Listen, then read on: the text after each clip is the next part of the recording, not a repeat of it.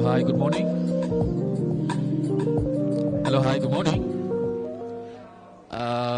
Everybody that's outside, please, let's start making our way inside so we can begin.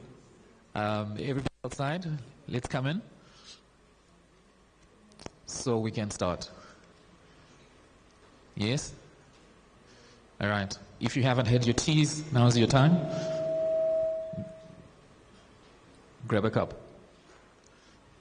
Right. So we just want everybody to come in, and then our program can start. We're already behind time. So if you're outside, please come in so we don't start without you.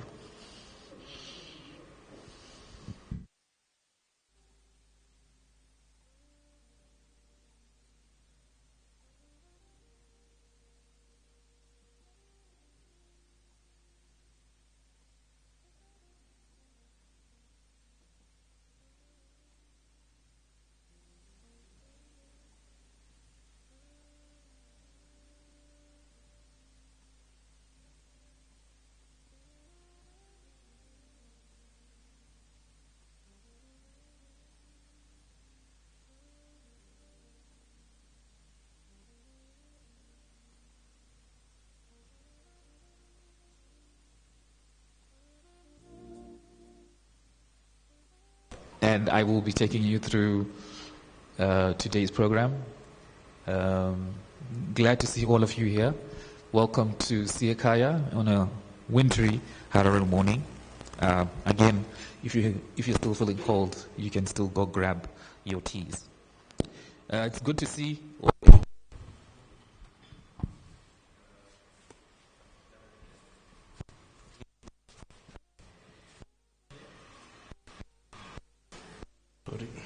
Sorry.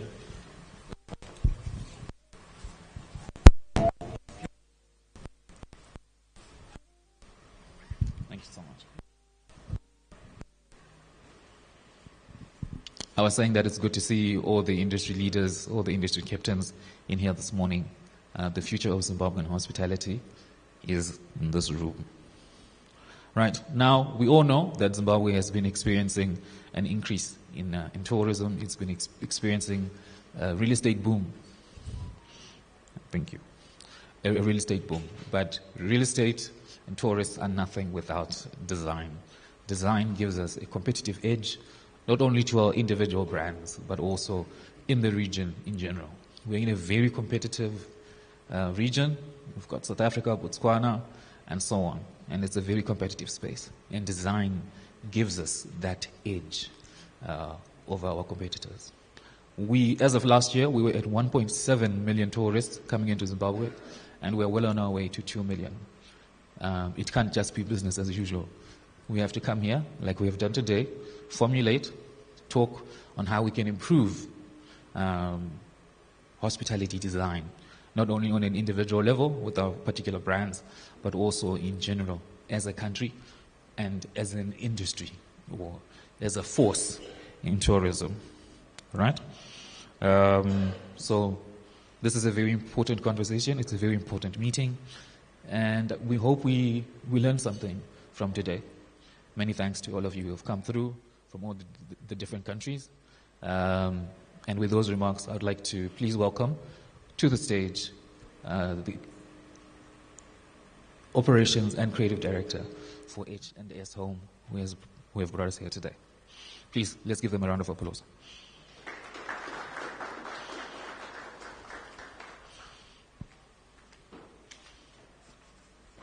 Thank you, Paul, for opening up this session. My name is Takunda Rusere, and I'm the Operations and Creative Director for Homes and Styles Media. And I'm very excited to see all of you here at the Hospitality Design Conference, a conference which aims to stimulate the hospitality industry and the built environment guys to be more intentional in what they do. And that being said, I'm just awed by your presence.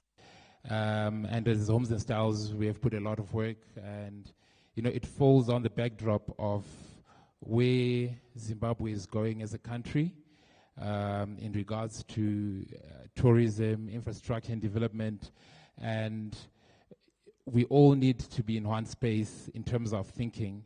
And one thing that we do intentionally as Homes and Styles is to create platforms that give, that amplify what's supposed to be happening. Our job is really to, to give a fair ground to everyone in the space. So I'm very thrilled by your presence. I want to acknowledge, our team, which has been working tirelessly to bring everyone together. We've got speakers, our local speakers, esteemed speakers. We've got speakers from other countries, Europe. We've got speakers from South Africa. And the reason why we decided to involve, other people from an external point of view is I always believe that people grow through sharing minds from different spaces. You can never grow in a vacuum. So the idea that we have is to also have a different perspective and how we can approach, hospitality design. With that, please allow me to just go through our opening remarks. We've got a speech that we prepared as Homes and Styles. Allow me to read. Good morning, distinguished guests, honored speakers, sponsors, exhibitors, industry leaders, colleagues, ladies and gentlemen. It is my great pleasure to welcome you all to the Hospitality Design Conference. Today, we bring together the exceptional community of hospitality professionals, architects, interior designers, property developers, investors, tourism leaders, manufacturers, suppliers, and creative thinkers who all share one vision to shape the future of hospitality in Zimbabwe.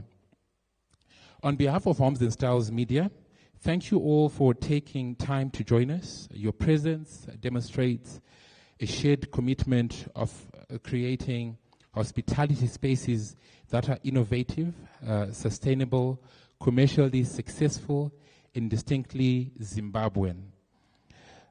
Hospitality today is about much more than buildings. It is about creating memorable experiences. Hotel, lodge, restaurant, resort, conference venue, and tourism destinations tell a story. That story is shaped through thoughtful design. Strategic investment, quality construction, and exceptional service, and meaningful collaboration is all important. Throughout today's conference, we will hear the leading experts from Zimbabwe, South Africa, and Europe who will share practical insights on hospitality design, destination development, procurement, tourism, investment, communication, project execution, and creating guest experiences that compete on a global stage. The conference is also an opportunity to build. We encourage you to engage with speakers, visit exhibition stands, and connect with fellow delegates, and explore new partnerships that can drive our industry forward. I would like to extend our sincere appreciation to our sponsors, exhibitors, and partners who I will name. Please allow me to name them. Our platinum sponsors, Rainbow Tourism Group, as well as 5 Keys. These have been our platinum sponsors who have made this possible, together with National Carpets, St. Gobain, Zebra, Everlast, Simunye Art, Curtain and Blind, Kaya, Konak, Good Spaces, Siyekhaya, the venue. I'm sure you've seen how a beautiful venue this is. Muzukuru, Deco Design Group, Hayati, Zenworks, and KDV. And obviously, we can never do this without the support of, the industry bodies, mainly Hospitality Association of Zimbabwe and Tourism Business Council of Zimbabwe. So they've made this possible. Please do give them a round of applause for, making this day possible. To our speakers and panelists, thank you for your generously sharing your expertise and experience. We look forward to insightful discussions that will change ideas, inspire innovation, and spark meaningful action. As we officially begin today's program, I encourage everyone to participate actively, ask questions, share your perspective, network with purpose, and leave inspired to make even greater impact within your organizations and across the industry. Together, let us reimagine hospitality. Let us design spaces that delight guests, strengthen destinations, attract investment, and contribute to Zimbabwe's economic growth. Thank you. I wish you all a productive, engaging, and inspiring Hospitality Design Conference 2026. Thank you, and welcome to the conference. Enjoy.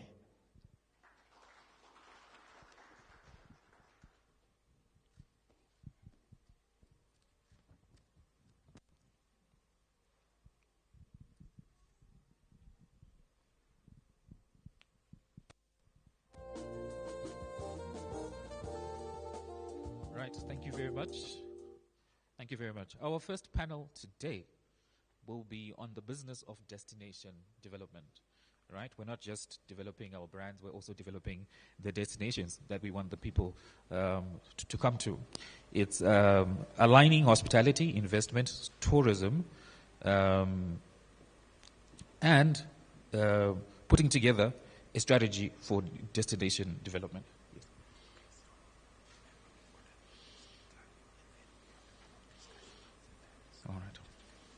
All right, who's the lead speaker?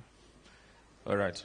Our moderator is Shingai J. Ruwanya, all right? And our lead speaker is Farai Chimba, chairman of ZTA. If you could all please come to the stage.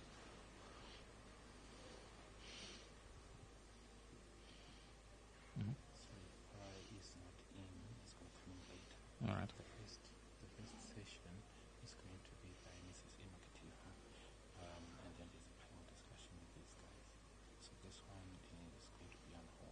Okay. All right. So unfortunately, Mr. Farai has had a small emergency that he's attending to, so we will not be starting with that. We're starting with session 1, Destination Zimbabwe, competing on experience. And our keynote speaker will be Emma Kativu. All right? If she could please make her way to the stage.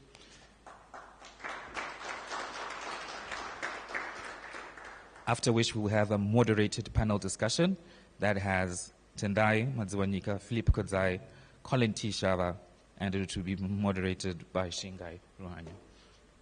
Thank you very much. Thank you. Thank you. A very good morning to you all. Thank you, our Director of Ceremonies. Thank you, Takunda, for putting together such a beautiful convening of great creative minds. Thoroughly looking forward to interacting with everyone here. I'm not too sure whether you are able to... Right? Okay. So before I say anything about strategy, about competitiveness, about design, I want to tell you about a guest. She stayed with us at Coglan for 4 nights. She was a conference delegate in Harare for a regional meeting. and which she barely remembers now. But what she does remember is this. On her second morning of staying with us, our gardener taught her the names of 3 trees that are in our garden, in Shona and in Latin. We've had Sekuru for close to 14 years working with us. And so Sekuru knows the Shona names of most of the trees and plants that we have in our garden, and he also knows the Latin names. So because he happened to know both, she wrote me after she left 8 months later from Lisbon, and she asked if the Masasa tree was in bloom yet. She didn't remember the thread crown. She didn't remember the conference agenda. She remembered a tree and a name and a person who took 30 seconds of his time to make her feel like she belonged somewhere. That is the entire argument of this keynote. I could stop here and would still be on time for the panel, but I'm not going to stop here because I want us to build something out of this story, a way of thinking about the Zimbabwean hospitality that changes what we build, what we train, what we sell, and what we believe about ourselves. For 30 years, we've talked about tourism as numbers, business, arrivals, bed nights, occupancy, foreign currency receipts, important numbers. But I'm not going to stand here and tell you to ignore your profit and losses, because I also run one. But the destinations winning in the next decade, the destinations that are going to win in the next decade of global travel are the ones that are not just looking at the beds. They're the ones that understood something earlier than the rest of us. A guest no longer buys a room. A guest buys a version of themselves they get to be for a few days. The confident safari guide version, the rediscovering my roots version, and the finally slowing down version. Buildings don't deliver that. Moments do. This is what the experienced economists have been telling business audiences since the late 1990s. And what Singita, Aman, and the Ritz-Carlton have built entire portfolios on. Hospitality's highest margin product isn't square footage. It's memory, deliberately designed. So the question for Zimbabwe is just not how do we get more visitors. The question is, what does a visitor remember and they cannot get anywhere else on earth about us? And I would argue that we're sitting on one of the richest answers to that question of any country on this continent. We have simply been selling ourselves as a value destination instead of as an experience destination. And let's be honest about where we are, because false modesty helps no one in this room. Zimbabwe's tourism numbers this year are genuinely encouraging. Arrivals have been climbing steadily. Foreign visitor numbers were going up double digits, according to ZTA records, year on year. And in the most recent quarter, we have full data for business travel that is even grown faster. From leisure, from our regional neighbors, South Africa, Mozambique, Zambia, remain the backbone of our inbound traffic. That regional strength is not a weakness to apologize for. It is a foundation to build on, because a Zimbabwean who cannot get a Zambian or a South African or a Mozambican family to choose us 3 times a year is building the loyal, repeat word of mouth base that no marketing budget can buy. But here's the uncomfortable part. We are still too often competing on the same three assets: Victoria Falls, the wildlife, and price. And those assets are not a strategy. Any destination with a waterfall and a game park can compete with us on those terms.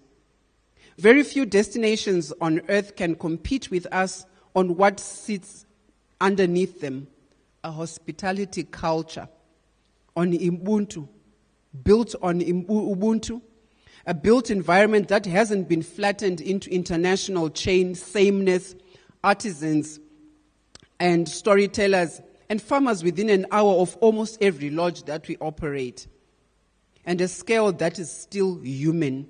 You can still meet the owner in most of the safari camps that are around Zimbabwe.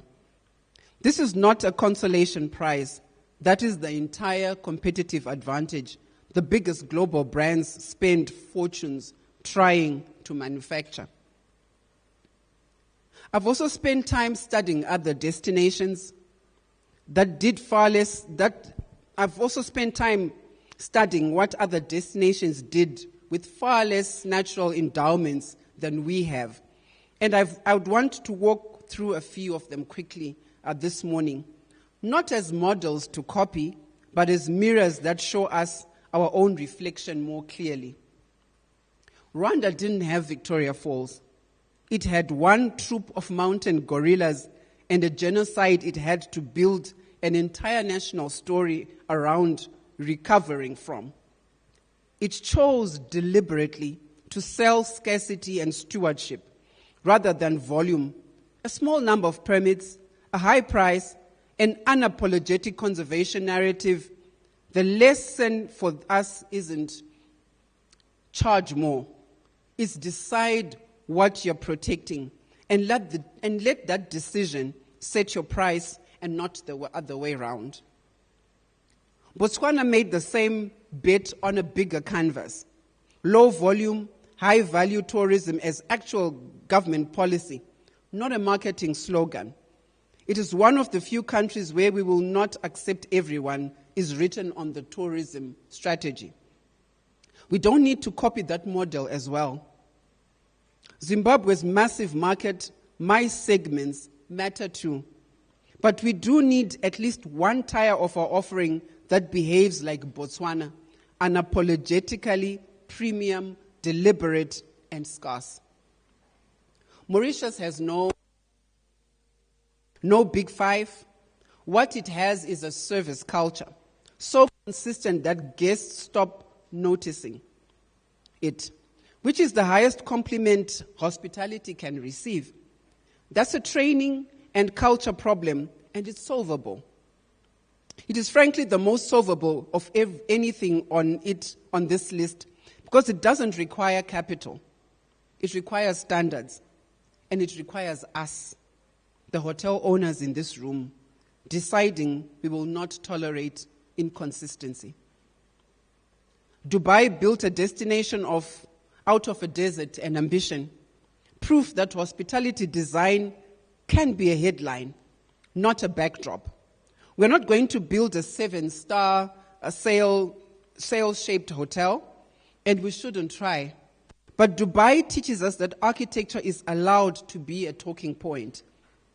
Our lodges and boutique hotels should be photographed and discuss the way these buildings are, not because we copy their scale, but because we commit to design as seriously as they did it.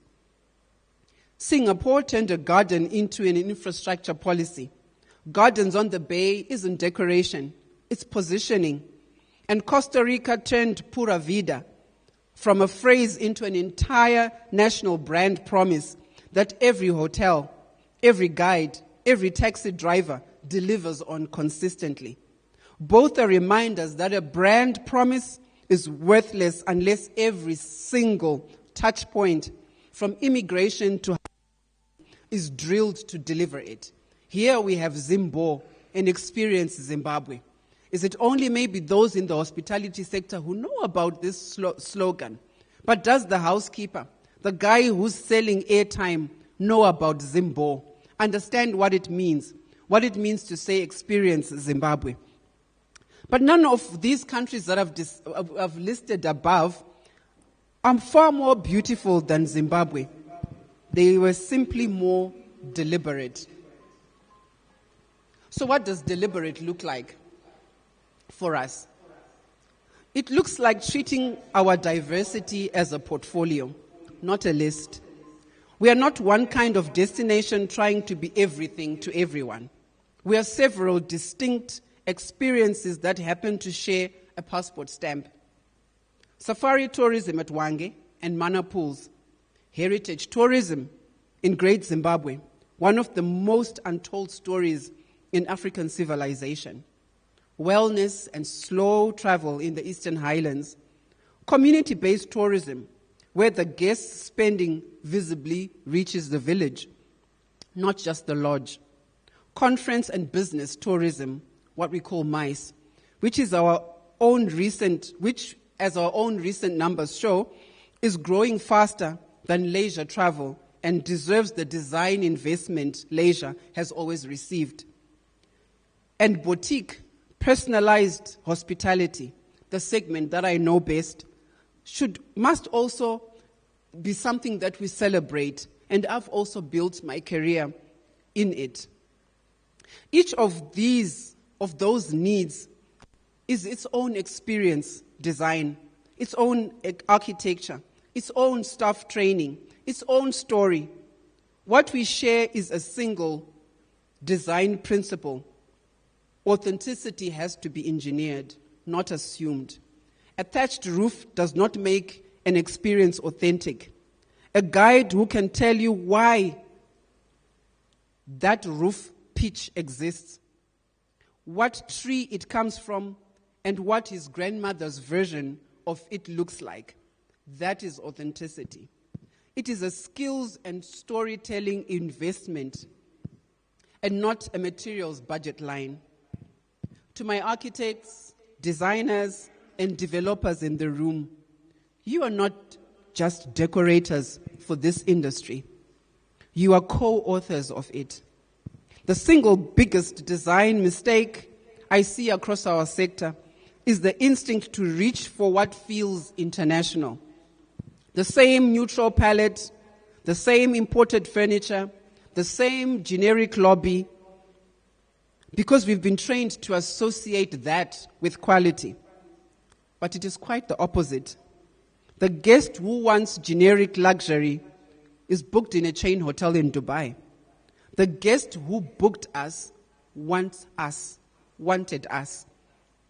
Built in Musasa, in the Musasa or the Mukwa, not imported oak, but whatever the engineering allows it to be. Let the roofline reference something.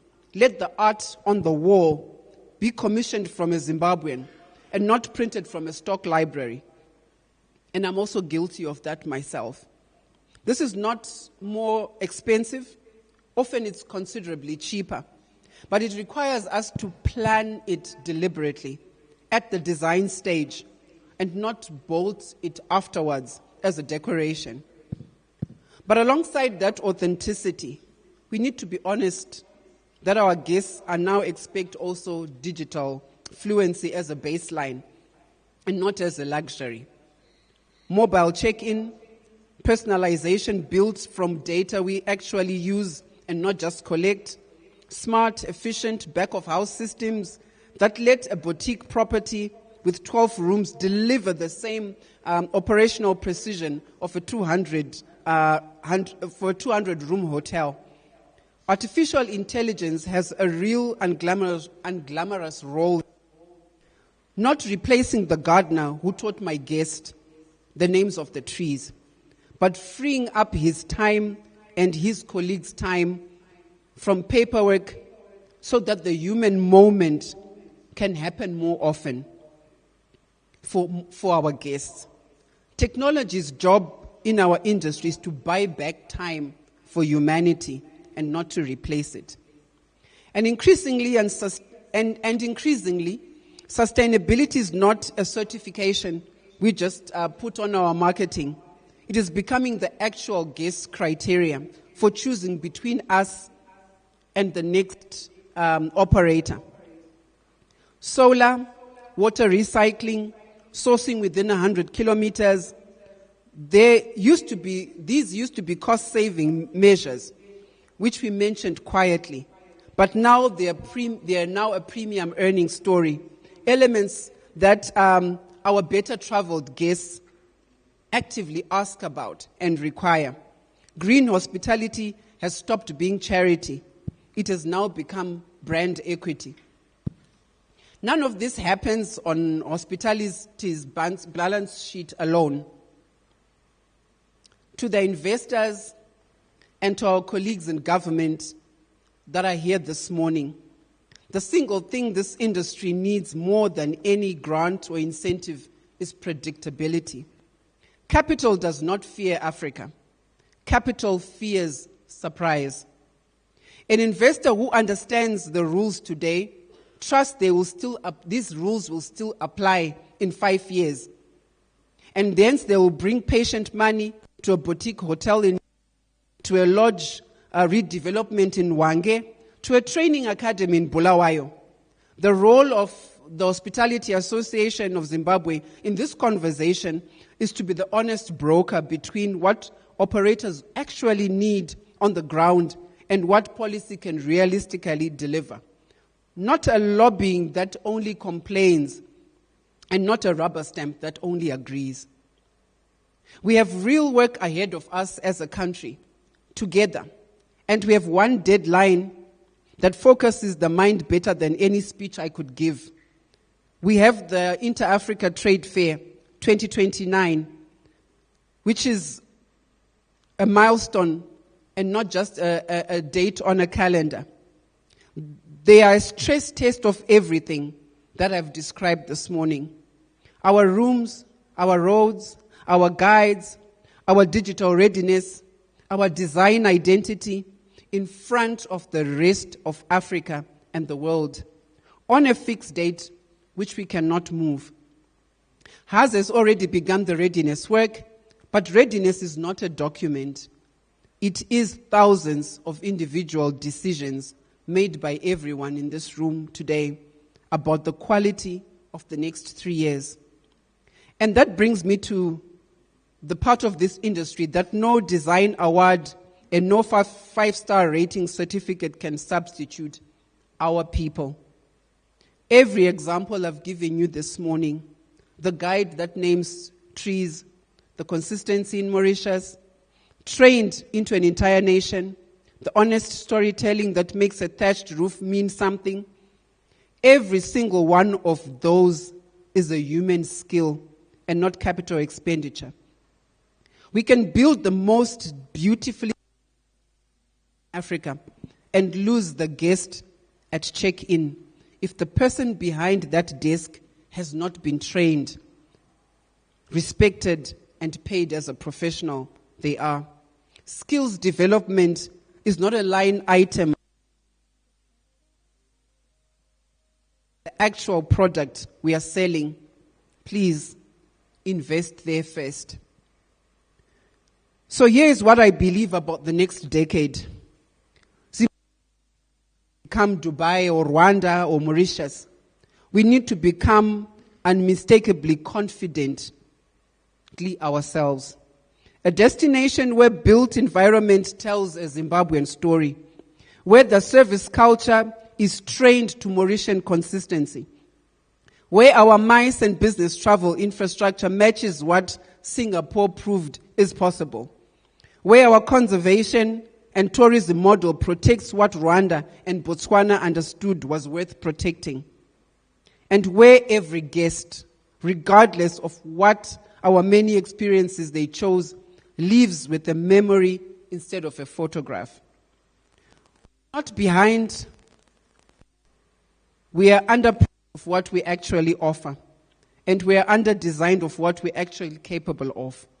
But those are the choices we can change starting this year in this room without waiting for anyone's permission. And I would like to end where I began, with the guest and the tree. 8 months later, After she left, she wasn't writing about our loyalty program or a discount for her next stay. She was asking about a masasa tree in bloom, 20 degrees hotter and 4,000 kilometers away from where she sat in Lisbon.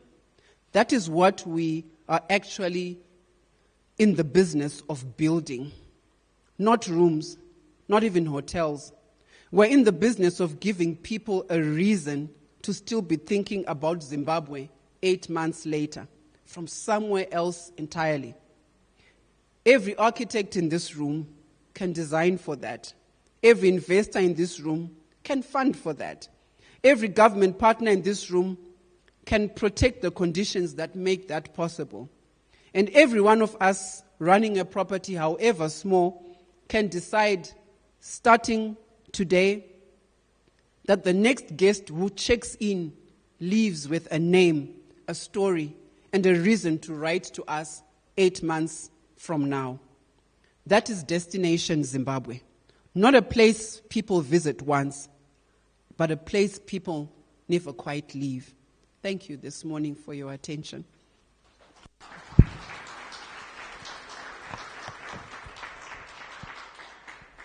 think it's time for you, Shingi.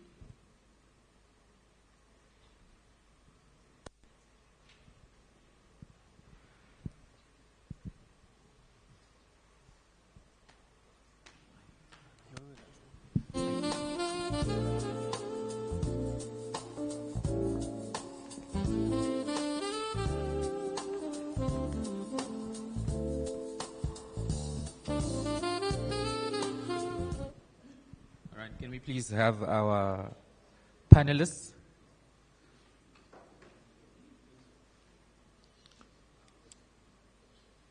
Tendai Madziwanika, Philip Kudzai, Colin T. Shava, and our moderator, Shingai. That was very powerful. That was very that was more than a keynote speech. That was a business lesson for free. Very powerful.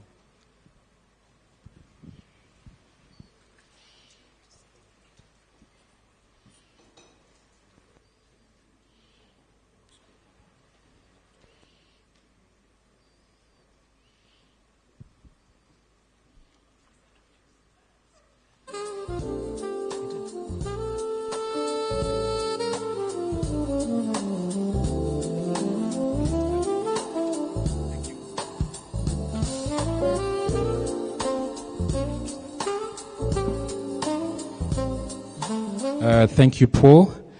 I've been given the task of introducing our panelists.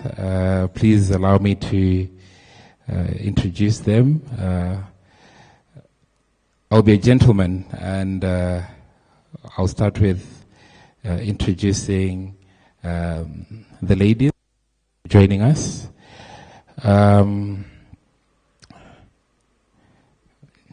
Please bear with me. So I'll start with introducing our moderator, Shingai J. Ruwaya. So Shingai is the founder and CEO of Good and Company and an impact strategist with over 20 years of leadership experience across Europe and sub-Saharan Africa, having led business development communications and market expansion initiatives for global organizations, including BAT and Access. She now partners with corporates and brands to drive sustainable business growth through purpose-led strategies.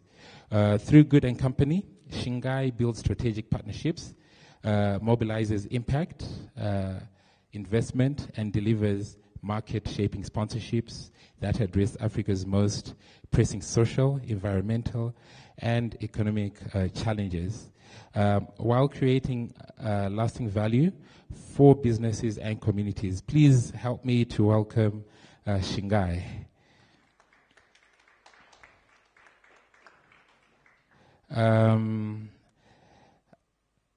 I will go on to introduce Emma Kativu.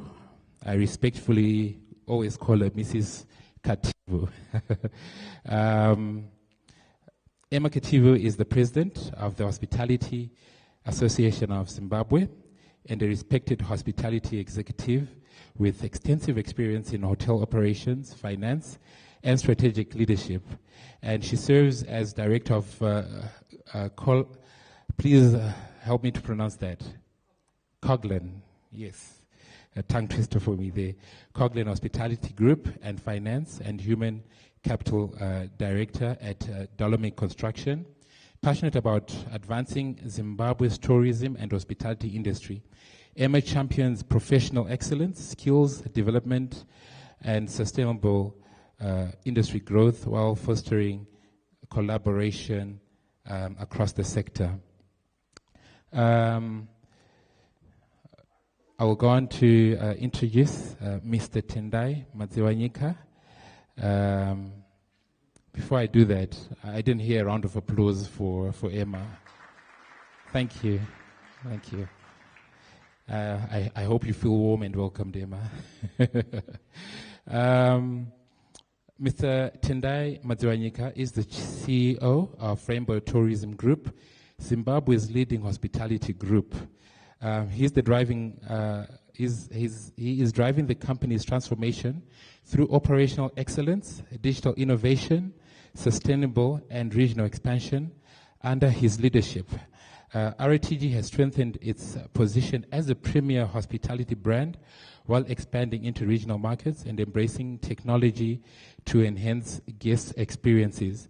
Tendai is passionate about building a global competitive tourism industry and shaping the future of hospitality across Southern Africa. Help me to welcome him, Tendai Madziwanyika. Thank you. Thank you very much, Takunda, and good morning, everybody. I think the first thing we're going to do is I'm going to ask Tendai to stand and move over there because we were supposed to have two other panelists, and because we're at a design conference, I feel some kind of way about being aesthetically disjointed. So is that better? Are you happier? Okay. Thank you very much, Emma. I think that was a really engaging. It wasn't even a speech. It felt like a strategy session on competitiveness. And it was extremely thorough, so we thank you for the insights you gave us there. I'm also very honored to be sitting on the stage with you, Tendai. I bought a few RTG shares when I was a student, so I get a chance to ask you how we're doing as well on the sidelines. I think the key things where I'd like to start. Emma, you mentioned that there's going to be need to be very intentional as stakeholders in how we define our competitiveness as Zimbabwe. We have an odd 50 to 100 people in here. There are other stakeholders that are even more than that are in this space. How do we come together as stakeholders to really agree? And we're going to have to agree from what you were saying about where our strengths lie. We are not a Dubai. You were very clear about that. I don't know if we are all aligned in terms of what our strength is. How do we get to that position as stakeholders within the sector?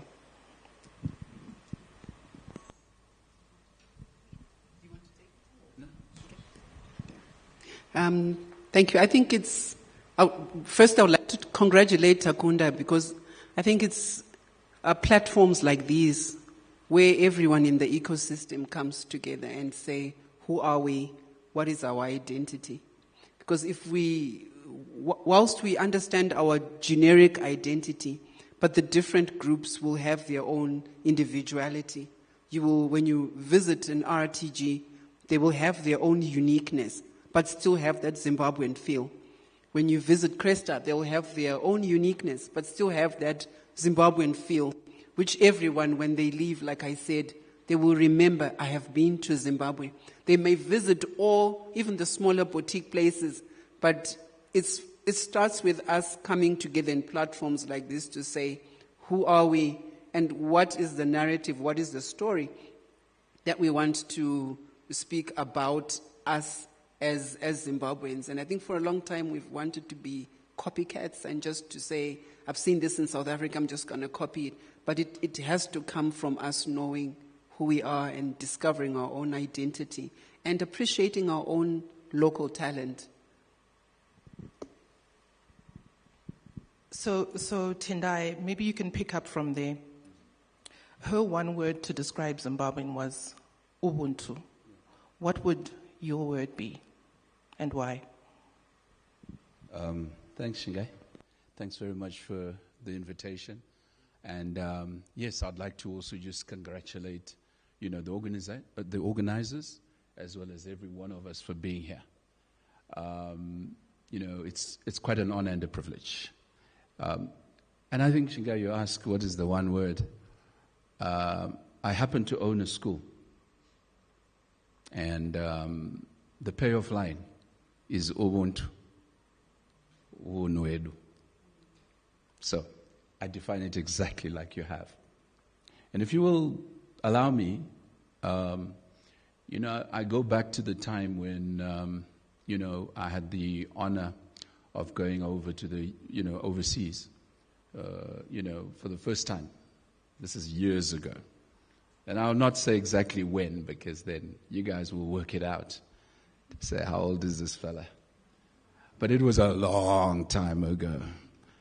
I'd gone over to do my, my master's, and I went with my wife. And the one day, the landlord, we were actually lodging, and the landlord just, the one day decided to do a stir fry for us.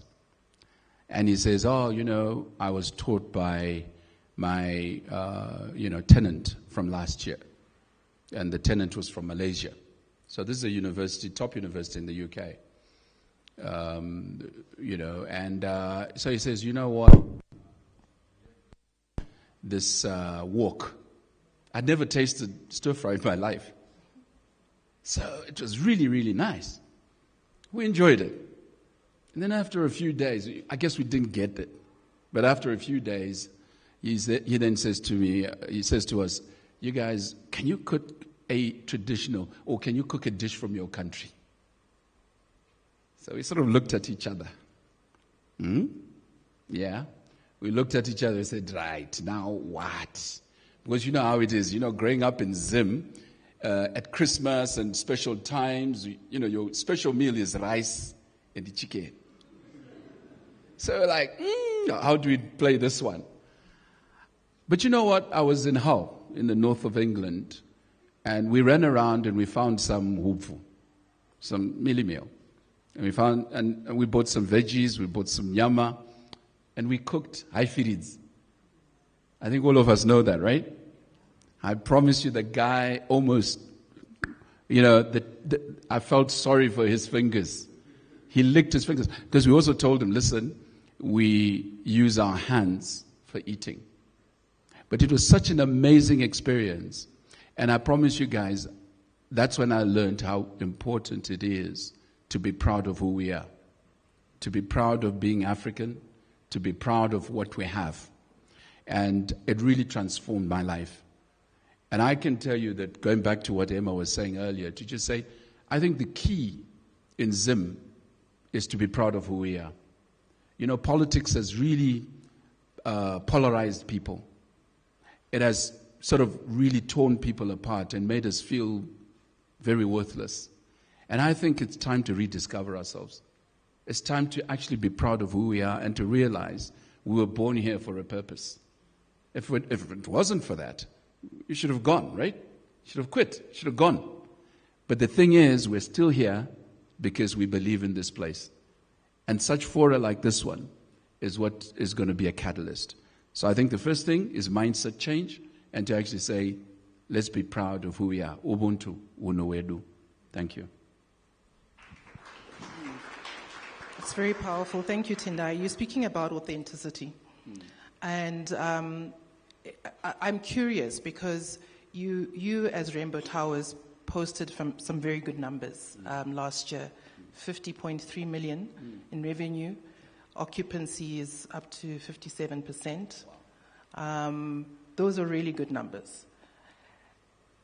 You've also made a huge amount of investments in your infrastructure. Yeah. So what was very interesting to me when I hear you speak, when I hear Emma speak, is you do a lot of storytelling. Yeah. And this is really what people are looking for when they look for these moments Emma was speaking to.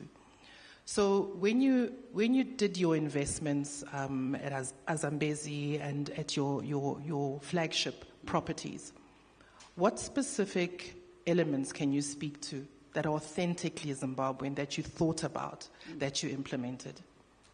Thank you so much again. That's a very good question. I think that before I go into the elements of design and the elements of the building, just like Emma, you were saying in your presentation, the first thing we did was really to affect the mindset of our employees, to get them to be proud of who they were. Again, we inherited a company that used to be governmental. This used to be part of a government entity that was then privatized, that was then listed, and it was not uncommon for employees to feel very protected from outside. And we had to be very, very clear about how is it that we change those mindsets. So the first thing was to change and to weed out the negative elements. And then we started building a positive mindset about what we are, okay? And we had a very interesting saying, okay, because in RTG was always seen, as I said, as government, and we had a saying that said, Tirima boy, asati techi boy. Okay, so for the white folk and those that don't understand Shona, we may be black, but we don't do backward stuff. We want to be the best. And we said we're going to show them we are the best. And I think so far we've done okay. So that was the first thing. It was about mindset change and being proud of who we are. And to say we're going to show that we are best in class.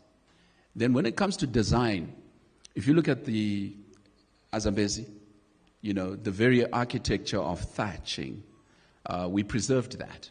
And we're actually going to be doing further development, by the way.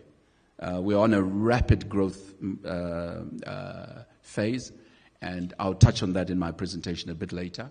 But I can tell you that the whole thatching aspect, the restrictions by council were very good. Like you were saying, the ESG elements, we understand that ESG is actually, it should be an integral part of who we are. And, the fact that you've got limitations in terms of height and things like that, we think they're very positive to present an authentic African and Zimbabwean product. And then also, we've literally refurbished all our hotels. The last one to be done is going to be Kadoma end of this year. But everything else is, I promise you, world class. World class. And in there, we try to infuse in the softer elements. Because, a lot of the physical infrastructure was given. But in the softer elements, in the soft finishings, as well as, the pictography, we tried now to borrow from destinations around the country, the drapery, and everything else. So we make a lot of use of your, what you call the Great Zimbabwe, the chevron design. We make a lot of use of that, for example. We have also tried to incorporate it in the uniforms of our people to make sure that, they come across as authentically different and Zimbabwean and taken from our heritage. So I'd say we sort of infused it softly that way. I think I'd like, Emma, maybe for you to also address that question. You wear two hats. You also have a hospitality property that you own and run as a family. When you look at Coglin, to what extent, and I've had the pleasure of being there, it's a beautiful space. I did get very cosmopolitan, very neutral in terms of Africa and Ubuntu. How do you strike a balance between that strength you spoke about when you can't necessarily see it? Because some properties might say, yes, I identify as Zimbabwe, I identify as African, but I would like to approach a different aesthetic. In what other ways could you incorporate Ubuntu into your space without necessarily having it there aesthetically? Thank you, Shingi. And I would resonate with what Tendai said, is even the way that we greet our visitors. The real Shona way that everyone comes out to greet the visitor. The gastronomy, the meals should actually have elements of our own culture, and have the chef come and explain what Madora is all about and why we are asking them to snack, or we're suggesting that they snack on Madora or the ground nuts that have been roasted with salt for their afternoon snack. So it's also just that those different subtle elements that give our culture. And we are all known of being very hospitable and warm, and teaching them a few Shona or Ndebele or any other local language to the guest. To say Mangwanani, and you say good morning, and then you say Mangwanani, and then they get to ask, what does that mean? It means good morning. And you'd find that the majority suddenly feel at home because they start feeling part of the family. So it's not always on the design aspect, but it could be in the other softer skills, the way that we greet our guests, our attitude, and the way that we interact with them from the gate. When they come in, I'm not too sure which group it is. When they greet the visitor at the gate, the security guard does not a Michael Jackson, but an African way of doing the smooth criminal dance, and you'd find families look forward to visiting that place because it's the way the security guard greets them, and you don't have that kind of greeting anywhere else in Africa or even all over the world. So we can create even our own greeting. Like them, they say refreshing morning. And when somebody says refreshing morning, you have a picture in your mindset that it is refreshing indeed. Even if I'm having a bad morning, somebody's finding it refreshing. So it's those subtle things that we can do to give our own individual Zimbabwean feel. Thank you. I think what's been very clear from both of your responses, and what has been unexpected, certainly for me, looking at the topic, was that we would be speaking about people as the center of design. And I think that's a very powerful takeaway from this session. Just to go back on investment. So when you're looking at Destination Zimbabwe, and you talked about ESG and sustainability, when you're doing back-of-house design, so your solar investments, which I think are underway or completed, so how are you incorporating that in your storytelling? So we have sun 99% of the time in this part of the world. Do you think about incorporating that into your storytelling? Well, in honesty, I like the idea because we hadn't really incorporated it into the storytelling. Yes, ma'am. We hadn't thought about it that way, but just in terms of the broader ESG, the solar rollout, we have started in earnest, and I think those that have visited our Kadoma property know that we've deployed solar, we've grid tied it. So, which has been amazing in terms of just, the cost reduction.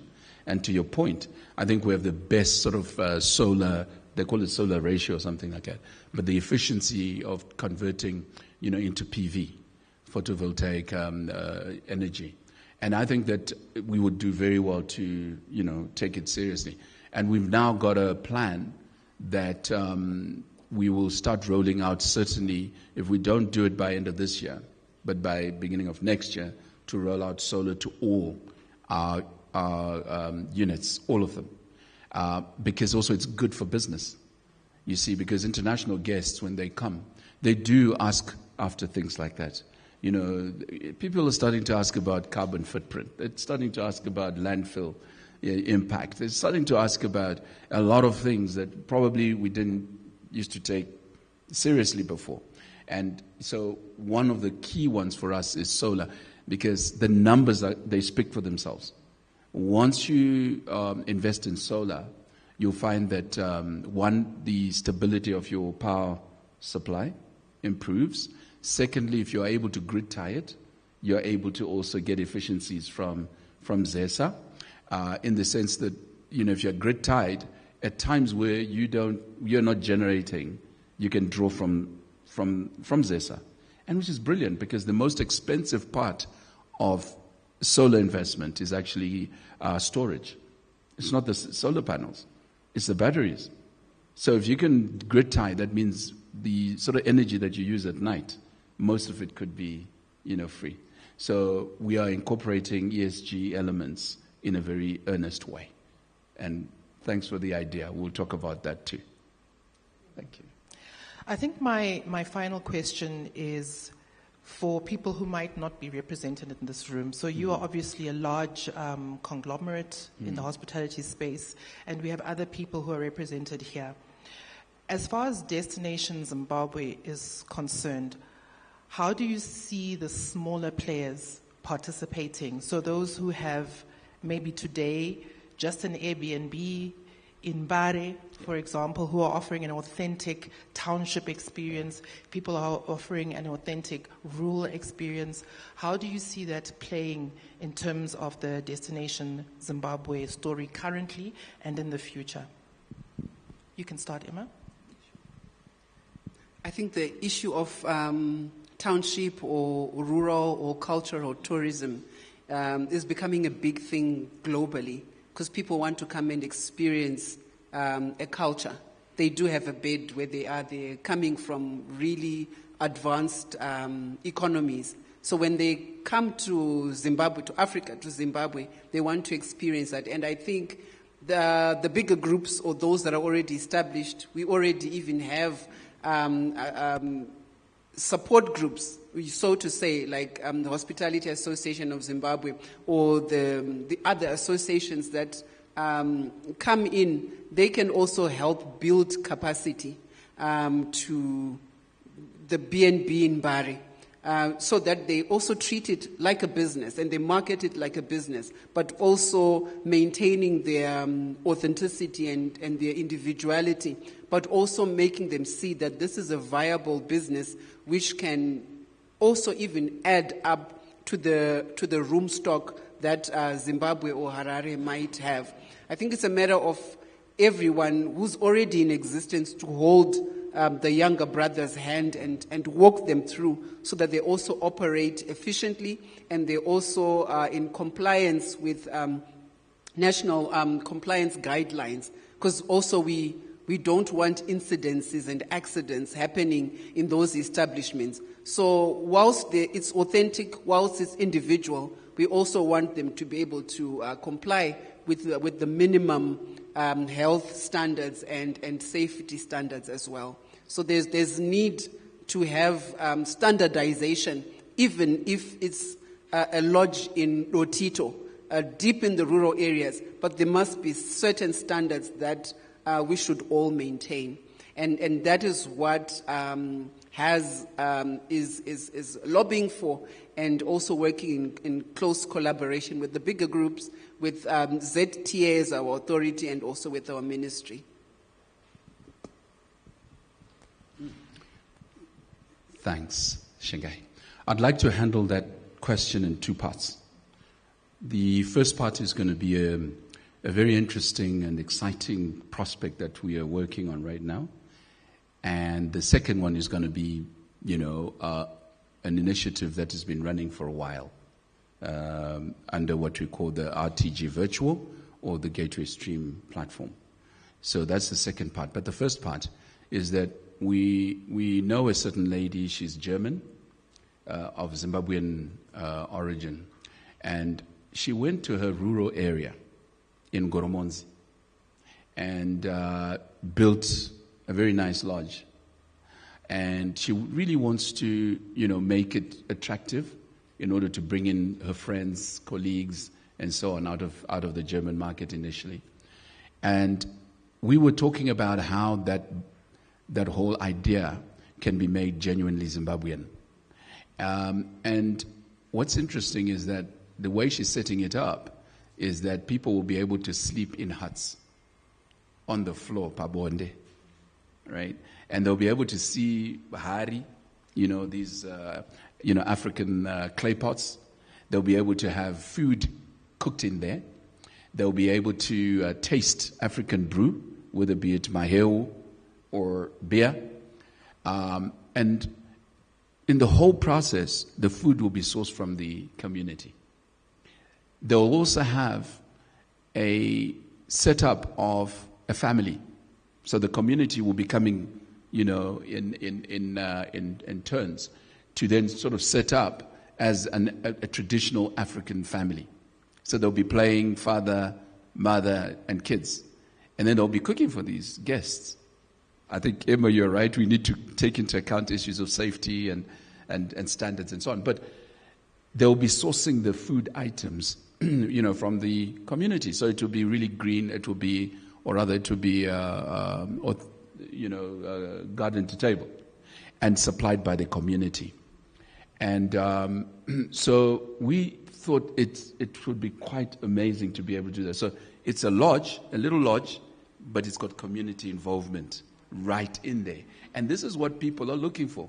When they come here, just like you said in your presentation, they don't want to see another Hilton, right? They want to see something that's Zimbabwean, and they want to be embedded in the people, in their customs and their cultures, and even hear some of the language. And we think that is one sure way of how the small guys can be better integrated into their communities and work together with the sort of bigger players to activate tourism. The second thing I wanted to talk about is we started what we called RTG Virtual. What we realized was we were not everywhere in the country. However, we had a marketing muscle that was global. And a lot of times you'd have requests. At that time we were not in the Eastern Highlands, but you'd have requests for property there. So what you do? Sorry. The salesman walks out and goes away, no sale. But what we decided is, why don't we sell on behalf of these smaller guys? Right? So we came up with, either we get net rates or we get commissionable rates. And that's how we started. And we built a portfolio around the whole country. We had about over 150 properties around Zimbabwe, small guys, that we were selling. And we actually produced brochures and so on that we used to take overseas. And so we're booking on their behalf. So other people obviously criticized us to say, hey, why are you selling competition? But we said, listen, we have nothing to be afraid of. You see? People will be scared to say, and then they'll have a better experience there. And say, well, then that's a challenge to us to improve our standards. And so we set that up until we put it on an electronic platform, which we call Gateway Stream, which is an electronic app platform that's running amazingly. And that, Gateway Stream is now set to do about $7 million this year, US dollars, in turnover. So I think that's how small guys can also work together with big guys in a very commercial sense. Thanks. It sounds like Airbnb light. Yeah, it is. In a way. Yeah. Yeah, it's a very clever way to bring in collaboration with the smaller players. Yeah. Thank you very much. I think this has been a very insightful deep dive into competitiveness as Zimbabwe. Thank you very much, Tendai, for your time and for your insights. Thank you very much, Emma. And we hand over to the core team now. Thank you. Thank you.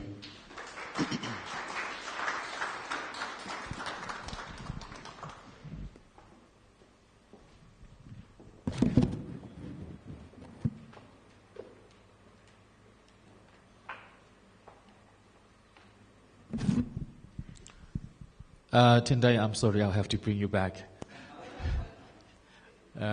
Terribly sorry. Wonderful panel discussion. I've learned a lot.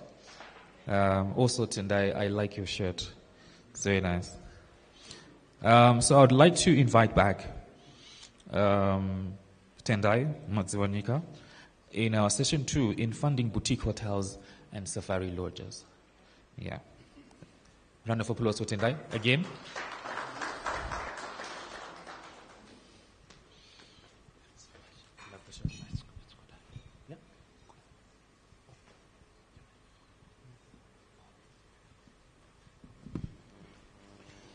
Refreshing morning. You heard about the refreshing, right?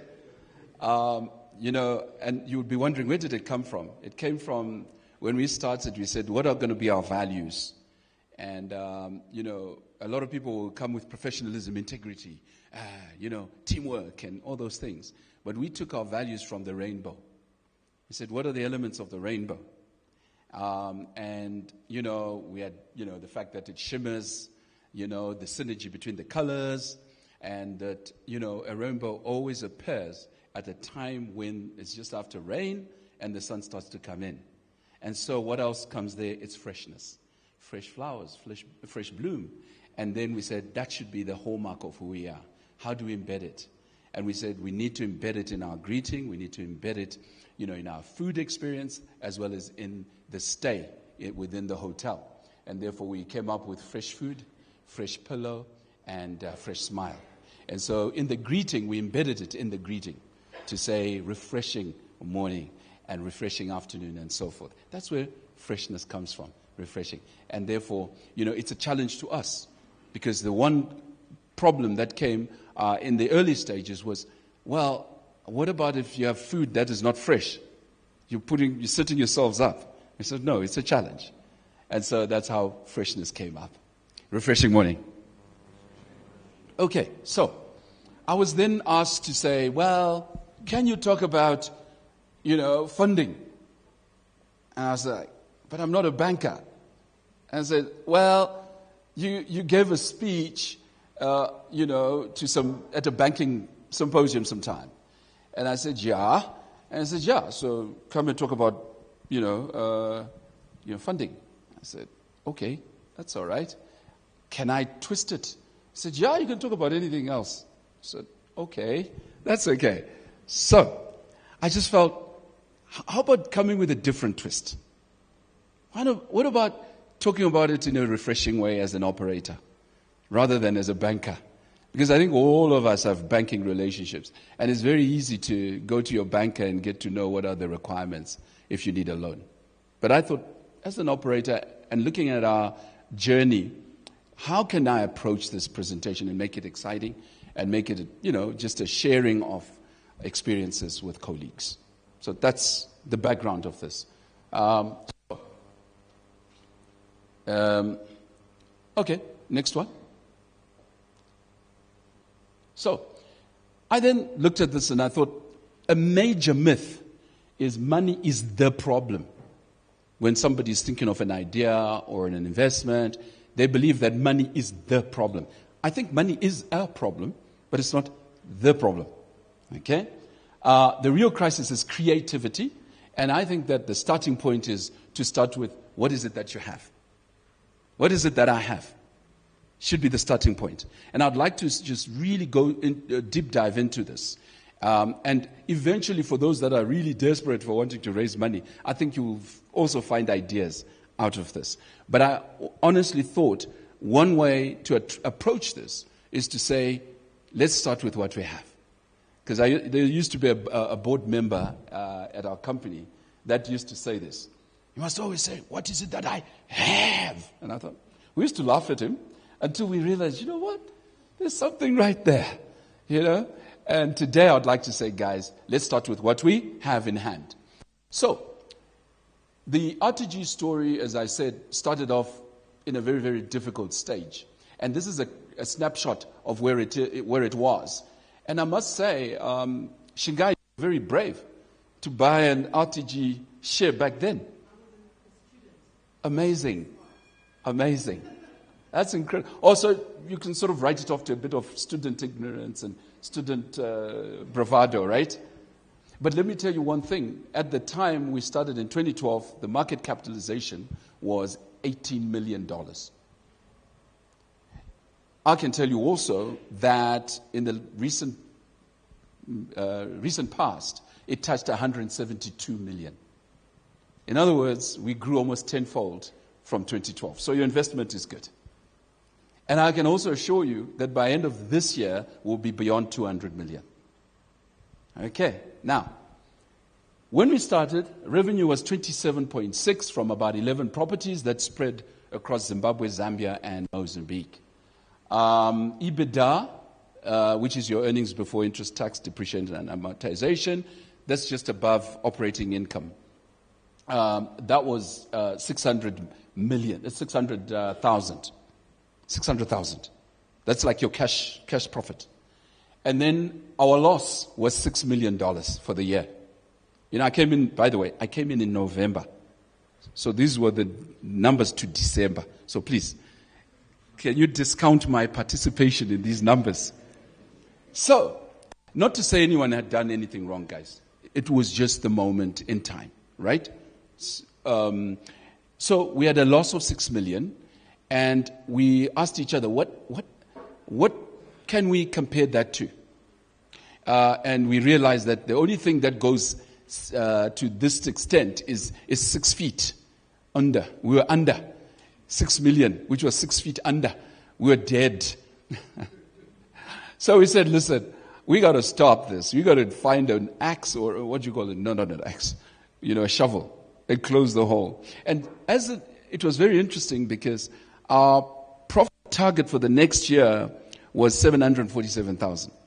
So we said, let's get out of the grave, get onto a Jumbo 747 and fly away. So that was some of the little things that we came up with to just, at least encourage ourselves. Our gearing was 70%, and our cost of capital was 24%. 24%. I don't know how many people have a return on investment as high as that. Very few, I would imagine. But we were going lower and lower and lower. We were just going one way. And as I said, our market cap was 18 million. Okay? Can we move? Oh, sorry. We had 1,200 rooms across 3 countries and 1,143 employees.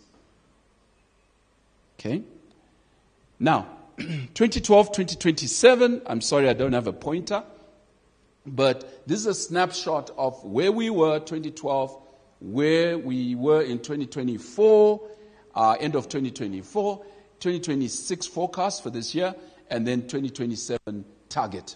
So, our rooms were on 1,207, and by end of 2024 we were on about 879, and then by this end of this year we'll be back to about 1,024, and by end of next year we'll be back to about 1,247. So, what we did is we shrunk first in order to become more efficient, take out cost, and now we're really on a rapid expansion model. Our employees, from 1,143 employees, we're down to 543. We'll be 686 by end of year, and our target to end of next year will be 700 employees. Way lower than 1,143. Our gearing was 70%. We came down to 2%. We only started borrowing because we wanted to now invest in growth. A lot of the gearing was not represented in assets. And that's the worst thing that you can ever do. Borrow money that is not directly represented in something that generates revenue and profit. And today our gearing is about 18%. And we think by end of next year to be about 34% because we are going into big investments very soon. Gearing is low at 18%, 20%. It's not very efficient because you're not doing very well for your shareholder. Remember, the role of management is to leverage the balance sheet in order to be able to generate much more, value for the shareholder going forward. So at 18%, it's still very low, but we obviously want to do it, carefully as we go forward. Cost of capital from 24% is now down to 13%. That's more reasonable. Revenue, we're on 27.6, as I said. We closed at 44 million. And this, we're right. In 2025, I don't know why we took 2024. We should have taken 2025. But 2025, our revenue closed at 50.3 million. And this year, our target is that we're going to be closing from 50.3, we're closing at 70 million this year. And by end of next year, 2027, we'll close on 100 million. In other words, we're doubling revenue in 2 years. And you'll say, how? We say, we can do it. We've done a lot more difficult things before. So, our revenue, we are aiming to be a $100 million revenue company by end of next year. And we believe we've got, all the revenue streams lined up. We know how we're going to get that done. EBITDA from $600,000 closed at about 18. We're closing this year at about 18 million, and we believe we'll do about 35 million by end of next year. And then loss, as I said, from 6, we think we'll close at about 10 million profit, and then almost 20 million by end of next year. That's a 20% return on sales, which is, I think, pretty good. EPS, that's your earnings per share. Now, this is a very interesting one. It's the earnings per share for your shareholder. This is one of the lines that they're really interested in. We think we'll close this year at about 0.42 cents. Okay, we have 2.5 billion shares in issue. So we think we'll close in about 0.42 cents. I'll tell you, at half year this time last year, that same number was 0.14. So in other words, we'll have grown 10 times the earnings per share by end of this year for our shareholders. And so Shingai, you're good.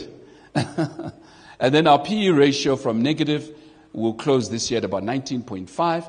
And for your sort of, developing countries into sort of more developed countries, a PE ratio of about 20 is very good. That means you got a return of about 5% per annum. And next year we think we'll be at about 16% if all our projections work out. Okay? So now we have fewer rooms than 2012, fewer people, and 30 times the EBITDA. Okay? Can we move? So the turnaround, optimizing what we had. Remember what we said. Let's start with what we have. What we did is we cut non-performing SBUs. We exited Zambia and Malawi, which is about 328 rooms, and we released 328 rooms and eliminated non-performing SBUs in order to preserve capital. And then we built new revenue streams, like I said, Gateway Stream, Hexa, and outside catering. Gateway Stream, we created it in 2019. And today we are aiming to close at 7 million revenue. Hexa is our Heritage Expeditions Africa, which we created about 3 years ago, and we think we'll close in about 7 million end of this year. So those two brand new revenue streams will do about 14 million this year. And then we worked on resetting the culture, a decisive separation from 243 employees, set the right culture. I think I did talk about that to say we had people that had the wrong attitude. And we had to be very decisive. And we had to really be very, focused on how is it that we're going to get this done. We all know the labor laws in Zim are not so easy. So you had to be very, very specific and very careful how you get that. So this is not retrenchments. These are dismissals. 243 people in a space of about a year or so. And we attacked the cost base and now focusing on quality. Procurement savings in the initial stage, about 16% year on year. Would go to market, go to analysts and promise them 16% savings, and we'd achieve 16% savings. And now we're focused on quality. And what is quality? The consistent delivery of a promise to a defined customer base every single time. So how do you ensure that? We going on to, like what we said, growing some of our own food, reducing costs. I'll give you, for example, our food cost of sales has now come down from 30%, it's now at about 14%. Same thing with beverage cost of sales. How do you do that? We're growing some of our own food. What does that help? It helps in terms of consistency of supply, timeliness of delivery, freshness of the product, right? It's one of the interventions. And so we want to be able to move to being a quality product. So not only are you reducing cost, but you're also, making sure that you're reaching a better customer segment. Okay? Can we move? Hello? All right. Okay. So, we optimized what we have. What happened is that in 2019, we made a decision to refurbish the Rainbow Towers Hotel. Now, the initial estimates, is Abraham Musa here yet? Okay, I know you'll be here. But the initial estimates were that it was going to take us about 8 months to do, we were targeting about 190 rooms. And it was going to take us 8 months. And we sat and I said, no, we will not take 8 months, otherwise we'll be finished. We're going to take 2 months. So we pioneered something that was very new in this country, where we took 4 contractors at the same time. And to kick it off, in December of 2019, on the 30th of December, our employees came together and they said, listen, we want you to buy us PPE and we will remove all the stuff from the hotel. And they did. In 2 days, everything was out of the hotel for free. 1 January 2020, work started in earnest. And you did not want to be anywhere near there. You know, dust was reaching Samora Machel. And our target was 2 months, but on the 14th of March 2020, we announced to the market that we were done with brand new rooms that were world class. A week later, the president announced the first lockdown, which was effective 1 April. So talk about, I don't know what you call that, fortuitousness. But guess what? That year of COVID, we were so, was a year that was quite important in our life, because we managed to get business from cruise ships and so forth, and we generated so very little cost. It contributed to our total turnaround. So imagine if we had taken 8 months, or 6 months, or 4 months. That means we wouldn't have completed in time, and things would have by break and would have had a problem. So 4.6 million refurb funded internally. Napoleon, as I talk, can you just check how much did we refurbish over the years using internally generated funds? And if you can tell me before I finish, if you don't mind. Thanks. How much? So over the years, we actually funded these refurbishments I was talking about across the group to the tune of $27 million out of internally generated funds. Okay. Next one, please. Okay. This is just a summary of, how going into the future, we're going to unlock 270 rooms. Now, I was hoping that this becomes one of the star slides. Okay. What we realized is that we have a lot of dead capital sitting in our hotels. Okay? We said, what is it that we have? Now, the realization, to be honest, started with Montclair. We bought Montclair middle of last year. Montclair Resort in Nyanga. We bought it as an 85-roomed hotel. And we then realized that there were some spaces that were being used for offices. Some spaces that were being used for, storage and so forth. And guess what? We managed to unlock another 25 rooms to convert those to hotel rooms. We started with what we had. So from an 85-roomed hotel, we now have a 110-roomed hotel. So where's Montclair, that number 3 one? So we bought it as an 85-roomed hotel, and today we've added 25 rooms, so we're on 110 rooms right now. And we finished the refurbishment this weekend. So imagine that as an owner, what that means. But we did it with internally generated funds. Now, look at the payback of it. We think that, okay, I've included some other initiatives here. Okay, so it's the 25 rooms plus 40 rooms, because we're going to be putting another block this year.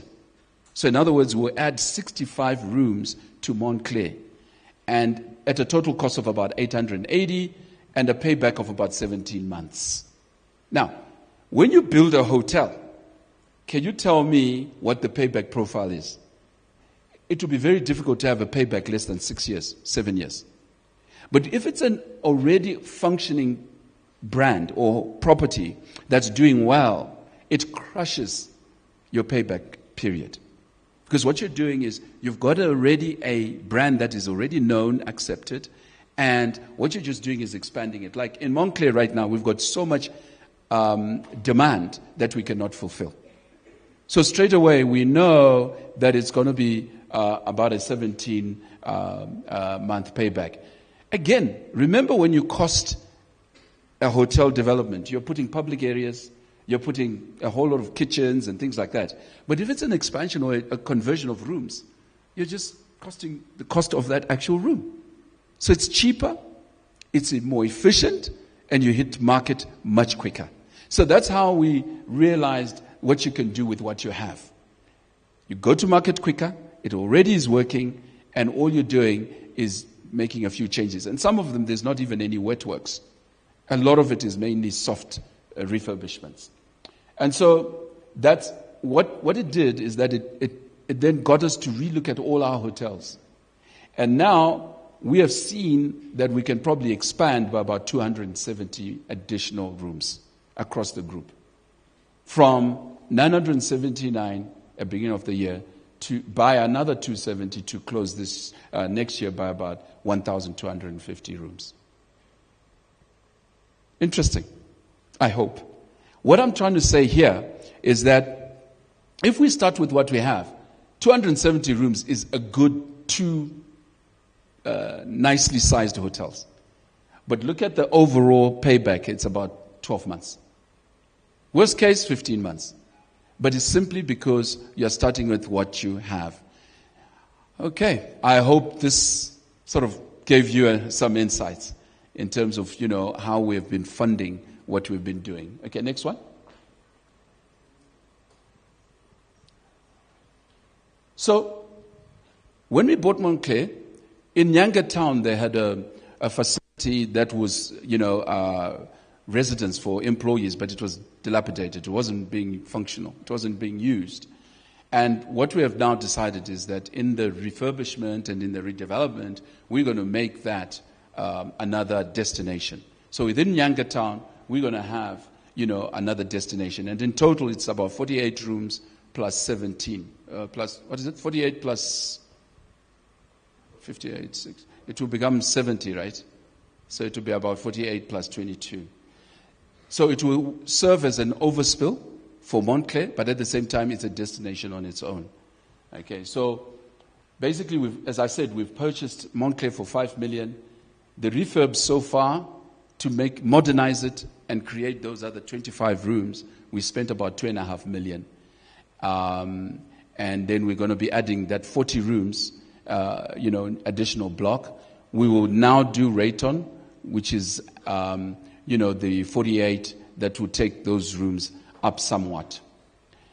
So the total investment in Montclair to make it about 215 rooms in total is actually about 9.8 million, call it 10 million. And an annual EBITDA that we're anticipating of about 3.2 million. That means we're looking at a payback of about 3 years. I don't know how many times we can actually do a new build and get a 3-year payback. In other words, what is it that you have? What is it that you can do to unlock the value that you may be sitting on today? Next slide, please. So the lessons from the School of Hard Knocks. This is my team coming up with this. I thought that was really nice. That was cool. Funding follows bankability, not the other way around. In other words, banks, if you go there and you've got your nice greenfield idea, it's looking excellent, they'll say good, but they will not fund it. But if you perform and you have a history, they'll be coming after you instead. So funding follows bankability, not the other way around. Next one. I'd like to talk here about the human element. And it's very interesting, like you said earlier on, where you said, Shingai, that this thing is turning out to be a lot about the human element. And I think, Emma, you emphasized that a lot. We've discovered the same, the importance of the human element. Because our employees do not come to work for us because they like us. But they come to work because they want to earn a living. They want to come to work because they want to move forward in life. And we have to understand that. So in our company, we do not run a 13th check at all. We've got a basic pay. Others get other benefits, like I think my finance director right there. I always, make, fun of him, if you put it that way. Him and I are very different. Okay, Mr. Mtukwa, do you mind just standing up? I think it's self-evident that we're very different. So, in the early years, Napoleon didn't even have a car. He had this, ramshackle of a Polo. And I used to laugh and say, Napoleon would have to take off the front seat and sit at the back seat because of his height and still have to open the sunroof. But because we couldn't afford to buy people cars. And when we started buying our employees cars, we couldn't afford anything less than 5 years. But today, we do not allow anyone to buy anything that's not brand new. It's got to be brand new. Why? Because we can afford it, right? And also because you need your people to be motivated. In terms of bonus structure, we have a very clear bonus structure that says if you don't meet your budget, you don't get a bonus. Simple. But if you do meet your budget, a certain percentage goes into what we call a bonus pool. And then the rules for participation are clear. And I can tell you that our employees know how that works. And we managed this year to talk to each and every one of them and say, how are you important in order to get the $70 million target? How is it that you're going to be able to impact the BP, the bonus pool? So in RTG, we want a high BP. Okay. I think everybody wants a low BP, but we want a high BP. Okay. So this is like Sekuru's story, right, Emma? Where we gave examples that even a gardener can impact the return of the company. Because if they do great, some people just want to come to towers and just take pictures and sit around. But of course, if the guy is with his fiancée, he's not going to be running away so soon. She's going to be wanting a coffee and a cake, right? And then revenue starts coming in. So we were trying to show our employees and our colleagues how they can individually impact the performance of the organization. So we went into different departments and were very clear in terms of how they can impact in revenue generation and in cost reduction. Next one, please. So, I think we sort of looked at this. 2012, banks saw 70%, gearing, a loss of 6 million, and offered foreclosure, not help, foreclosure. So we almost lost one of our hotels, the Borrowdale Hotel. It had a 5 million debt, and the bank was after us. And we had to plead, we had to come up with new plans, we had to do all these things. So 2012 were what we called the desert years. 2016 to 2025, we built a bankable case. We optimized what we had, we cut, rebuilt, diversified, and delivered on earnings track record through every shock the decade produced, including COVID, as I said. And I must say, we were fortunate. During COVID, we did not retrench a single employee. And in fact, at the time, we sort of, I think, took pay cuts for about 3 months or so. But after COVID, we paid everyone back their money. So, it's how we evaluate our people. We'd go to the board and ask, let us give back our people what we had to take from them. And today we have a very sustainable business model. Like I said, we're aiming to get 100 million with about 700 employees, not 27 million with 1,148 employees. So it needs very strong decision making. Now we are bankable with a gearing of about 18 to 22%, EBITDA tripling in 3 years, and every bank in this market is asking to partner RTG's expansion. I promise you, every bank now likes us. So, when you go to your banker and they don't like you, don't sulk. Say to yourself, okay, what is it that I have? How can I optimize it? How can I make myself more attractive? I'm a girl from Lotito. I come into Harare and they like models. So instead of crying and, sulking, guess what I do? I wash up. I invest in myself. I do the right things. Until every guy now wants me. Is that not so? And all you guys are like, oh, where are you going to now? There's some unmarried guys here, hey? Are there any unmarried fellows? Everyone's married? What do you think about that? It's a good tip, right? Yeah. If you see her, she's from Lotito, doesn't look too good, you sort of stay away, right? Until she washes up, right? You're like a banker. So today, the bankers like us, and we are liking them too.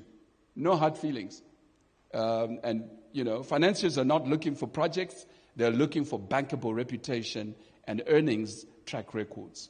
Build those, and the funding crisis will disappear. Is there anything after this?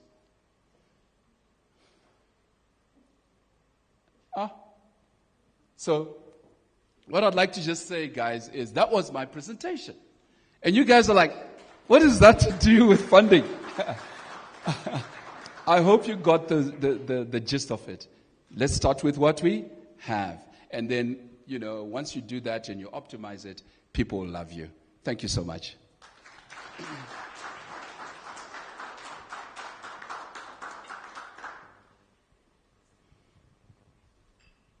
Thank you, ma'am. Another round of applause, please, for Tendai. Tendai, please kindly stay up here for us. We are burning with questions. You can just switch your mic on and get ready for us. Who else was super impressed when Napoleon just had that number right away? 27 million spent in the last 10 years. Thank you so much, Tendai. I think we all have, some of us may have some questions for Tendai after his presentation. So I'll just take 3 questions for now. And before you answer your question, please introduce yourself. Tell us who you are, where you're from. It must be a question, not a statement or a second speech. And I'll bring the mic up to you. Do we have anyone with a burning question? Yes. Do we have a third mic? AV? Do we have a third mic? No? Okay, I'll do some walking. Hi, everyone. My name is Isabel Msiniwa. I am a master's student at the University of Zimbabwe, and I'm studying tourism and international management. So I had a question for both speakers, and this is touching on community-based tourism that you mentioned earlier, including authenticity. So I do understand that on our policy that, how can I explain that? On our policy, our heritage tourism should be protected very much, that it is not allowed to stage authenticity. And you spoke about a small model where people are going there and there's a family that will be cooking and doing all sorts of things. To me, this seems like a little bit on the staged authenticity side. So are we giving a nod to this in order to just try to sell authenticity of our culture? Or what can be done?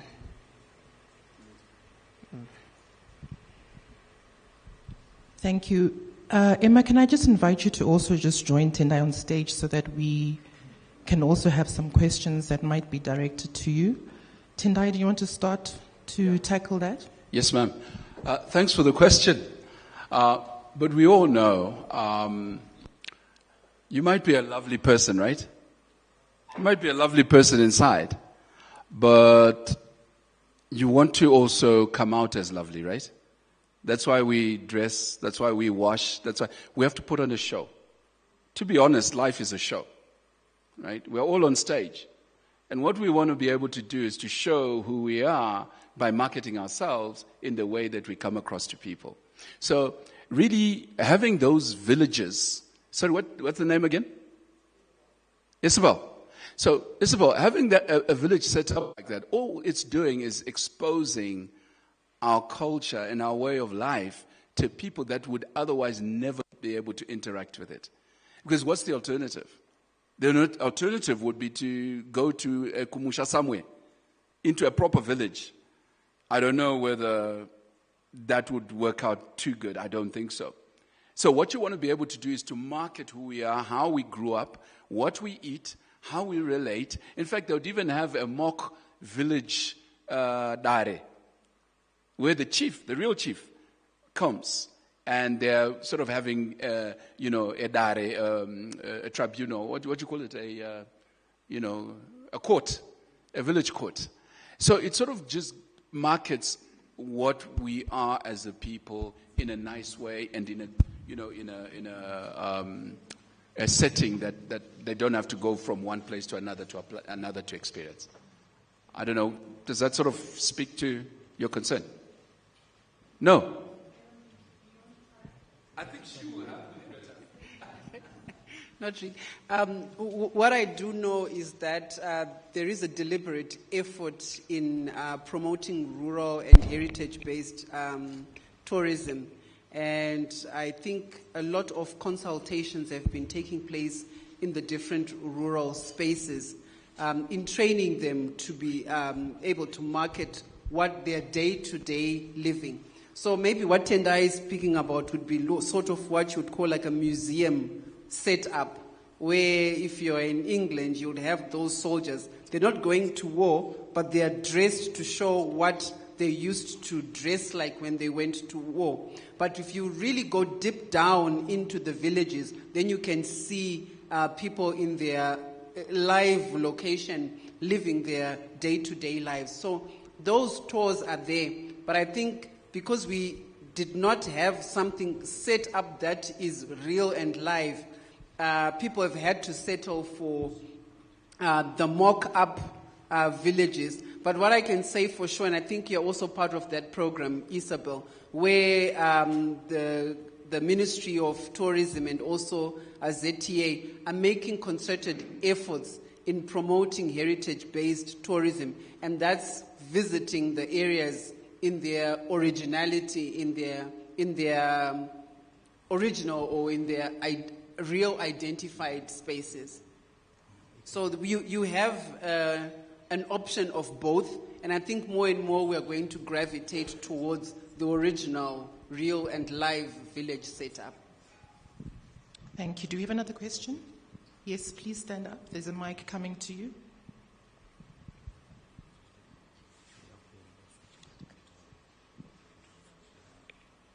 Go ahead and use this one.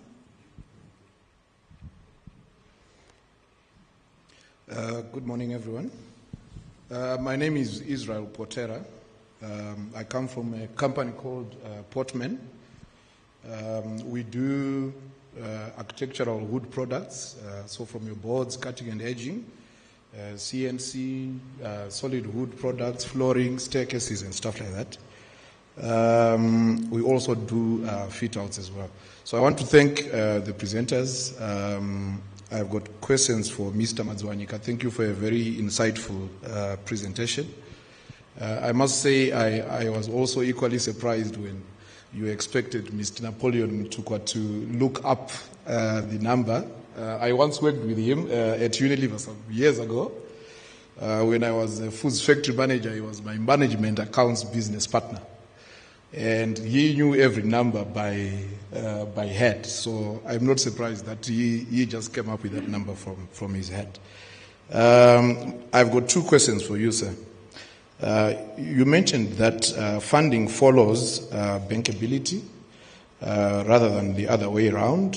From your experience, what are the three characteristics that would convince investors and lenders that a hospitality project in Zimbabwe is bankable before perhaps they even look at the financial projections? My second question is, you spoke about what I would call the intelligent ways that you have used to cut the cost basis without compromising growth. As you expand with acquisitions and renovation programs for additional rooms, how important have you seen partnering with local manufacturers and fit-out specialists in reducing project costs and possibly lead times, but without compromising on quality? Go ahead. Thanks, Israel. I think the Izzies are on fire today. Isabel, Israel, we're looking for the next Izzy, eh? I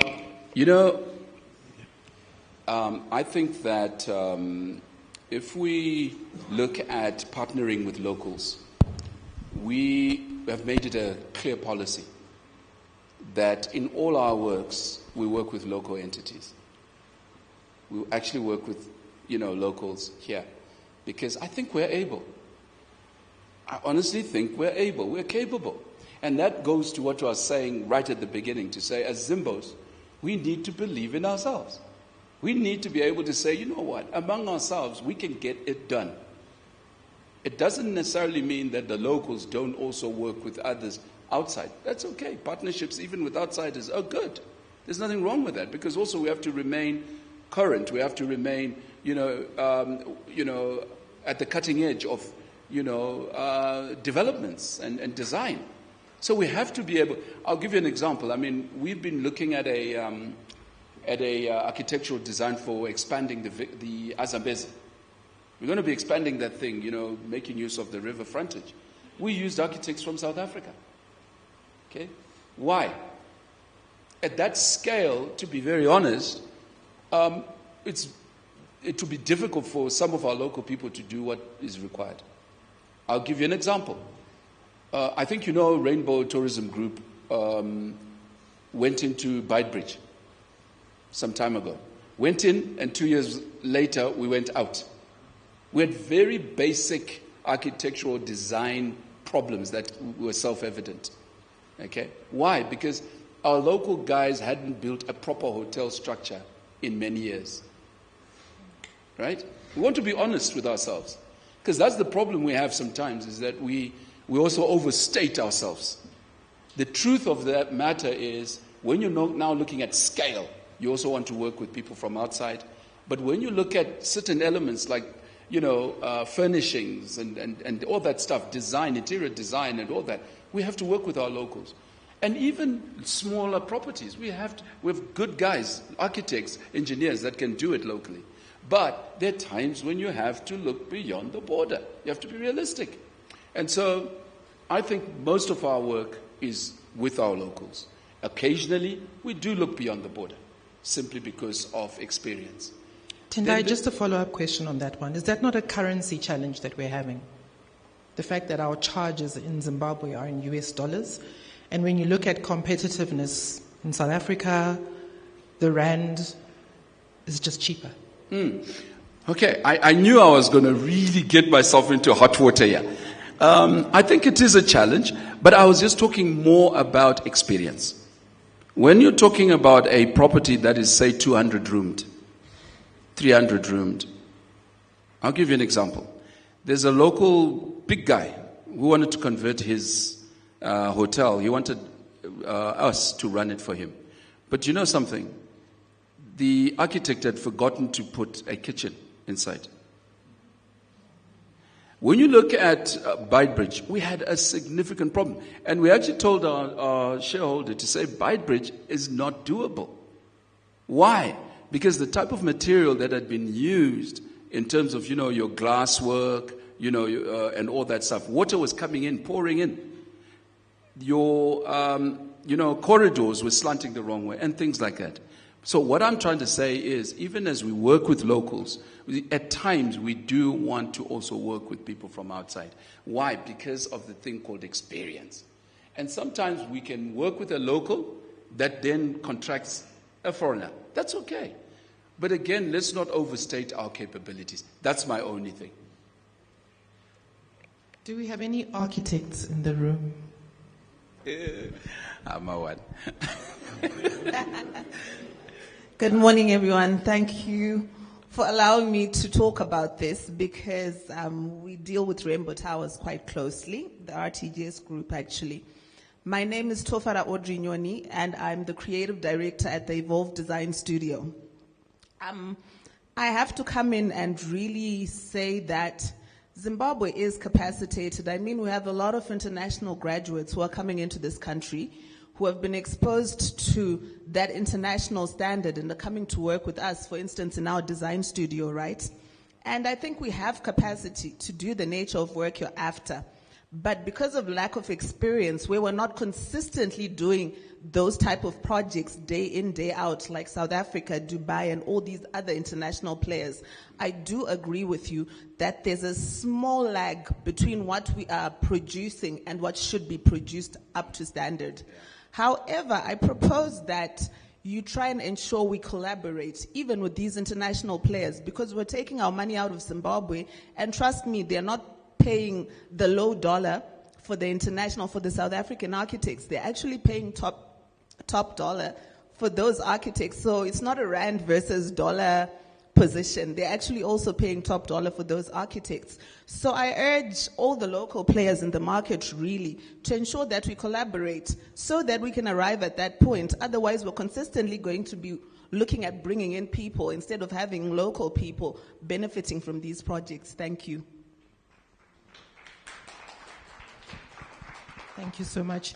You had a follow-up question on money following the deal. Tendai, would you like to address that one? What was the question again? It was...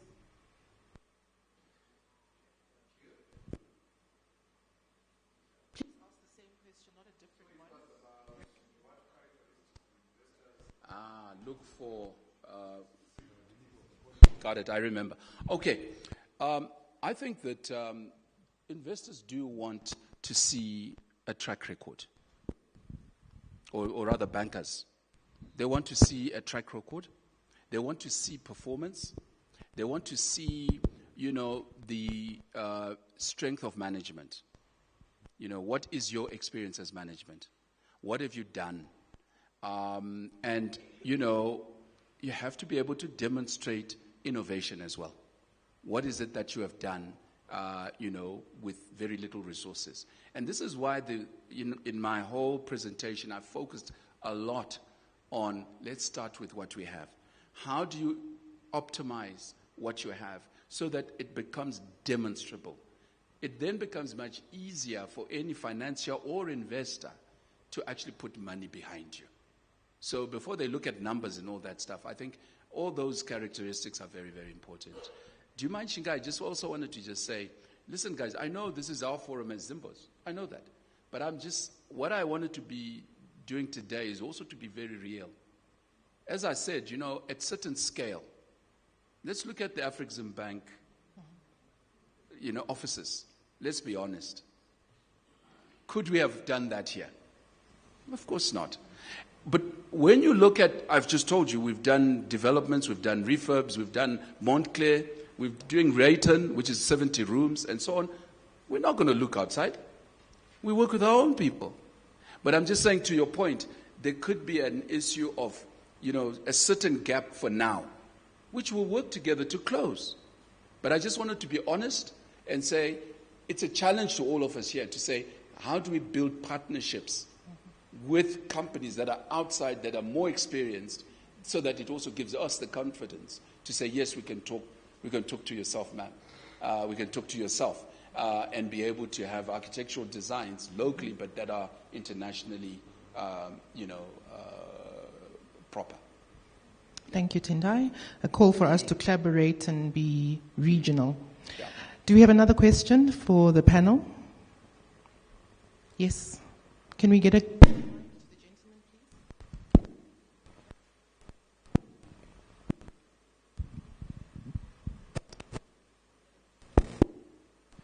You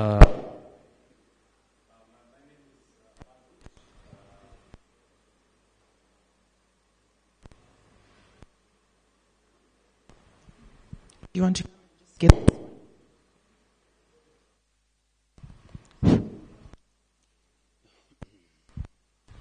Thank you, ma'am. My name is Arnold. I'm the technical sales rep, stroke engineer at St. Gobain, Zimbabwe. My question is directed to Mr. Tendai Madziwanyika. What you said about, maybe just a comment before I bring in my question, what you said about a lack of experience within Zimbabwe. My role at St. Gobain, I work with architects on the specifications of acoustics, energy efficiency, thermals, and all sort of things. And we work with sustainable, lightweight construction. I'm sure if you research about St. Gobain, you know we have done quite a number of hotels. But my question to you is on sustainability. As sustainability is becoming increasingly important in the current world we are moving into, as RTG, how do you evaluate investment in green building technologies, energy efficient construction, when the initial costs are high at the moment, but the long-term returns are significant in the future? Thank you, Tendai. Yeah, thanks so much. I think that, in all honesty, we hadn't, invested significantly behind those. But it's an area that we are moving towards very, very much. What we've done is we've looked at ESG parameters for your leading hotels. Okay, so your Hiltons, your Marriott, your IHG. And we've understood their ESG, benchmarks. And what we're doing is modeling ours according to that. Now, when it comes to, let's say, your toilet flushing, for example, right? What do you call that system? Low flow flushing. We've already started. For all our new refurbs, we're incorporating as much of that as possible. So your low flow flushing, we're already running with that. I think in Azam, we implemented that. We also implemented it at Vicfor's Rainbow. And then also your sort of, your card system where, you come out of your room and the whole electricity system switches off and so on. We've been rolling that out. However, we understand there's even better technology now where you've got lights that are movement sensitive. So when you enter the room, everything switches on. And has nothing to do with the card key. Because there are times when I'm guilty of this. You go into a hotel and you get two card keys. So you leave the one in there and the other one, you go out so you can go. So the whole airflow system and lights and everything remains on. So there are more technologies that we're starting to learn about, and it would be nice to also have a chat with you. Maybe we could have an appointment and see what you guys do, and we can incorporate that into design. The cost is not the issue, because when you think about ESG, the benefits far outweigh whatever additional costs. There are customers now that are specifically asking, what are you doing in that space? And we feel that we need to invest ahead of demand. So thanks for the question and the contribution.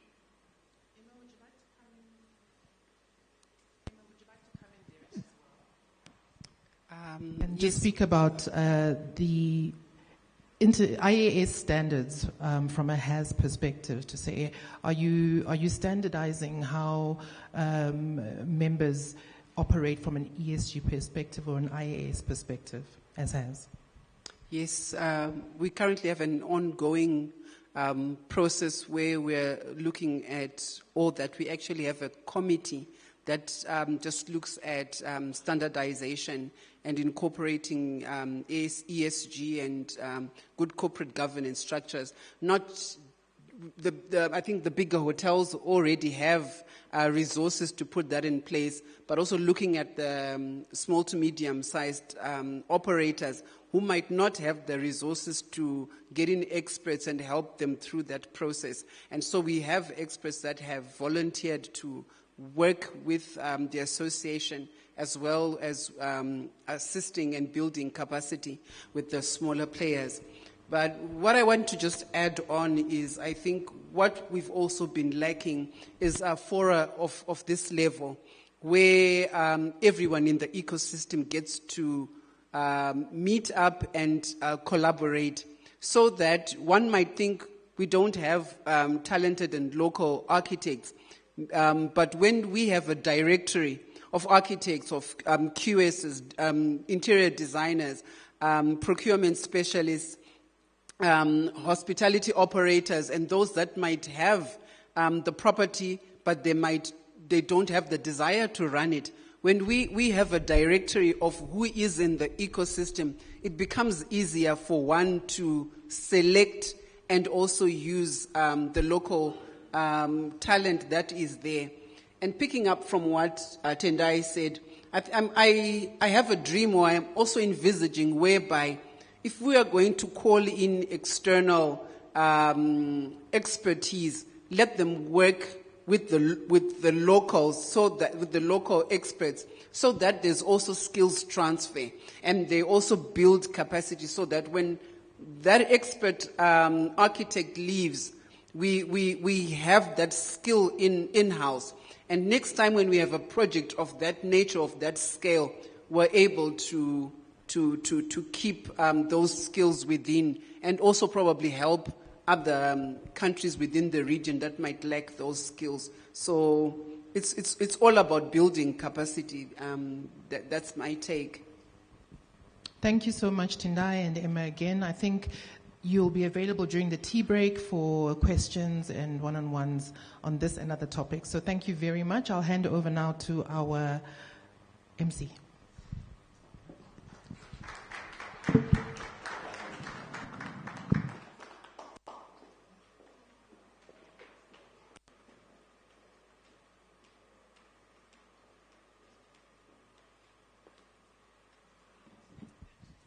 Thank you so much to our speaker.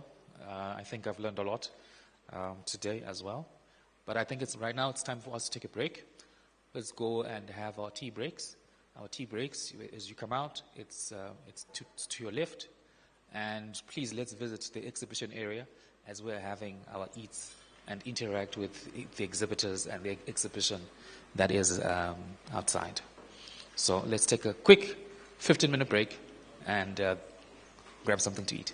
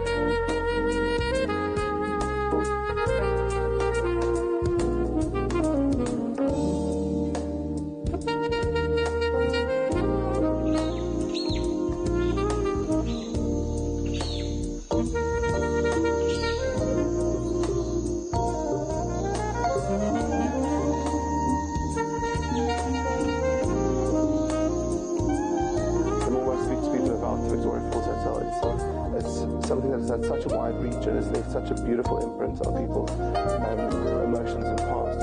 I went there with my grandparents when I was 8, and I remember arriving at this big, beautiful white building and then all these beautiful trees. So it's always described in that way. So we wanted to be sure that this fantasy, this nostalgia of travel is seen through. We also wanted to be sure that it still has a strong business plan. So we wanted to make sure that the room count could sustain its future and that we minimized all of the different room variations. And we also wanted to be sure that we keep history. But this is not a museum. It's not a stage set of when this was built. It's a hotel for contemporary guests. I started working for the lady who used to own this bar. That was 1999. You know, the day she told us, we were going to be opening up a spa at Vic Falls Hotel, I was like, wow. Because then you wouldn't just walk into Vic Falls Hotel. It was, you literally, when you even walk in, you'd feel very cautious of yourself because it had this air about it, And I was like, wow, I'm going to be working here. And I just felt so blessed. The initial brief was that there was a shortage of rooms and that they were interested in building another building on this property. So my first task here was actually to show them that within the footprint of this building, there were mostly underutilized spaces. It has such a beautiful setting, unbelievable gardens, beautiful natural fresh air.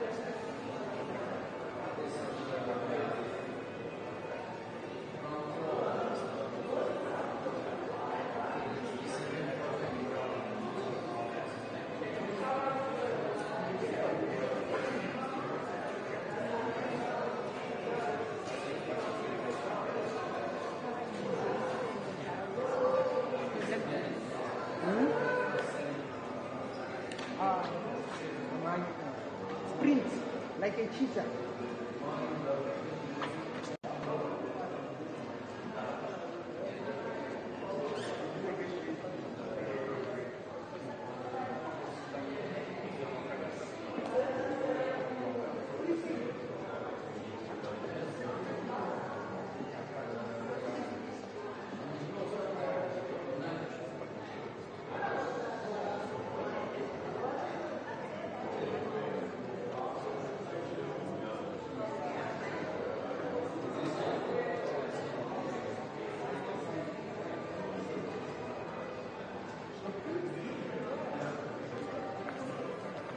All the team.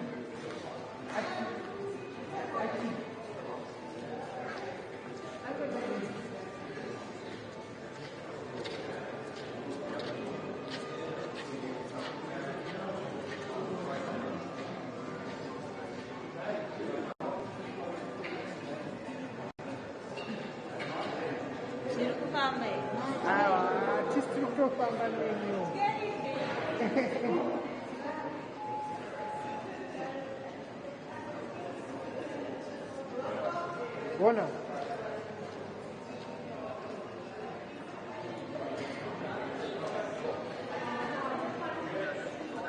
What's that head? Yeah? Hey, it's a head. Where does it? Boss of it.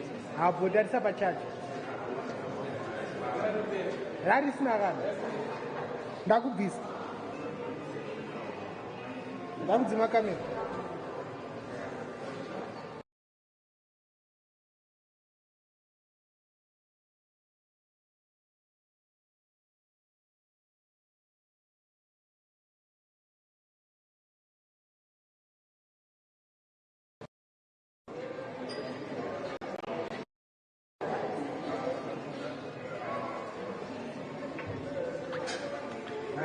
Chimboita go zima ads chimboenda pa exhibition.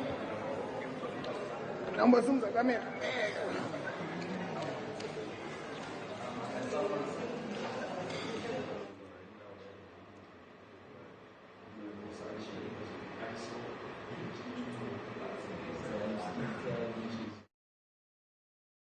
Yeah.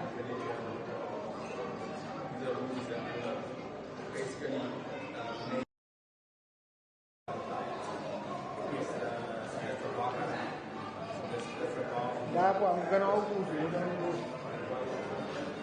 this will be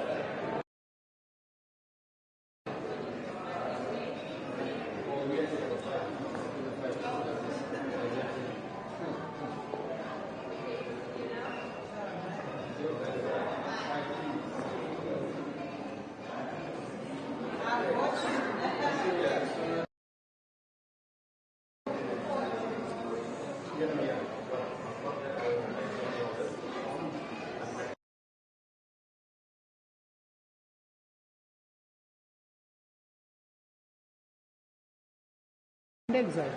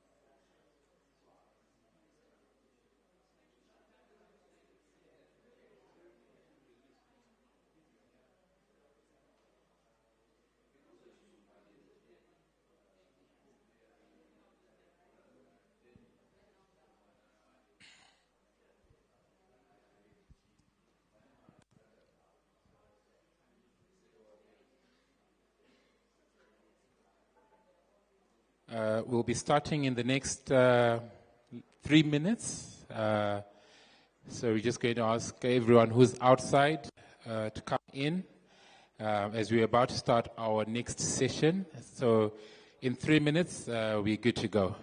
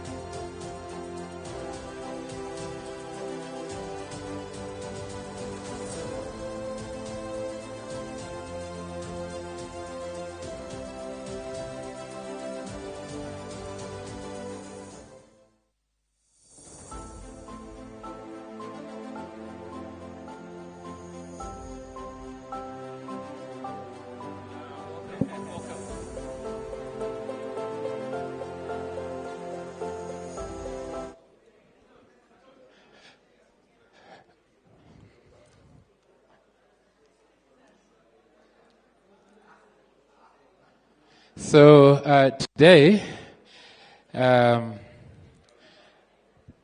if I could have your attention, please can we settle down? We're about to start on our next session. Please may you kindly settle down. We're about to have a very exciting session with the next speaker. And the session will also have a panel running alongside that. I'm tempted to say a refreshing afternoon. I've been colonized. A refreshing afternoon. Is it afternoon? Yes, it is.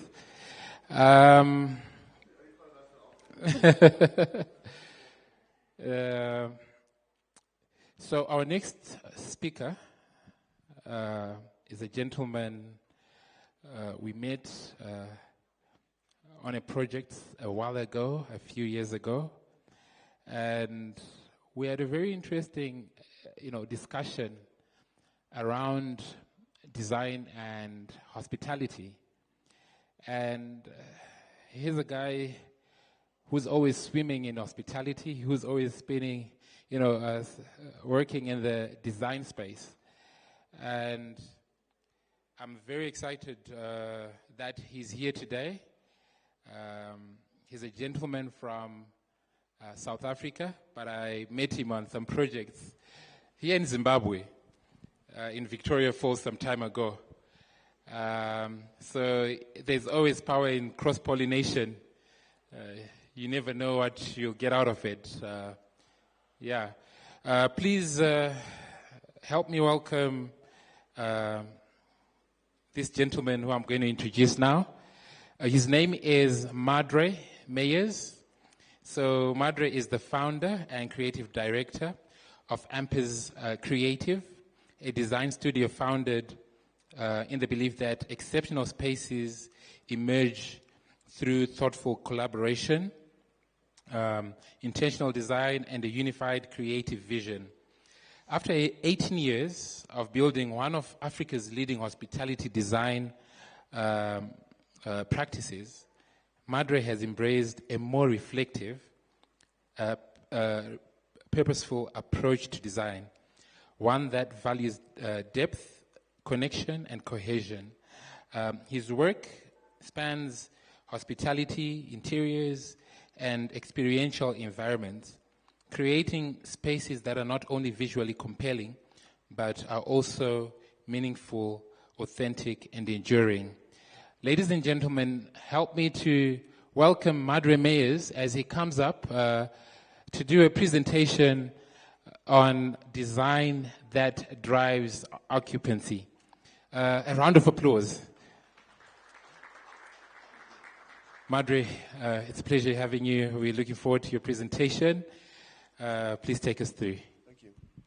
Well, thank you much for a great introduction. It sounds really grand to me.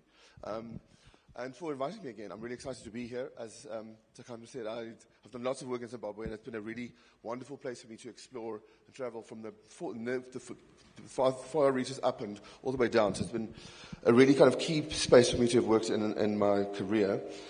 So I can tell you honestly, when initially I got this brief of design drives occupancy, I thought this was not the topic for me, because I talk about design and occupancy really is about statistics, race, and finance. So this is not really what I should be talking about. But as I let it simmer, it dawned on me that actually this is exactly what I've tried to achieve in my whole career, is that we have this conversation to say where does design sit in the whole process. So if we can go to the next slide. So I think if we said design that drives occupancy, we should also look at design that offers its full value. Design really, often when people ask me what I do, design has many faces. It's a really a big ecosystem, and it's multidisciplinary. So in this room we have other designers as well, architects and a whole bunch of this. But even just with interior design, which is my special space, there are lots of people who do things. There are people that are just stylists. There are people that are great with three-dimensional space. So lots of little spaces in there. And what we also do as interior designers, in the whole built environment, we are really the one stream that is obsessed with people and what people do in spaces on a very, very intimate level. So this tool, design as a tool, has always been very important for me. So I'm going to start from the top there. So where we come from, design was always, it's a decorative layer right at the end. So the whole process can carry on. We can design a whole building. It can be built. In fact, there's some files there that somebody specified. And then we ask the designer, can you work here? What I can tell you is, if you work with a design and that's a decor studio and stylist. So you're not really achieving any of your goals with it. Are they going to make it beautiful? Yes. If that was your goal, then great, then you've achieved it. If we're asking, how are we going to drive this? The market really is demanding this. These things are not things that I made up. I'm a little bit obsessive in how I do things, so I spend nights upon nights just finding information everywhere. So what really demand is saying, design is an emotive study. So basically that is the analysis of how people emotionally react to spaces in different parts of your property. And that's really what we're obsessed with. Do we give you, here we want some natural light, it needs to be large, it needs to be tall, but this needs to disappear. So we're thinking about that consumer all the time. How do they feel in that space? Design then becomes an experiential strategy. I'll share it with you a little bit later, but we're continually being, or increasingly being asked to also be the author of things that happen once we're gone. What does the staff do with this property? We have this wonderful lot. Does everyone just sit in their room and look at the animals? Do we do some guided talks? Do we have a sensory garden? Do we have an isolation garden? Do we have a part of the spa where you can just sit on your own and recover? What is it that we want in that property? And the experience naturally falls with the people that are obsessed with creating spaces with people. And then that means that design becomes the keeper of identity of this property. It says, this is what we stand for, and design is your tool to get there. So I'm not saying that it's just interior designers. It can be a brand designer. It can be anybody, really. I mean, in that sense, I want to say there's a great return that I'm seeing to properties that feel very intimate. They feel very family-driven. They feel like they are owned by someone. And if you think where hospitality came from, there's from people with large manor houses, and they were inviting people. And the person in control of that was the lady of the house. And that's a very multidisciplinary thing. She was choosing the food, she was doing the seating, she was making sure the garden looks great, she made sure that all the staff look great. It's a very multidisciplinary thing that says, I am managing what my clients are going to see. They must see the best of what our family has to offer. And that's really what this is about. So we can go to the next one. So we must also then, the second part of me is design that lives in the zeitgeist. So with the little ones, you can just follow me. I'll tell you a bit. Okay, so here, gosh, I can give you 4-hour lectures just on these. So these are all items that I've collected. So I work with there's a lot of work out there. So our own work, but also work with future study agencies across the world. There's some in London, there's some in New York that really do reports with really deep studies across the globe about how we're going to live differently in the next 5 to 10 years. And these are from that. So what we're seeing is, for hospitality, what the market is demanding is rural retreat. And that's different than just going to the lodge. The retreat says, I want to arrive back feeling better. Then travel decelerated. We're all used to talking about, if I have to talk about statistics, especially in our region, that guests book circuits and they're in your hotel for 2 days. And no matter what you do, you're not going to shift that, because that's how travel agencies put it together, and that's how it's going to go. So if I talk about, for me, I always find that the shame here in Zimbabwe, because you have such great things just outside that thing that people came to see, just outside Harare, just up from Vic Falls. There's such wonderful things, but we're only ever booking 2 days of Vic Falls, so you can see the Vic Falls, you sit in the garden, the next day you're gone. And that's a shame, that's a real shame. But what we're seeing now is that travelers are asking for that. Can we slow down? Can we slow down a little bit? And that's a really important thing. That's a really exciting thing for us to rethink all of our properties, to go, if somebody was at a slower pace, what would we offer them on day 3 and 4 and 5? We're all geared to the studio. What would happen on those days? So the next two kind of go together, and it's kind of a really kind of interesting space that we're in. There are statistics that now say we are the loneliest generation. In fact, they call it the largest pandemic is adult male loneliness. We also are reporting that people are, in surveys, noting that they have the least close friends they've ever had in their history. So we are the loneliest generation. But that sounds terrible. It gives us some opportunities. So so it means that people are used to being alone and they want to. So the antisocial sanctuaries that's a need for places where people be on their own.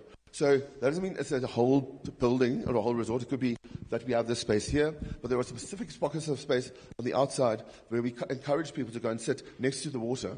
And we make sure it's available, and you can be clever with that. Go, it's so far out that I know there's going to be no service, and people know that. Just go, if you want to go use that space, take some water with you, whatever. The flip side of that is actually close to the communities, is that there's a loss of community on a social level. Everybody's looking for where are the friends, where's the community, how do we stand together. Also, I think, because we're only meeting people on apps and not, in social situations anymore. I mean, not me, I don't think it's terrible, but it has created a digital opportunity where they're increasingly seeing in a lot of the big hospitality brands that they're offering one of the experiences in their brand is that you can become a member, like a member to a country club or something like that. And we do things like we do a chess night, then we do a card evening, then we do something like that in one of our special spaces. And that is addressing the sense of belonging, that people then feel like they belong in this place with like-minded people, the confidence to come there. I can add to that, there's also a very large market for single female travel. There's lots of financially empowered single women that are traveling, but it's a scary thing to do. So there are lots of companies that are starting to offer things like either that you can travel in a group, or that we do this weekend at our venue that is only single women, and not to have men that come and we do dating. To say, this is only going to be women, so you don't have to worry. It's just us here. If you can come to this resort and feel just calm for the weekend. And I think that the biggest thing that really is affecting us are the last two together. The one is extreme consciousness. This has been building over a very, very long time. So I can tell you that in sort of social studies, there's a proven pattern that after times of great hardship, the pendulum always swings with trends and lifestyle. So after times of great hardship, we turn to a place of great nostalgia. So, for example, in the 20s and 30s, everyone was dropping their girdles, no one was wearing a bra, and they wore flappers. Then we had a war. Then after the war, Yves Saint Laurent reinvented a girdle, and we went back to that because that was safe. That's what my grandmother did. When we were pious and we tied up with waist up, we nobody get hurt. So it's a big kind of swing one way or the other way. So in the context of where we are now, I think we are not even through when things feel insecure. It's just started and it's kept going. So for me, it started in 2008. There was an economic recession, and the reports were that in Spain, 3 out of 5 people in the family were unemployed. After that, we saw things that suddenly became very cool, like a beautiful bicycle, making a vegetable garden, sewing your own clothes. Things that before we would have thought that poor person doing that, then became very fashionable because it was the thing we had to do. So, but that has led to things that are far more sophisticated now, where the questions being asked is a very different thing. So there's a whole big industry about recycled fashion, and not even just thrifting, which is big. Recycled fashion, as in I'm buying garments, I'm taking it apart, and I'm using that fabric. There were even some designers that are taking the fabric apart, kind of shredding it and remaking another fabric, and saying why are the good clothes going to the landfill? And then the last one is the shift in demand, and that sits with that one, and that's specifically in luxury. So one of the future study agencies that we work with, the Future Laboratories in the UK, has kind of started describing the luxury market only, in different tribes. And it kind of goes up in your worth, what's your worth, right? So before that market, you used to ask hotels, what is your thread count? How large is your pool? Do you have wool carpets? And do you serve strawberries from Iran? It was that kind of thing. Very indulgent. What that market is asking now is, do you harvest rainwater? Do you employ local people? Do you get your fruit and vegetables from within a 5-kilometer radius? Lots of questions like that. But it's a very different proposition. And also, in that market, what we're seeing is that it's not money for money's sake. So that it's a much more conscious luxury market that says, I can afford to stay in a 5-star property, but is it required for this? I'm here for 2 nights for business. I'm just going to sleep here. A 5-star property is set up that there are people running in little corridors, that they are invisible to serve me at night. I'm not even here. Is it worth it? No, it's wasteful. I can book a good 4-star property down the road. And it's not about not affordability. It's saying, I'm a conscious human being. It's not just flashing money. I'm a better person. And I'm making life better.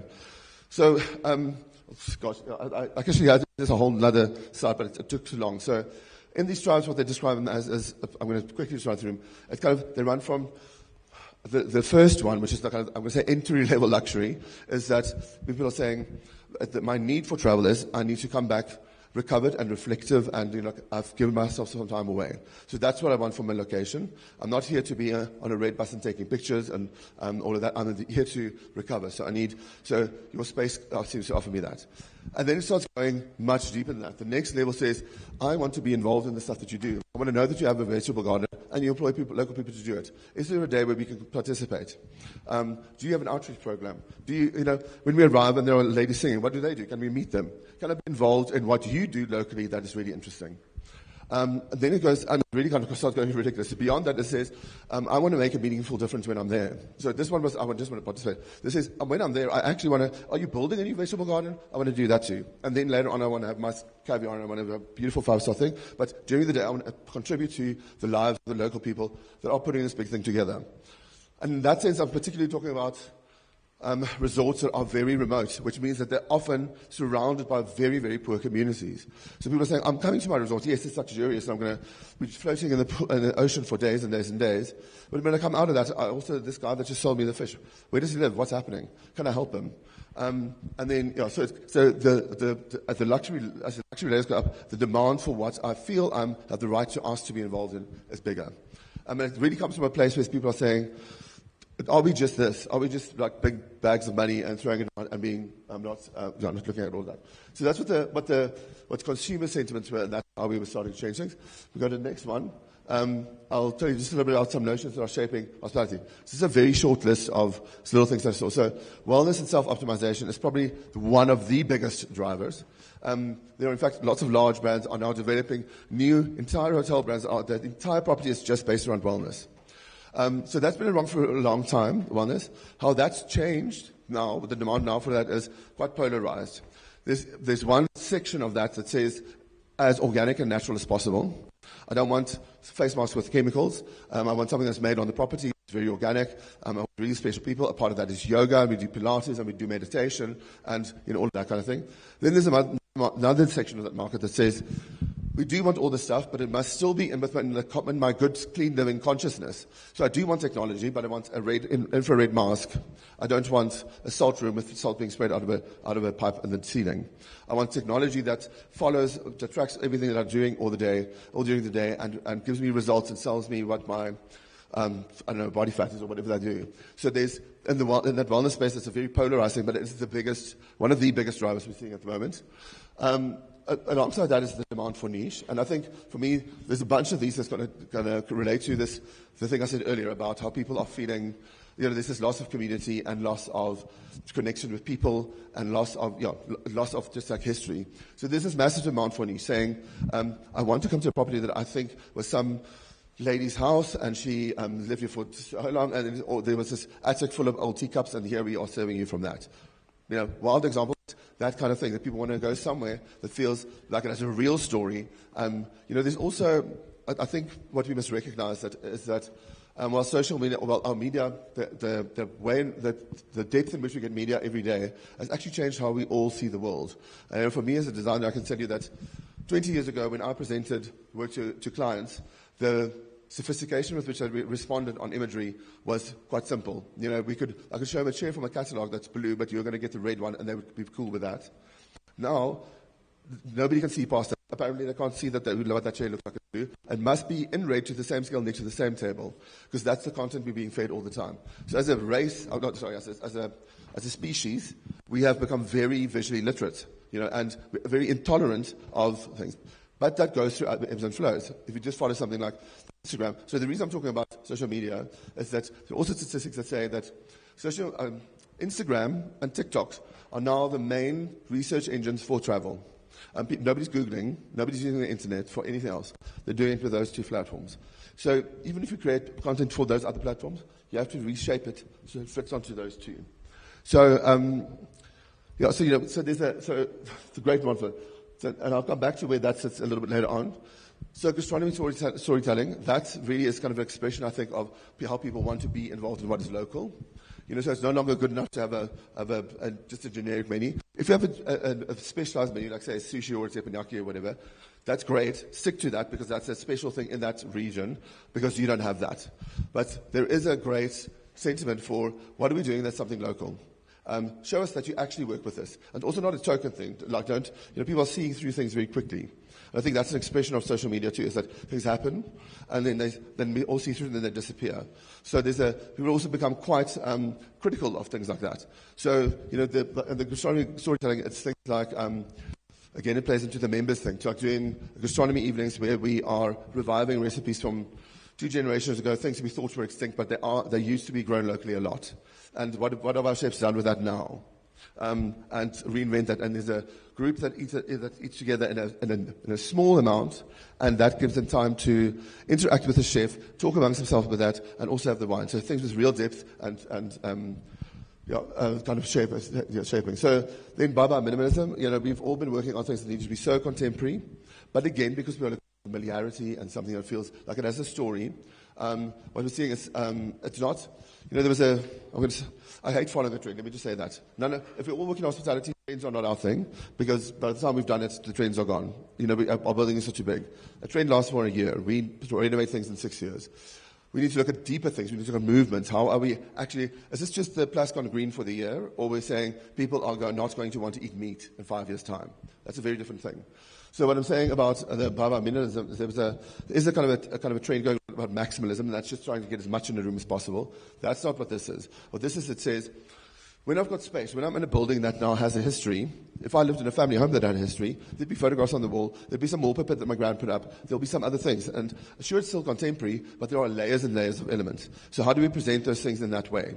How do we have, this is just a big open white hallway, or do we say there is a patterned floor already, and the Iranian furnish, there's also on top of that a rug, there's also on top of that little side tables, and lamps, and artwork, and wallpaper. And shelves of books. So it's a very layered kind of thing. Then, because of that, this dynamic reshaping data formula, it's going to be contentious for all the top professionals here. There are rules of thumb that says, in 7 years' time, we're going to reupholster chairs. In 12 years' time, we're going to get rid of those chairs and do like a light joinery upgrade. In 15 years, we're going to get rid of the joinery and do that. And in about 20 years, we're going to do a full renovation. What they're saying in here is that we can't be stuck to that. If it's our 7-year plan, great, that is what they should be asking for. But if in 3 years' time, the thing we had that everyone was interested in, no one's interested anymore, what are we going to do? We're going to hang on to a chair and have an empty restaurant. What's worse? We're going to have to make a plan and do something.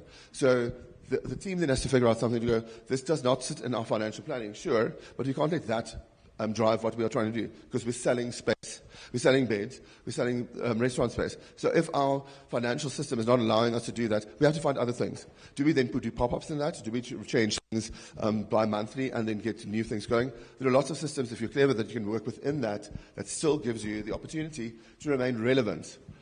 Because relevance, again, is that social media thing. So, there's a thing that goes viral, and you go to that ice cream shop in Paris, and people are queuing around the block. But that's going to happen for 2 months. And that man has nothing going on. Then he's got to figure out another thing. And that's kind of how it goes. Once I've seen it once, that's good enough. So the sentiment in this environment is, once I've seen it, it's good enough. Unless your brand has already convinced those people that we are innovators. So next time you come, next week when you come, we haven't renovated with furniture, but we're now saying, the weather's cooling down a bit, so we're doing a walking tour of our magnificent garden here. And with a horticulturist, he's going to tell you about all the trees. You can do that in the morning, and we provide you with walking with Panama hats and walking sticks. And, it's just things that happen like that. So, sure, one of the most exciting things I think that's happening is that hospitality properties are used as platforms. So they're no longer the property in the life cycle of lifestyle. The demand is for hospitality properties to be, or people are looking at them as the leaders of what lifestyle should feel like.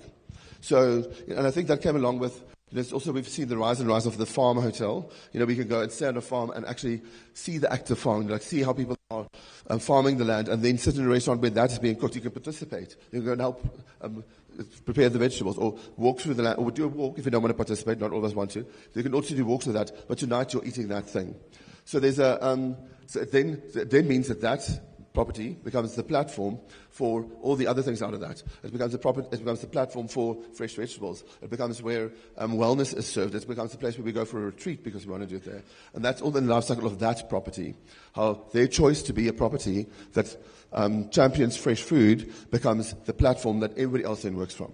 It also has a little sideline to that. One of the biggest things in kind of fashion and products is really, really thoughtful hospitality products. That said, I went to that place that everyone's talking about, that lets you harvest vegetables. I have a tote bag, I now have little garden shoes, and look at these cute gloves. So it's hospitality merchandise, really, really good. And then the last one is a massive great sentiment that design is becoming the destination. That, and this, obviously these sit in different categories, it's not generalized for everything. If you're talking like brands like, say, Soho House or whatever, that's really cool. I mean, I have friends now that went to Soho House Tel Aviv. They wanted to go somewhere, and they saw there was a Soho House and it was available. So they went to Tel Aviv. Nothing to do with Tel Aviv. It was because there was a Soho House and it's cool to be in there.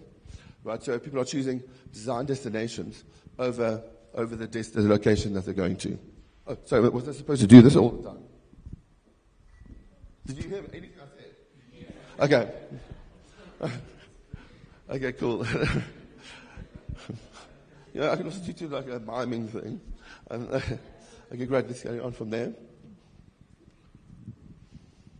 Okay, so that's kind of the background of how we got here and what the market's demanding. So what do we do with that as designers now? So this is design that delivers on strategy. And again, all these are very short summaries. So like, please, these are all studies within and of themselves.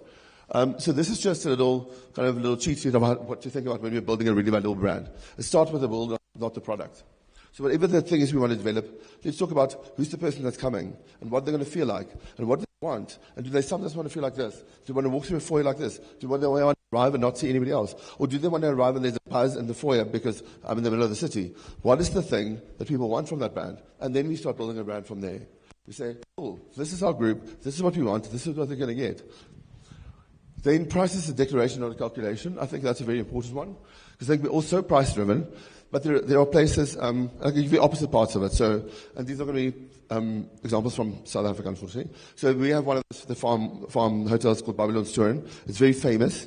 And Babylonstoren now, at this point, it's a massive farm. In fact, they've put 2 farms. It laid it out like a French garden. You can walk in between and pick things and eat them. And they've got little plaques which say, this is why it smells like this. Gosh, it's incredible what they've got on there. It's very educational. It's beautiful, but also educational. And they started selling their product, things from the farm. So they make olive oil, they make wine, they have donkeys that they milk, and they make all kinds of things. They're selling, that is luxury, they create luxury product out of that.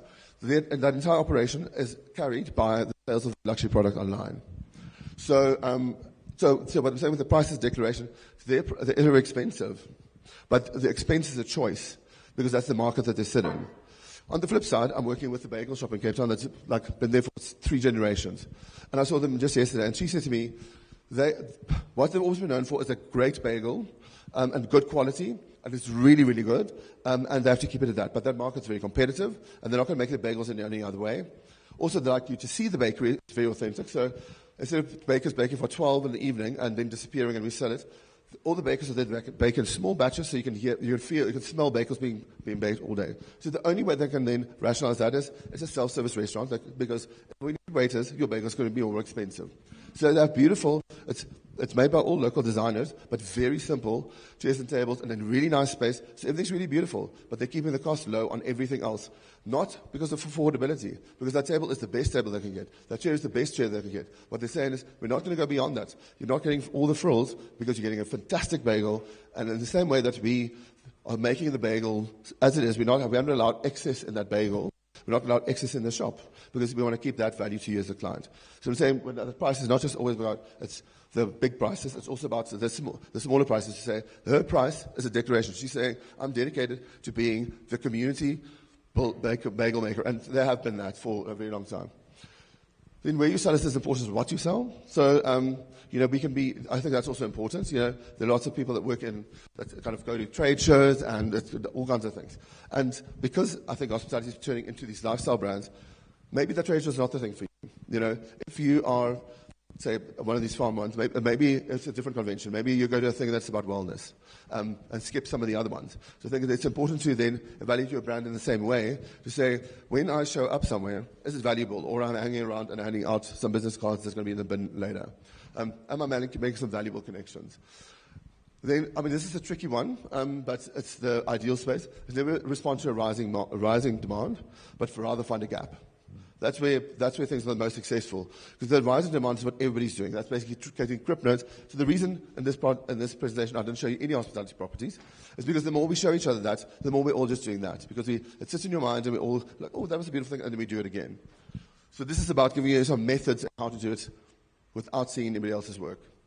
So, and that's kind of the thing with rising demand. When we see rising demand, oh, these guys are doing this because it's happening that, then suddenly we're all doing that. And then that thing that people came for is not even special anymore. So the point here is to find spaces that you can own, and there are gaps in the market that you can fill. And then the last one is just a changing kind of a sentiment for what we do with guests. Are they customers because they pay? Yes, I think that's a bit derogatory to guests. We're hospitality, we're hosting people. So at the very least, they're your guest. But where hospitality brands are moving to now, the guests also become the validators of your brand. They're the ones that will interact on social media. They're the ones that are going to do a TikTok and say, the 5 best places I saw in Harare, and be walking through here. So the guests are validating the brand that you've built if you make the right connections with them. You can go on to the next. Okay, so there's going to be, I'm going to shoot through this because this is really kind of a scope thing. So before I go through all of, actually, maybe you just go up to the next one so I can. I'll do the previous one, sorry. I'll give you a little intro to this first. Sorry, would you mind just going back? I just don't put this one on yet. Let's go to the previous one. Yeah, okay, cool. So I'll give you a little intro to that. It's 4 slides with quite a lot of detailed writing, which is not important, all the details, but what that illustrates to you is, as a specialist design studio, the things I told you about now was always my interest. My previous career was in marketing and branding, so I started doing a lot of this stuff anyway. We then started getting briefs from these brands with different things, and I'm going to go through some of that scope now. I find it super exciting because it says we're not in silos. I think the thing about working in silos and actually handing over work, it's human nature. By the time that work's down to somebody else's desk, they're going to go, how am I going to add something cool to this again? It doesn't need something cool if you're the operations person. We're asking you to operate this properly. Don't reinvent it. Stay in that thing. So I think it's really interesting that we're getting into this multidisciplinary space, or they're asking one studio, even if it's not your own expertise, they're saying, can one studio look at anything that's brand and expertise, and also the 3-dimensional space? Because then that thought process is consistent. That when we say people must arrive in the gate must feel like this, when I'm choosing glassware, I have in mind what we said in the beginning, and it all feels like a cohesive story. So I'll run you through this very quickly. I'm not going to read all of them. It's just so that you can understand the space. Okay, so you can go to the next one. Okay, so the first part is just research. So we start with a little contextual research. In this realm, we don't do feasibility studies. We don't talk about finance. What I do here is actually go online and I try to find what you've described your property needs to be. I look for that one on all the booking sites and see what comes up. And we then get the ones that are not there. What that says, I've had to explain this many times once we present it. Because we go, that's not a property where, it's like, but when we type the criteria you said, there's property up. So let's make sure that when you are there, we are also given the right criteria. Otherwise, this guy that you think is inferior will beat your ass immediately. So it's about context, then about uncovering the opportunity, and then finding the positioning foundations. So once we know what is going on in the market, then go, this is an opportunity for us, and then we start putting together, if we do that opportunity, here are 3 things we do with us. So, for example, I'm working with one farm client, and one of the principles for them was obviously something around sustainability. Which to me is also a bit of a quagmire of a bunch of stuff, because there's lots of, if you want to be known as that, you have to be accredited, and it's like the criteria like this. Which is difficult. It's difficult. If you want to chase it, to do it. So what I recommend to them is that what consumers are actually wanting is not bad, just walking around with a green star rating. That's for your professional life, that you were a great architect and you were a great whatever. What guests are wanting is they want to feel how you are living in a conscious world. So what are we doing with that? Are we showing them, like on this farm, there's water that runs in a little trough. They can see where things run out, and they can see where the water goes. They can see how, because that goes all the way around. They can see how we treat other workers on the farm. They can see people are properly dressed. We give them things to protect them from the sun. How are we building a sustainable life, not from sustainability, green star, but how are we making a life that is sustainable for everyone? So there's that kind of thing we want to do. So that was one of their positioning foundations to report on. Okay, so the next stage then after this, carry on. It's positioning. You know, in that space, we've now got to a place where you can say, okay, where do we want to position it? Start building like brand principles to say this is what this brand will stand for, and this is what. So everything I'll say to you now is these are typical branding deliverables, right? That I've worked with in the branding studios always. But then we've now got in there things like brand signatures. You know, that they're asking this group of people, whether you know what their background, whatever their background is can you describe to us guest experiences that if we said sustainability, what guest experiences are going to be there? What am I going to do for my guests? Like draw it for me. Draw me a route on the farm. What clothes are going to, what's going to, or whatever you want to do with that. You know, so there's a whole thing of describe how do we make this brand, which actually really is, at this point is a piece of paper. What do you give me as a three-dimensional thing? How do people live this and experience it? We go to the next one. And then it's about identity. So typically this is where you would, in a typical brand studio, you get a logo and all of that.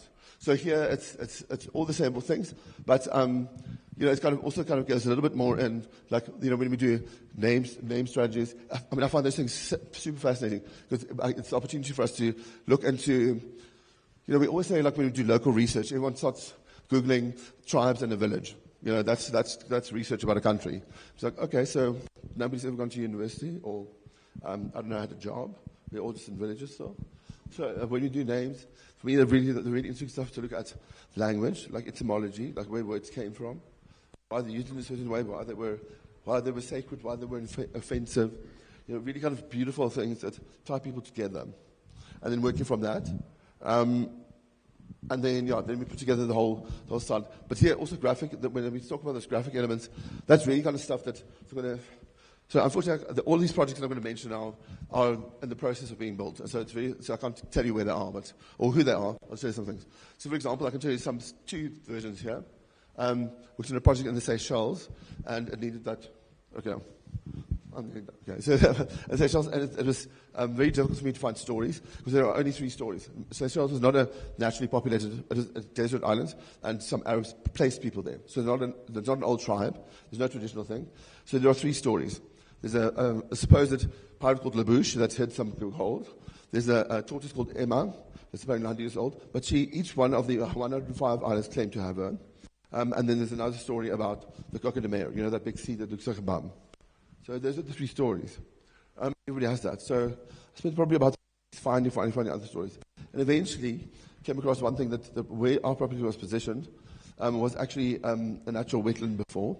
And that, when they placed people, they had saltwater crocodiles, who are now extinct because people ate them. So crocodiles and vulnerability became where we were going.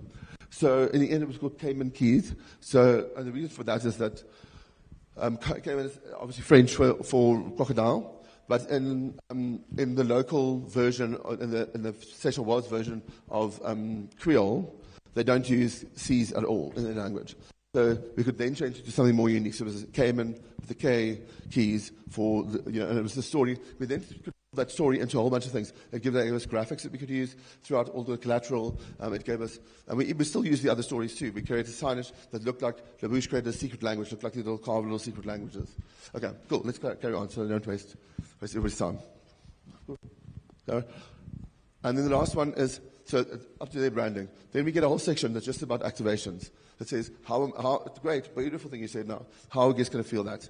And things that we need to do, and things we need to talk about. At the bottom, there's a whole bunch of things that says, even at the beginning, because this is commissioned before when I bought land, before there's even an architect. This is like right in the beginning. So even at this stage, they're asking us down at the bottom there, OSNE styling. So can you give us, if this is the thing, give us like two kind of settings that what should our crockery look like? This kind of thing. Glasses like this. What should our uniforms look like more and more?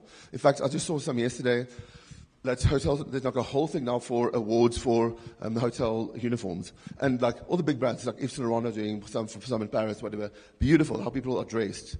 Okay, carry on. So that's also a strategic part. I think we're done with that now after this.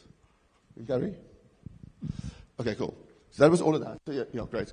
So for me, this is something that's it's a little bit off that a bit, but it's still very important for everybody of us here. So when I met the guys here, I was doing this. I was asked to do a talk on African design identity, which I really didn't want to do because it's a very contentious subject. But it did break at the end, it was very positive because I had to review 20 years of work and how I worked with that in a very sensitive way. And I'll tell you the reason it had to be sensitive is because our local developer clients did not want any African content. So we really had to work our way around saying we're going to answer our guest expectation of seeing something that if it feels local, but something that feels glamorous enough that our local client doesn't feel disappointed. So, in all of that, one of the things I feel very passionate about is how we have to take control of our own story. And what I mean with that is that, and this is not criticism at all. One of the big things I believe in also is that we are the sum total of our experiences. Things happen, and then we either fall apart or we learn from that and we move on and we create better things. So everything that's happened builds the thing where we are now, right? So I'm going to very much oversimplify the story and say, for all of us in Africa, in order to get a valuable tourism industry, we had to sell the spaces in our countries that have jazz hands and tap shoes, right? So it was all about if there's a lion, if there's a giraffe, if there's a fall, whatever. That's where people go. And the people that go there because it's far are really wealthy people. So we then got into a space where, for all of us, for the longest time, the thing that we relied on in our tourism industry were all the feature spaces in our countries occupied by hospitality for foreigners. That has lots of implications. That means that what barmen are paid changes. So now, no barman want to work for anything else but at that price that I get paid in a luxury lodge. So economically, it creates a problem for us. It also creates a problem that, what does the rest of us do? I worked in a project in Kenya where they were saying, same thing, it's all lodges for foreigners. But they were like, we have like investment banks here. So what does that guy do?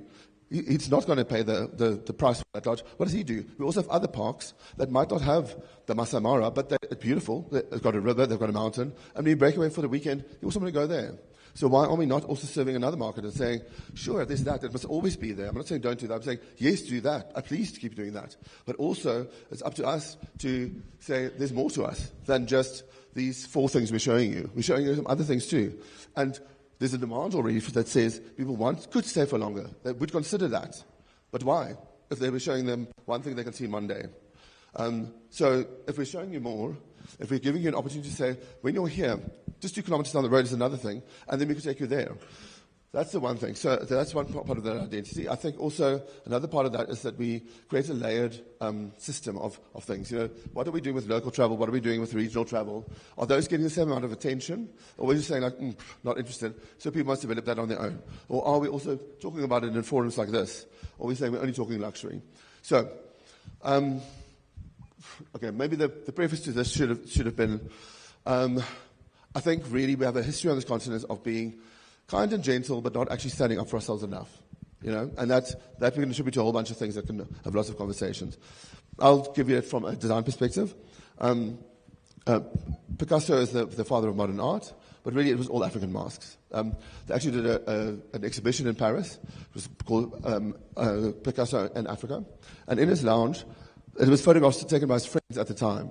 In his lounge, which is almost double-story walls, all the walls were crusted with African masks. And they managed to, through his diaries and sketchbooks, match masks to sketches that he made. And those all became really important. So the thing, the double perspective, sometimes you see someone, the face that's from the front and the side, that is the signature Pablo Picasso thing, came from African masks. In fact, they do it in Gabon. What I'm saying in that is none of us had the confidence, because we're told we're a primitive and we live on the dark continent, to stand up with it and say, hello, you can have that. So you don't have it. But just recognize who we are. Don't steal it from us. That's where I start at the top, is that we are the respect we receive. So if we, for those that first lot that came that said, oh, we want to see this thing, we put on a show, right? And we kind of made the Disney version of who we are. So I'm not saying don't do that. It's probably going to be quite contentious, but I'll use an example. So at most lodges you arrive and there are ladies in grass skirts singing. It's beautiful. I cry every time they do that. So I'm not saying it's not beautiful. I'm saying we should do that. But are we saying that that's the only thing we're going to present as our culture? Or are we making sure that we're also showing you that in this hotel this year, we also have other women. We have women that run this place. We have women that are contemporary. We have women that do lots of things. Are we making sure that we tell the whole story? Saying, yes, we are proud of where we came from. But we also are contemporary. We're also clever people. Then the next one is Afrique so chic. So the African Renaissance has been going for quite a while, but I think it's here. The African, it's like very broad things, so please don't quote me on stats or something. But from working with a lot of brands, The African hospitality market is probably the only one that's been growing consistently for 15 years. So it's a hot ticket. That's what we're seeing all the international brands here. It's really where people want to be. It's where people are moving to. If you go, just spend like an hour on social media and see how many foreigners are moving to African countries or traveling through them for 2 years. That means they're still spending a substantial amount of time in your country. But apart from that, we're also seeing things like Tyler being really big in the US. We're seeing Nigerian fashion is the hottest thing in the world ever right now. And they deserve it. It is beautiful. And it's incredible. So there's all of that. And so for me, what I'm saying that is the world is looking at us. And this is our time to say, okay, cool. We get why people thought we were who we were for a while. But this is our time to correct that. And I'm not saying that with aggression. I'm not saying like we'll stand up and say, screw all of you and me, or toy in the streets. What I'm saying is, this is our time to say, when you come to my lodge, I'm going to present you with this. If Dancing Ladies is a part of truly what happens in this area, then I'm showing you that, but I'm also going to show you what women in this area do when they're not dancing. They're also this. They're also these other things. If that's not in your area, please don't show it. Please don't be basic like that. If it's not from you, don't do it. The other part, so the keeper of the narrative, the kind of narrative, that's what I'm saying. It's like, we have to control who we are in that sense. The one thing that's wonderful about all of Africa, and actually to say Zimbabwe and Kenya probably has the best reputation in this, is how incredibly friendly people are. Is that people are in a place where nobody. Gosh, I was in Europe just shortly, but it sounds glamorous, it wasn't. And the thing that was the most disappointing was how you were treated everywhere you went as the customer. People would be throwing stuff at you and screaming, not looking at you. We have people here that love talking to people, and it's a joy to serve people. What a great asset. People can't buy it. We have fresh air, we have water that you can drink, we have skies. My gosh, we have so much going on. And we're not taking that. We're saying like, okay, so you want more? Okay, yes, we'll do that, exactly that. No, it's our time to say, let's show you not as the quirky one. If you had to take like a Miss Universe stage, we're not the quirky one at the end with the afro. We're saying, we're the glamorous one that comes in my Nigerian dress that kicks everyone's ass. So that's what I'm saying. It's like, we have to do that. And we do that through things that I kind of spoke about all of these briefly, but I'll just tell you why I said this on the slide. Referencing that is dissected, that's not what I meant to say. Referencing that is tested and molded. And that's really about, it's not being direct about it. It's not saying like, oh, when we want to put African things in here, we always end up with a beaded necklace and a feather hat. It's like my same question. So has nobody on this continent made anything since then? We can have African art and artisans, and I love working with that. I've got a whole catalogue of people that work with that, but that's still the best thing to do. And that's it. Sorry. Right.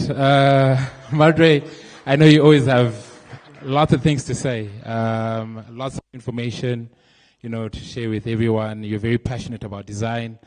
And with that, I know I cut you off, but for those who want to find out more about, what happens in his design world, please feel free to approach him. So, Madre, you're not going to go away. We're now heading into a panel discussion. So I'm going to allow you to take a sit, and I'm going to call the moderator first, Shingai. Please, a round of applause as she comes up.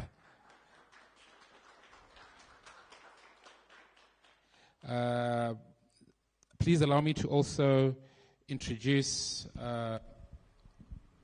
Wodrinyoni. A round of applause, ladies and gentlemen.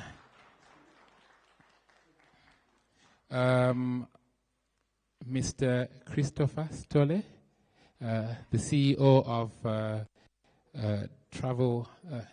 Tourism Business Council in Zimbabwe. A round of applause as it comes up.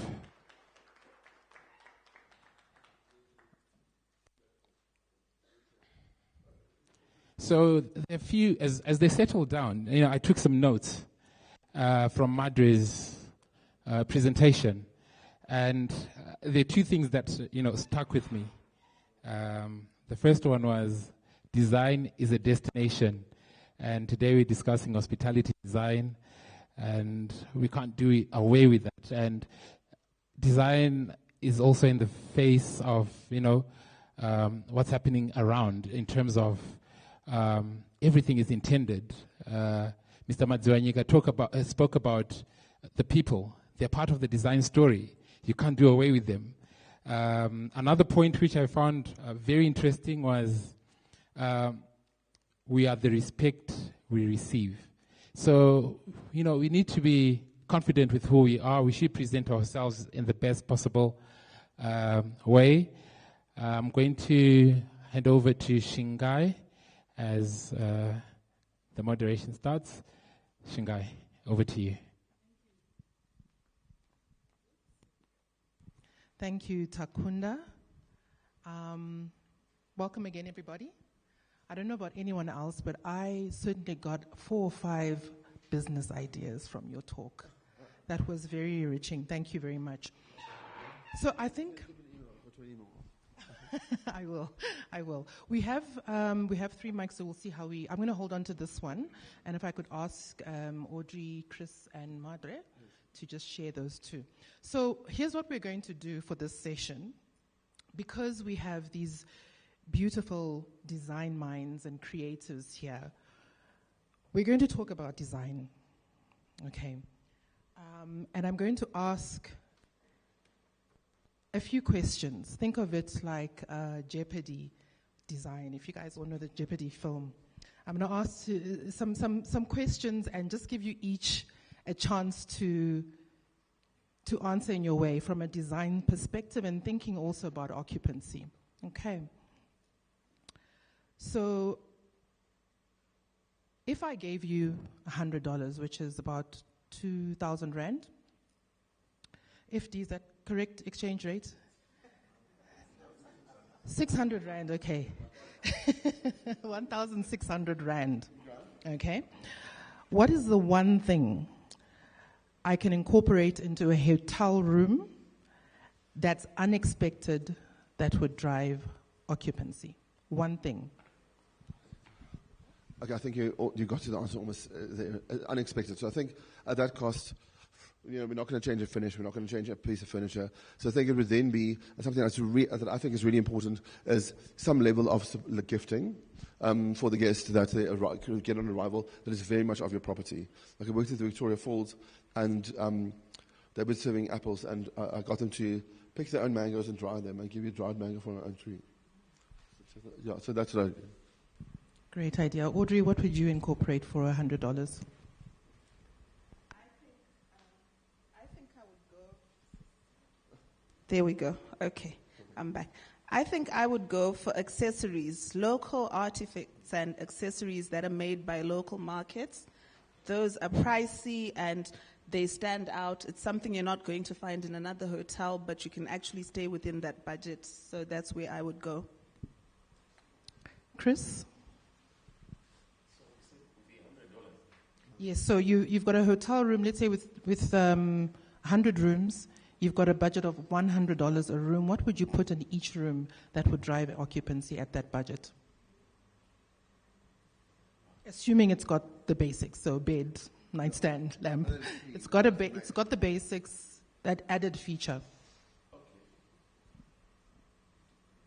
Okay. Yeah, it's no green. Okay, with the $100, and I have of 100 rooms, but I have to do just one thing. Okay, I will not even worry about adding anything to that room with the $100. What I'll do, I'll find some Gen Z. Some what? Generation Z youngster. I'll bring him into the room. Then I'll say, is this room as it is Instagrammable? Can we post this room on Instagram? Can we post this room on TikTok? If they say yes, I'll give this young person $100. They do me some videos of that room, then I'll send it out. Great. Good strategy. Okay, my next question. What is the funniest design trick you would design to stop guests from stealing towels, remotes, hand towels, pillowcases? I've seen some places. Yeah, I think people always have a misnomer of the horror stories. People always think, oh, the things people don't tell me, like it's all naughty. If only it was that. For us, there's a whole bunch of things and how people run rooms. They will pull themselves up from the bedside table. I've many stories where people book the whole the presidential suite and walk out with everything, lamps, whatever. But actually, the thing that in the projects I've worked on, so that most of these people unscrew taps and they take downlights out of the ceiling. Unscrewed taps. They take downlights out of the ceiling. So I've worked at that before, where we do towels. And we've got a quirky brand called Gorgeous George. It's aimed at a young, kind of affluent market, but in a city. And we wrote on it, you want to take it, just include it in the bill. Thank you. Audrey? I'm still going for this one because in my past life, I was one of those people who wanted to take towels home. I think one of the best ways to try and manage that is to create ownership, really, of the people who come and stay in your place. People don't steal towels in your home. So if they feel like they're valued and they have ownership of the place they're staying, they're going to respect it and they're going to leave those towels alone. So I think it's to create an experience that allows people to feel like they're owners and they are valued in the space that they're staying, and they'll certainly be good custodians of those towels and whatever else. I don't think anyone will be taking taps and all the other lighting and things that Mhondoro spoke about. Thank you, Audrey. Chris, what's your take on keeping costs, replacement costs down? I think that the best replacement strategy for you is to invest in the guest first, in terms of the experience that they are going to enjoy at your place. So invest in the guest experience so that forget about taking your towels. Then invest in the culture of the organization. Make sure that your staff members give the guest no reason to feel shortchanged. Yes, please. This is a very interesting thing. I'm working on another project now. This can only happen, obviously, in a much smaller project. Because, as I said, one of the things that people are really looking for is really thoughtful hospitality merchandise. So they have no merchandise on this property. It's a wine farm, actually, with accommodation. So we're creating a range of boutique, bespoke items for them. But the rule of thumb for us is to make it valuable. These are only things that you experience on this farm. So we do say that it's beautiful. They're getting very upgraded towels and like mohair gowns and things like that. So we say this is available. If you love it, there's a shop and you can buy. So we're almost making you try things before you buy them. And it's kind of that goes across the board. So you can buy the wine glasses you drink out of. You can buy some of the olive bowls you get olive out of. So we kind of try to answer it a different way to say, if we create a desirable thing and you want it, absolutely. So creating a retail space for those elements that you feel or that you find are taken mostly, making them available for sale. Okay. And it gives you another revenue stream. Absolutely. As well. It also gives you a little bit more, because it's very uncomfortable having this conversation with someone. Because I think people also, if you are that person taking things, do you think we haven't done this before? I mean, one of these presidential things that I'll tell you about is that obviously they knew exactly what they had in their suitcases, and they asked them, I think, 6 times. Very gently, very beautiful, very sophisticated, like we would do in a hotel. Not accusatory, and eventually they had to force them to open up their suitcases, which you never want to do. You never want to get someone to open up their suitcases, but you have to. So I think even if we can, if there was a problem, but this thing is also our merchandise, it's a little bit of a stronger motivation to say, we believe there's some of this in your bag. It might be merchandise, but you didn't buy any merchandise, so we need to check. Great. And I think one of the most interesting things I find about your portfolio is your link between psychology and design. So you're really saying that in every space you feel something. So my next question is to do with feelings in spaces. Okay, so I'm just going to mention the most popular pop culture person, I think, and I'm sure you'd have seen this space. And it's to your point around minimalism and being authentically African, and African being many things. What's your take, yours, Audrey, as well, and Chris? Chris, I really hope you know these guys. If you don't know these guys, I think your age will be telling. But what do you think of the home, which was very publicized, that Kanye West built for Kim Kardashian? I think it's on brand.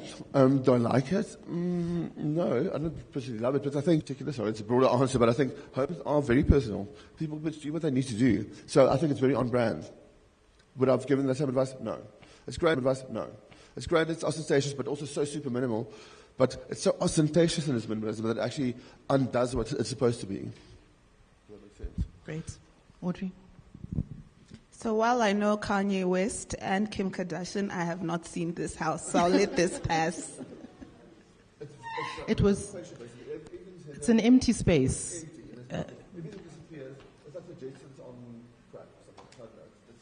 It's not a house for people to live in. It's a house that the designer created as a fantasy. Okay. I have a leading question to this, I promise. Chris, you also haven't seen the house. I have heard of Kanye West. I've heard of, who is the lady? Kim Kardashian. I've never seen that house or those houses. So I have not even hazarded any opinion on that. So my leading question to this, for those who haven't seen this house, it was very famous because it was as minimal as you can get. So everything is white, very little furniture, and what little furniture there is small and white. And my leading question from a design perspective is around value.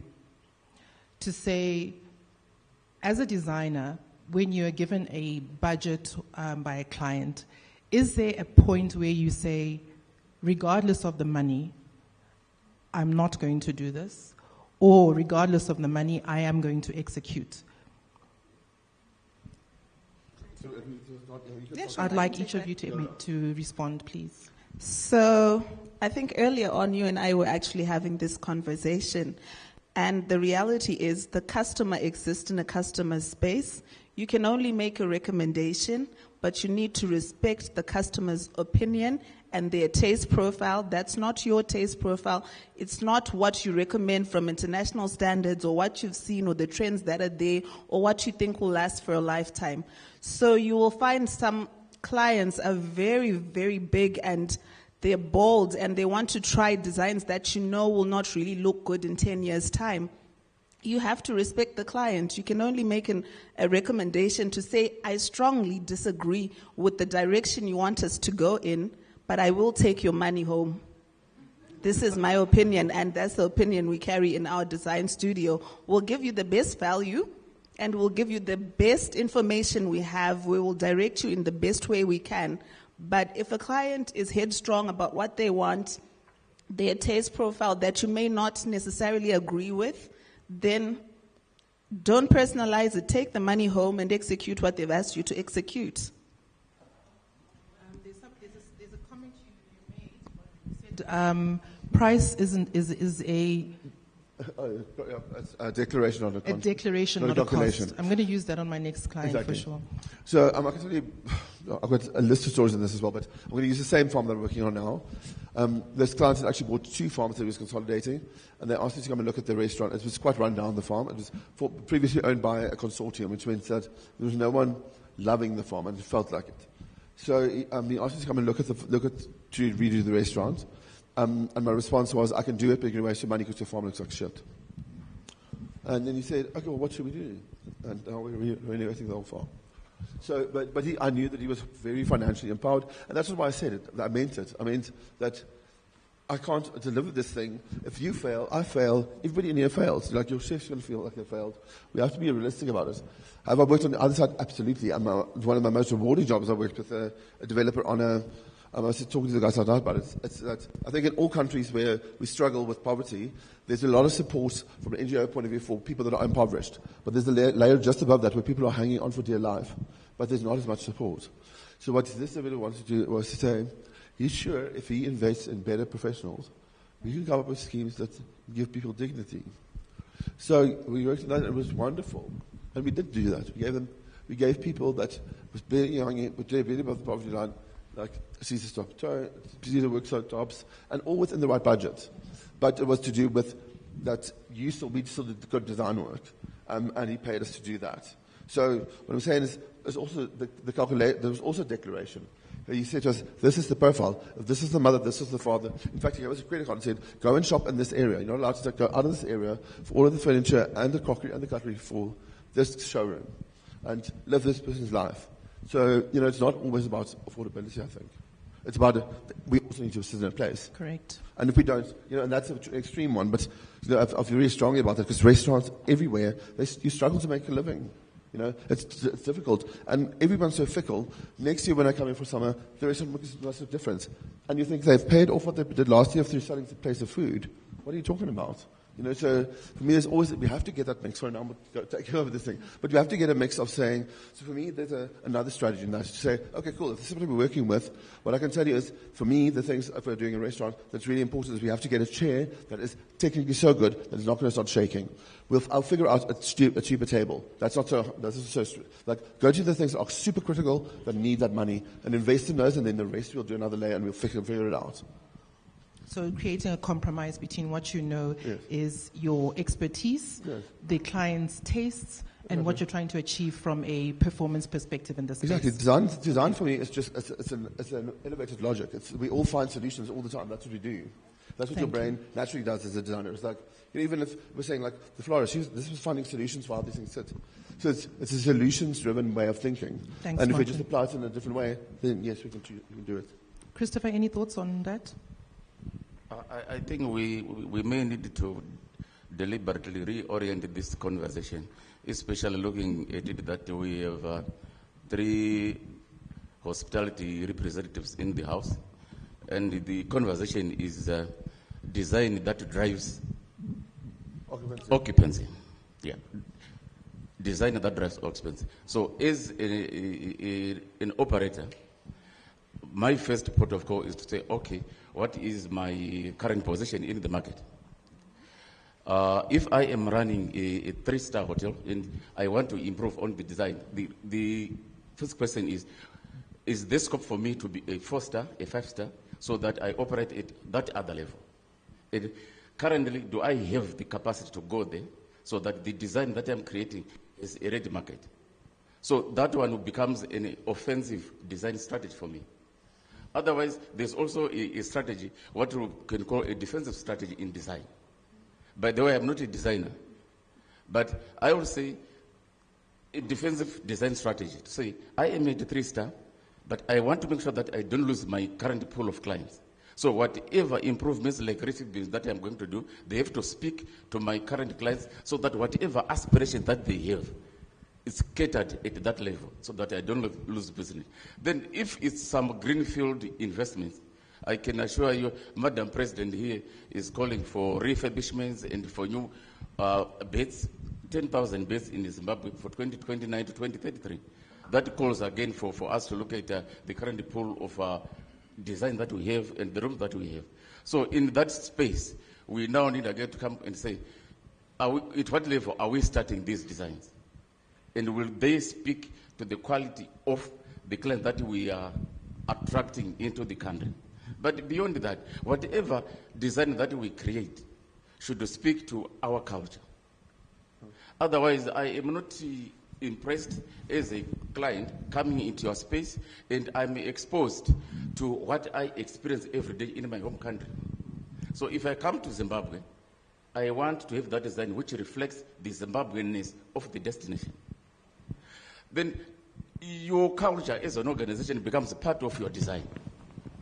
The way your employees interface amongst themselves and with the guests becomes part of your design. So to me, design architecture, design structure, design strategy is not just the technical aspect of it, but it comes as a composite product that the guest will say, I experienced design at its highest level, not just by the space that we create, but the totality of those experiences becomes the design. So, Chris, I'm going to just respond to because I think what you're saying is incredibly valuable, and it's something that we miss all the time. And this really is, if we're saying it's design strategy, absolutely. So I agree with you. We must use design as the right strategy for that. So, again, I'm going to give you a practical example of how I worked with clients in that. They had bought a property that we're going to renovate, and we looked at the budget, and it wasn't going to do anything. So it was I always call it, let's not cut all the tops off the flowers. It's like the budget's cut, and then we're just left with sticks. Let's rather remove these flowers, and we still have those flowers. So for me, what we did with them was to say, the most basic thing when you stay somewhere is supposed to be clean, and you must have a good bed. So in year 1, they just replaced all the beds with bedside tables, and made sure that every room was as clean and polished as it could be. In the second year, we did new curtains and headboards. But what we did in order to do that was we completed the design right in the beginning, and then broke it up and said, this is what it's going to look like in 4 years' time. And we know that we can only year on year spend this much. So it's going to take 4 years of partial renovation to get there. So this year we'll get this. Because for me, it could be beautiful, but if I tear a bed, I'm out of there immediately. That's the number one hospitality thing we do. We sell beds, so they must be fantastic. So get those first, and if that's all your budget allows. So I agree with all of you on that. So I'm never offended when we talk about money with the clients, especially not a business client. I'm not saying you don't have the money. We're saying you are a clever business person. You're saying this doesn't fit into my strategy. This is not going to make money. Then it would be silly to argue that. And I think when we talk about increasing occupancy, there might be assumption that the idea or the proposal is that you are upgrading, which is not necessarily the case. So the earlier question spoke about adding a gift or adding an art piece to the space. There'll always be the technical elements of going from 3-star to 4-star to 5-star, which, yes, if you want to do that, you have to tick certain boxes. But our earliest panel spoke about the human element of design, to say ultimately, I think it was Emma who said, nobody's going to remember your thread count. People are going to remember the experience they had in your space. So the response that Audrey gave and that Madre gave and that you gave were very different. You're a participant, so you have properties, but you are on the design space, and what it tells me is that not every designer is for every client. You'll have situations where somebody is perfect for one property and the wrong designer for the other property. So when you're designing for occupancy, would you say, when you're making that decision for a designer or for an architect even, or for any character, now you start with the dongs. Is that a notice for time? We don't recognize it because we haven't had it all day. I assume it is, so we'll wrap up question just with a response from each of you from this question. To say, in making a decision on who to work with from a design perspective, what would you recommend an operator to consider primarily, besides cost? We know that is always an issue, but what is the one thing they should look at in the briefing to say, I would like to work with this design company? Okay, so do you have a short answer for this? And I say this to people all the time.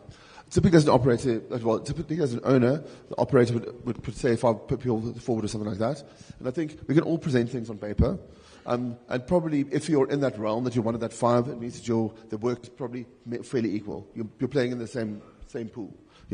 So I think it's very important for the client to spend time with their last person, because we have to understand each other in a way that we know that we are respectful now in a place where you want to appoint me. So I'm putting my best foot forward, because along this journey we're going to fight. The things are going to happen. So if you don't like me now, please, dear God, then it's going to be terrible in 6 months' time.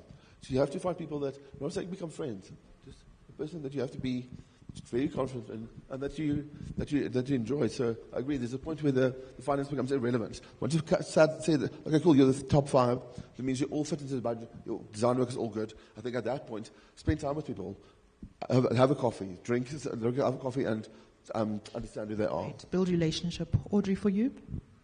So I think one of the key things is competence, and it's been a major challenge in the Zimbabwean market, because people give people they know who are not competent the jobs. So it's to establish, is this a qualified, competent designer who can show history and background of ability to execute that project? That would be the key for me. Thank you. Chris? For me, the key issue is the history. I look at the history of the designer. Do you have a track record? Do you meet your deadlines? Is your word your covenant? That's all I look at. Thank you. Thank you, Audrey. Thank you, Chris. Thank you, Madra. I'm sure there were more questions. We might be able to take some questions from the audience after this. Okay. So for the next session, you can just keep your questions that you might have for any of the panelists, and we'll be happy to attend to them then. Thank you.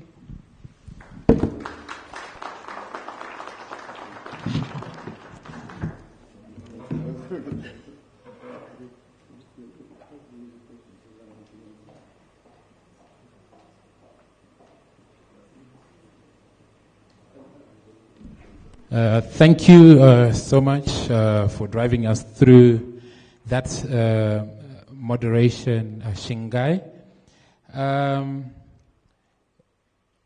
We are cruising. Are we cruising nicely? Are we? I can't hear you guys. Are we cruising nicely? Okay, good. So the next session is very interesting. As we've discussed money, we've discussed people, we've discussed design, and now we want to explore something that's often not very well considered. That's in my opinion, as a media person. And with that being said, our next session is called Design Communication. How many of us, before we travel, have to look up a space? How many? I do that before I travel. I have to look up where I'm going to stay. How does it look like? If there's anyone like me, please raise your hand. Don't be shy. We got to take people. So with that, there's obviously some thought around how do we communicate. And before I dive into the next session, which is going to be presented by my good friend, Nyaradzo Mchena. Please, Nyaradzo, please stand up so that they can see you. You're coming? Yeah, okay. You see, he's my buddy, so we play like that. So Nyaradzo is going to be sharing the stage with me in the next session. And before we dive into it, we just want to give you a teaser of something that we've been working on and something that we're trying to amplify. Without wasting time, the media team, please, can you play the short reel that we have? You wouldn't just walk into Vic Falls Hotel. It was, you literally, when you're even walking, you'd feel very cautious of yourself because it had this air about it, And I was like, wow, I'm going to be working here. And I just felt so blessed. The initial brief was that there was a shortage of rooms and that they were interested in building another building on this property. So my first task here was actually to show them that within the footprint of this building, there were grossly underutilized spaces. And we also wanted to be sure that we keep history. But this is not a museum. It's not a stage set of when this was built. It's a hotel for contemporary guests.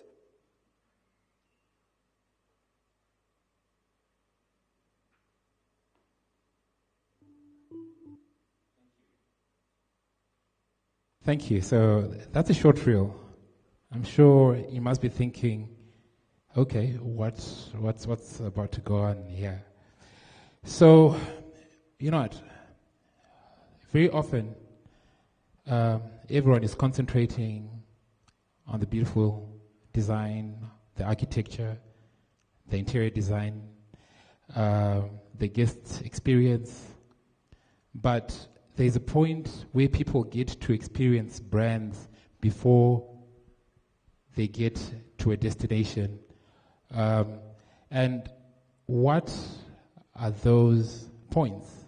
Customers nowadays, there's so many brand touch points.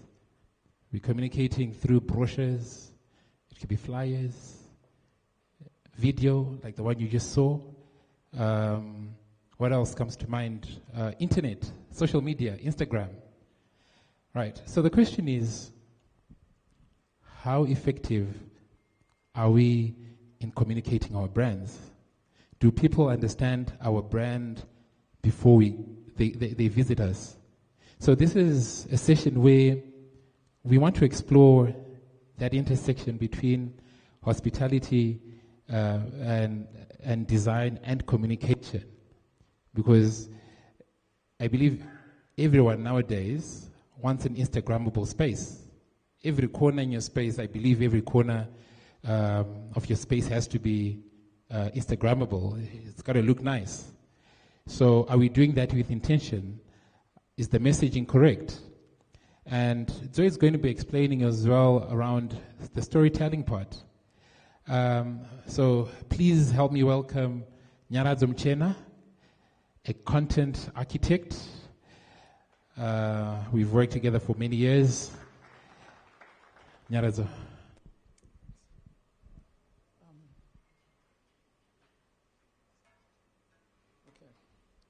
I hereby give the timekeepers authority to switch off the mic.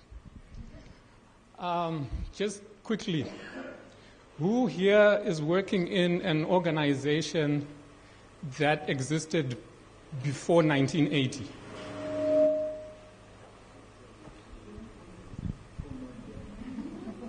Yes, okay. Sorry? Yeah, thank you for that. Nobody else? Great, what's that? It's? Turnal.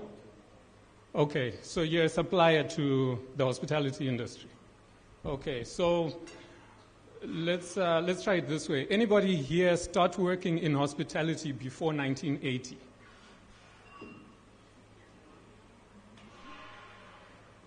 No. 80s, 90? Anyone before 1990? Okay, no, we heard from you before. All right. Anybody whose parents were working in hospitality or anything before independence? Yes? In this country? Where was that? Okay, I'd like to try your memory here. Okay, no, but even then, do you remember visiting your parents at work? My grandparents.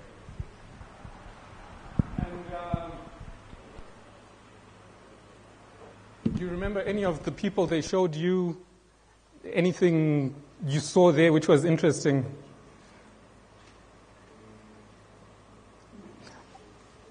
Do you remember the name of the social media manager? No, sorry, I'm just being silly. We take a lot of history for granted, and a lot of my work these days has taken me to a place where my mind is now processing history constantly.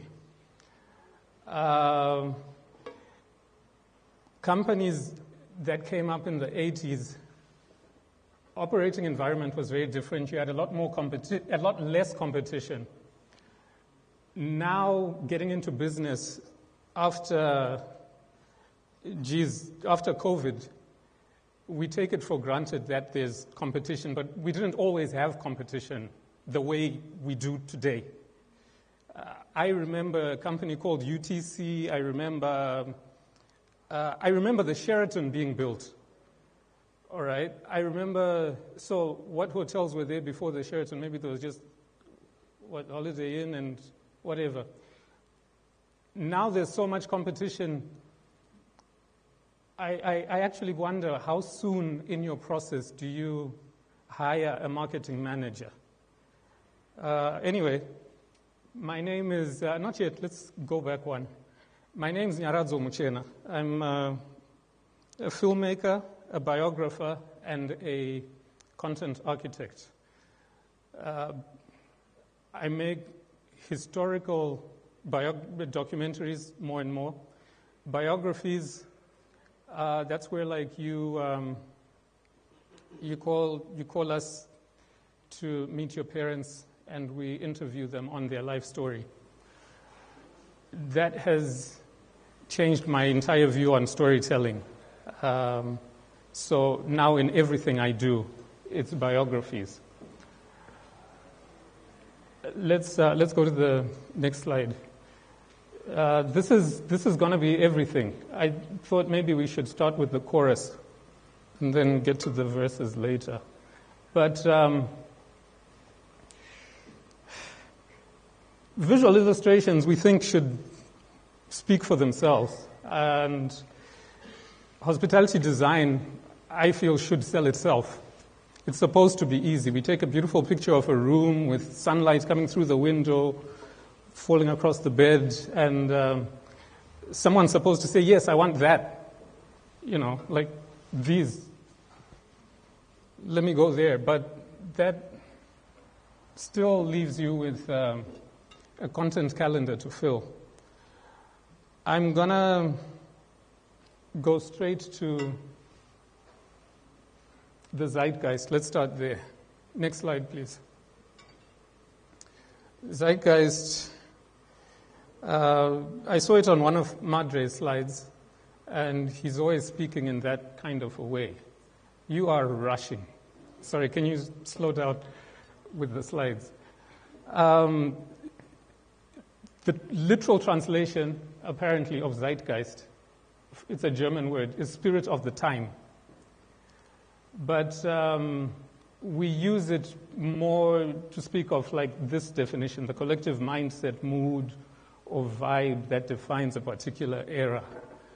I heard somebody recently, or saw rather, it was on LinkedIn, a comment that, oh, you always know how to capture the cultural momentum.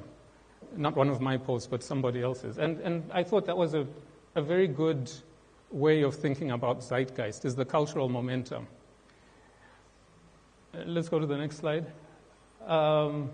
So I took it upon myself as somebody who's working a lot with our history to consider what Zimbabwe's zeitgeist is. And bits and pieces of it have been coming up in presentations all morning. Okay, can you stop on this one?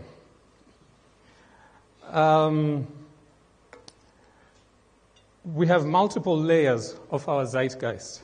And if you're wondering what this has to do with design communication, this is the foundation of your storytelling. You have to understand yourself and the people you're speaking with. So, the indigenous layer of our zeitgeist is what existed in the indigenous knowledge systems era. Life carried on as it had for centuries with very slow rates of change. Communities lived in proximity with other relatively similar communities, and trade enabled interaction with outsiders. My ancestors did not pay money to sleep in somebody else's bed or to eat somebody else's food. Aspirations were for something called rugare, which translates as peace, tranquility, contentment. Life was lived with unu, which maintained our interconnectedness. I say this is a layer of our zeitgeist up to today. The mindset is built on relationship and therefore progress through togetherness. It must be noted there's a degree of suspicion of the other associated with the indigenous mindset. The next mindset is the missionary/colonial. A militarily powerful immigrant group imposed itself on all local communities. introducing a hierarchical social order segmented by race and wealth. The idea was to civilize, save, and subjugate. Advanced technology was introduced, new ways of living, working, interacting, and new ways for rest and recuperation. The thing with the colonial mindset is it positions the individual outside Zimbabwe, looking in.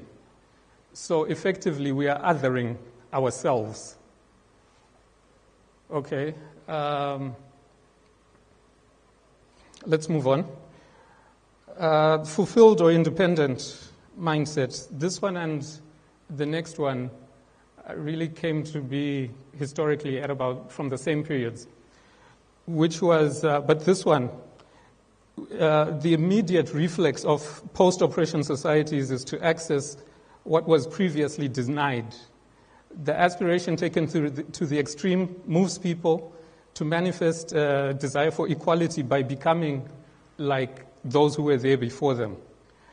This mindset values attainment of chirungu at the expense of what we heard earlier described as chiboy.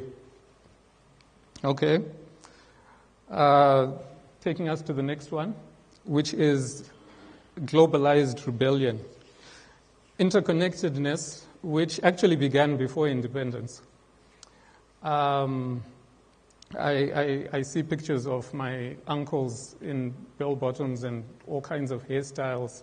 They were in bands in the 60s and 70s, and I'm like, that was them connecting with a culture outside of their environment. Okay, but anyway, interconnectedness has brought heightened awareness of how others live in faraway places. So we aren't just aiming for what we were denied locally, but also for what we see elsewhere. This mindset seems to believe that elsewhere is better, and therefore things from elsewhere and the ways of others are better. Finally, the next one, pragmatic. Expectations being exceeded, met, or missed.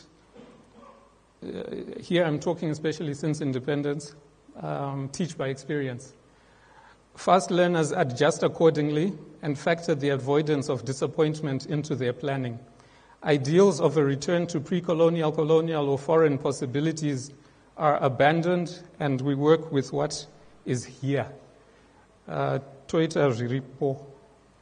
The mindset has manifested Zimbabweans getting on with it as individuals and everyone for themselves. So, I'm going to start reading now. I just needed to make sure I get these. Okay. The way I see this is like, you know those CV type forms where you say strategy 100%, leadership 100, whatever, IT skills so much. In actual maths, not Donald Trump maths, it's supposed to add up to 100%, right? Can we stay on the previous one? If we stay on a total of 100, every individual, this is my theory, you have all these layers within yourself.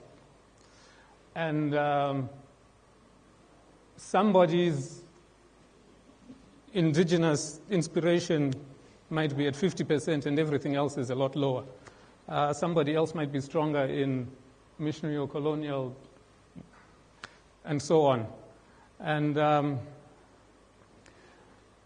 this all influences and directs whatever comes out of you. Because this is the lens through which you see the world. Okay, let's go back to the chorus slide. Next one. So that's the zeitgeist we just defined. That's what whatever communication activity we're doing is sitting on. It's what our audiences are sitting on. I've done it with Zimbabwe in mind. I know a lot of you only want international guests. You'll have to think through or research on their background as you communicate. But here we're understanding ourselves and where our messaging is coming from. Let's talk about your brand story. Next slide, please. I named my company Fireside Stories because I believe in story. Story is the central thing. Not Fireside Media, Fireside Productions, no, Fireside Stories. Everything is story. Design is actually an expression of your story. Your operations, everything else you do as an organization comes from there. So I'll begin by saying your narrative matters, and that is, it matters beyond the moment we're in right now. A lot of the time we want to celebrate and speak about stuff we have, Wi-Fi in the room, gym, but we don't want to speak about the process of getting that. And it comes from wanting to show yourself as having arrived rather than ever having needed to go somewhere, right? But the way you traveled the journey to get to having your 5-star certification and all of that gives you authority. That's where your promise comes from. And in addition to your narrative mattering, let's go to the next one. The way you articulate, or rather, actual articulation of the narrative matters. If your organization does not have a single laid out story explaining its existence,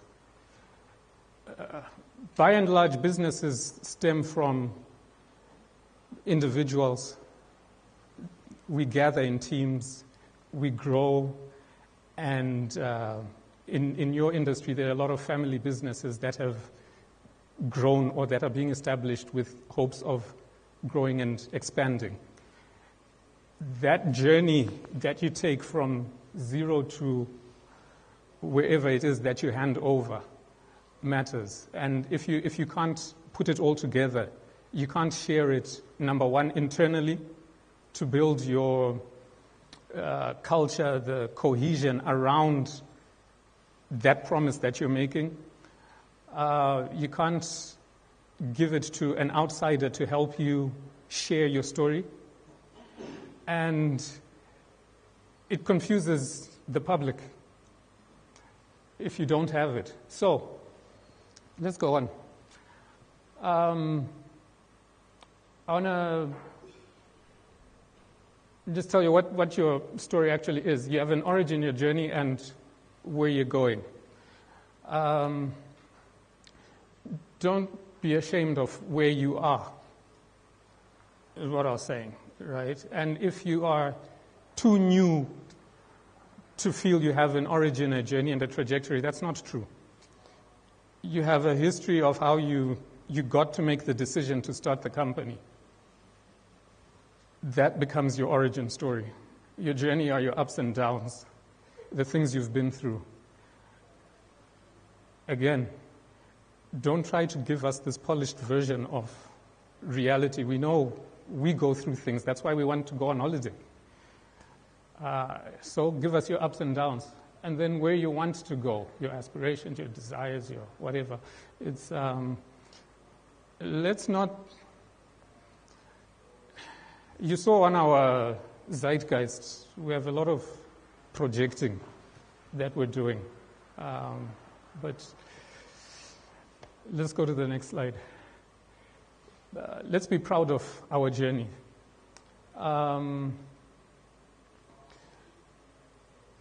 People who are not proud of their history struggle with celebrating the history of their own organizations.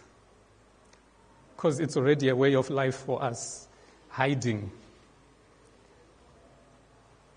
Chiboi or Chikwanha. So, yeah, I think I'm laboring that point. In conclusion, on this point,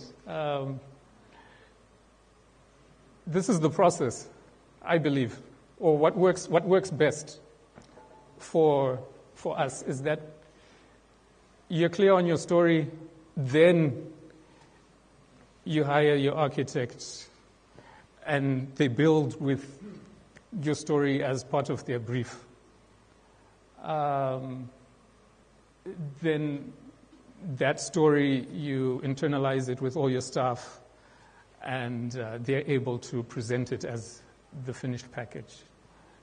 It becomes so much easier for communicators to sell your story. Okay, let's go. Your audience's biography. Biography is a big word. I know a lot of times we associate it with people who have accomplished and done certain things, but we're all living journeys from how we were brought up in a particular environment. Let's go. We were brought up in a particular environment, and our family's history, where we begin to encounter things like tourism. We need an introduction to it. Your introduction is against the backdrop of your family background, your history, and all of that. And then you explore it, you grow in it, you begin to pay for your own holidays, for your own leisure, for your own meals. And then you can make it a lifestyle. It becomes a habit. And finally, you want to pass it on and all of that. So we are likely selling whatever we're selling to somebody who is on this journey.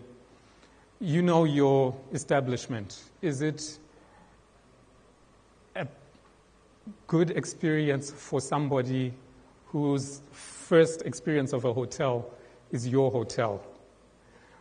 Or are you pitching yourselves as the place you go to when you've graduated from everything else? I'm fascinated by how we have. Okay, can we admit this is my theory? We're about to have a Q&A. You can tell me if I'm wrong or not, but I have this impression that our hospitality industry is pitched as a luxury, as elitist. We're focused on people outside the country and only local people who can afford it to experience it. We no longer have a migration path from very basic. I remember white guys would be like, "We're going to Kariba." They can go and sleep in tents and all of that, but a lot of us, it's 3 stars or nothing. There's no journey to luxury. It's just, that's what tourism is. It's up there. So tourism is an imported idea. It's expensive, luxurious, whatever. So that's where that is. Let's go on. And we get to content. Timekeepers, am I still okay? Okay. Right. So I've said the goal here is to lose the bridge we've been looking at all along. And let's see what that looks like with the next slide.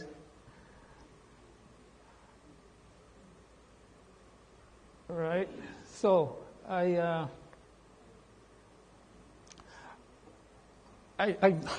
designed a course where I teach people how to make their own content, or organizations how to make their own content, because it is what it is. You have this budget, but you have to be producing your own stuff. And what I'll tell you is, what matters to you as an organization does not necessarily matter to people who might actually like your brand. We don't care that you just bought your 14th lawnmower, but we do care that you always have a lovely garden which is well maintained and ready to receive the download of my stress. Okay? So, finding what it is that matters to your audience enables that bridge to be built. What matters to your audience, there are a lot of things that matter to your audience that do not matter to you. When you default to hiring influencers because you feel that's what matters to your audience, it works if the influencer is in a position to have them or to bring them to that white space of your content. Right. So this is basically it. We're supposed to be doing a discussion. My colleague, I'm actually seeing him outside. Can we go to the next slide? This was literally the end of it. Without him, can we go to Q&A? I don't know.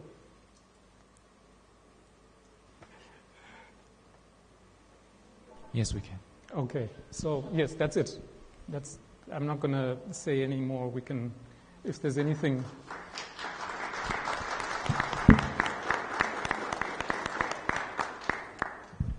Thank you very much, Mr. Mchena. Mm-hmm. Please take a seat. Do you have a mic on you? Yeah, I do. I've got this one. All right, great. Please take a seat. If anybody has any questions, I think I'll take about 3 or 4. You still want to see this? Oh, okay, I'll sit here. All right. I'll take about 3 or 4 questions with regards to branding and communication in hospitality directed to Mr. Mchena. So if you have any questions, please raise your hand. If you understood anything that he said, please raise your hand. None of you guys? I have a question. Yes. All right. If it's my first time visiting a space, right? Okay, let's talk about you maybe. If it's your first time visiting a space, a hospitality space, a hotel, a lodge, what are some of the things that you look at or look for, right? Whether communicated prior or not, what are some of the things that you look for that matter to you? And in this case, you're speaking as a guest. Yeah, but I'm no longer a neutral guest. In the same way that a hospitality person will visit another restaurant and obviously notice restaurant things, hospitality things, I can't just see as a guest. That's what I want to know. Yeah. As you are not just a guest, what matters to you? What stands out to you? The obvious things. I think everything that's been said before. Is it clean? Is it is it noisy? Is it quiet? Does it work? Does it speak to me? Expand on that last part, please. Well, there was a time where every single hotel I went into was better than my home. Okay? Now, as I invest more in my space, there are a lot more hotels that are equal to my space. Okay. And occasionally you find places where really, this place is not for me. All right. Yeah. I'm trying to be polite.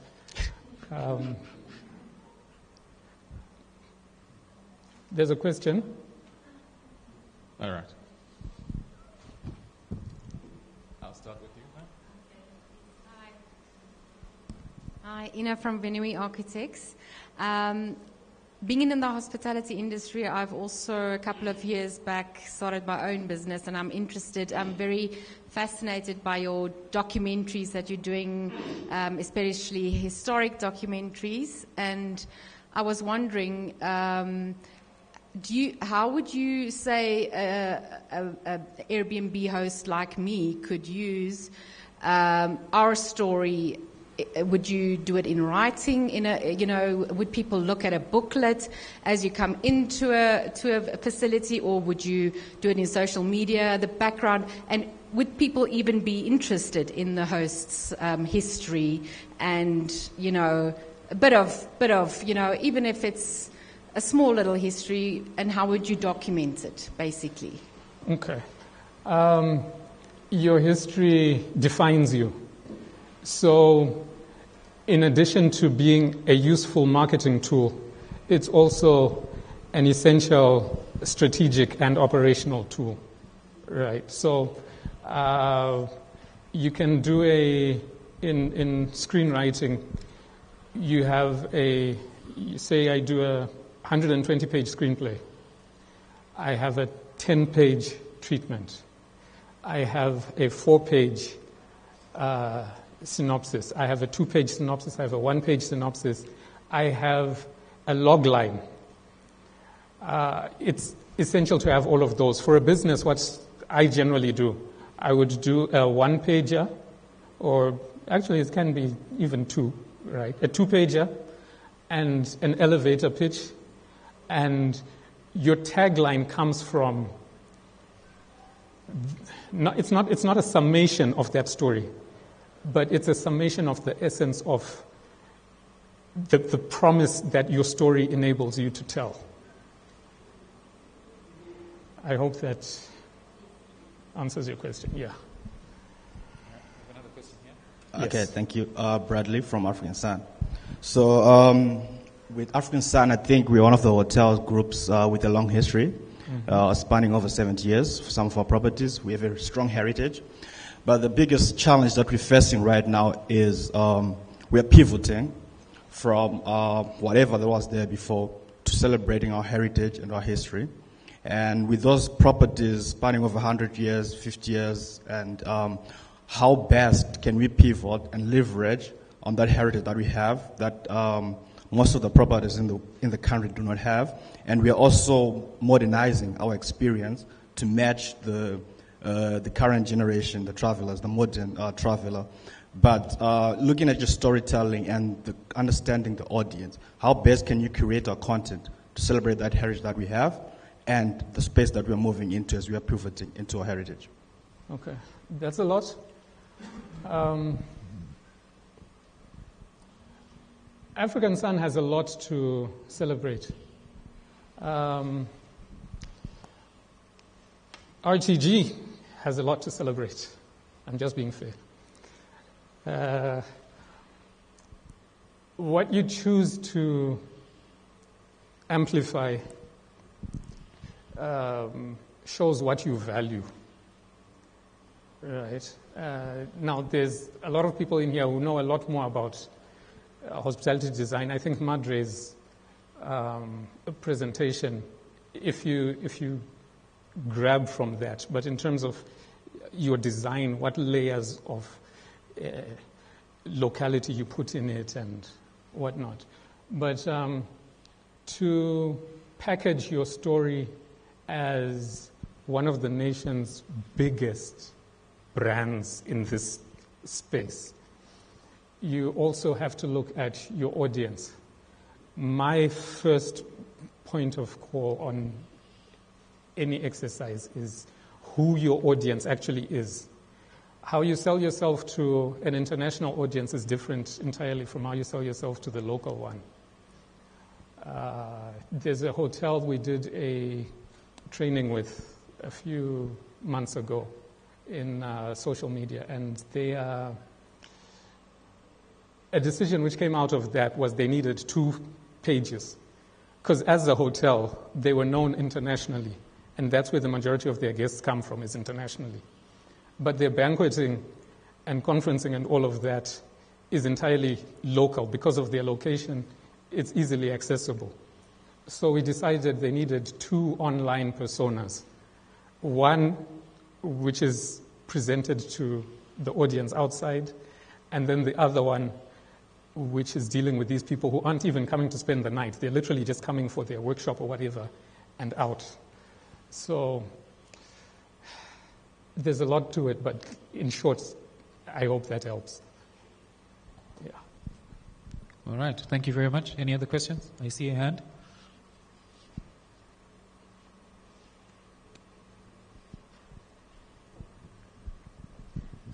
Thank you, Nyaradzo, for your presentation. My name is Alundra Sebanda. I work across hospitality, marketing, construction, and hardware. And my question on the hospitality and marketing side is, we've taken the decision to really use our employees as the influencers, because you were talking about influencers at some point.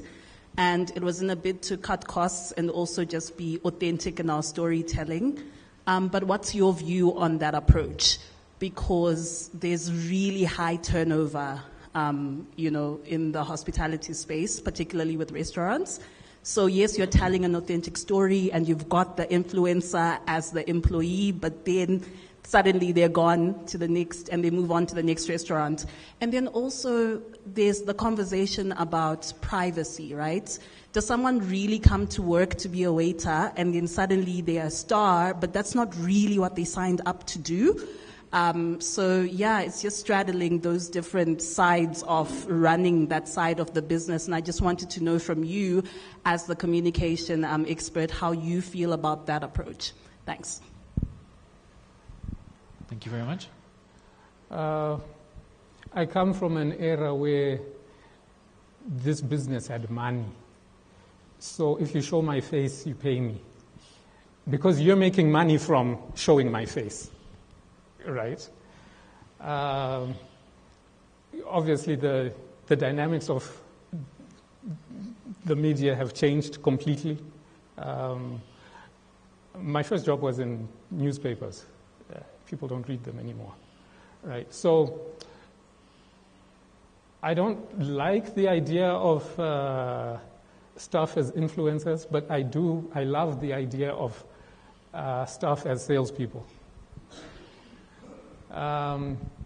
There are a lot of things. I feel sorry, actually. I feel sorry for all of us.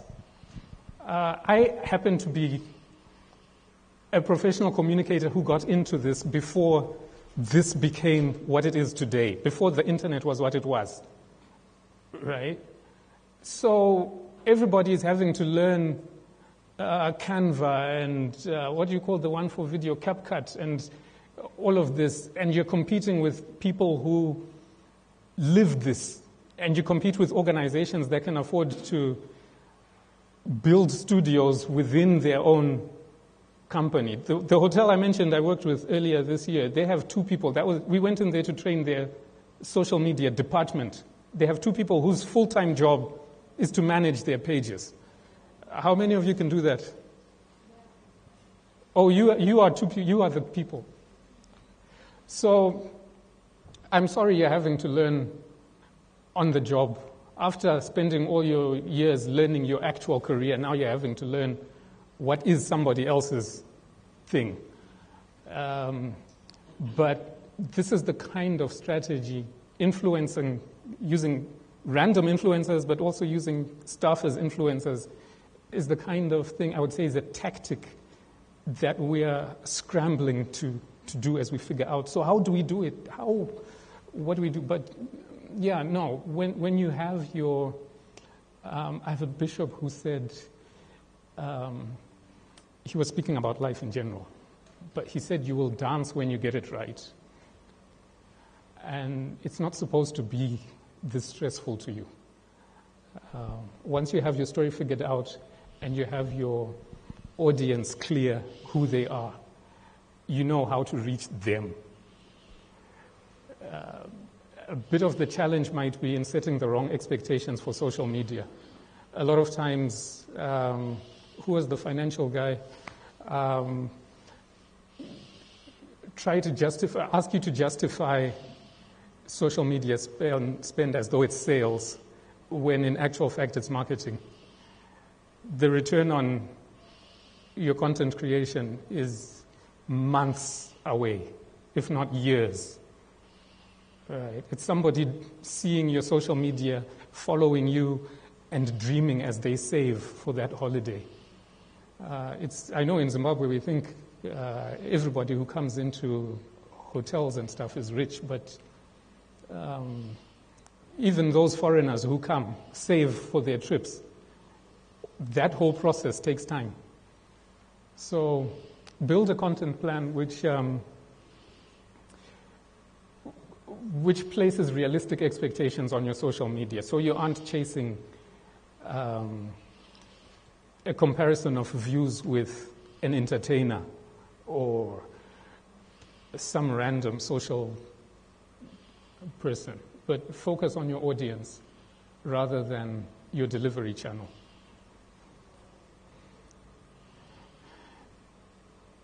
I'm sorry, that's as much as I could say right now. There was a second part to your question.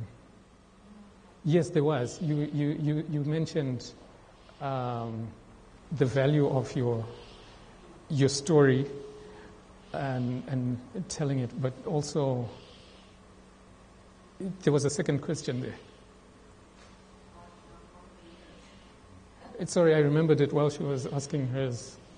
I thought it was related. Yeah.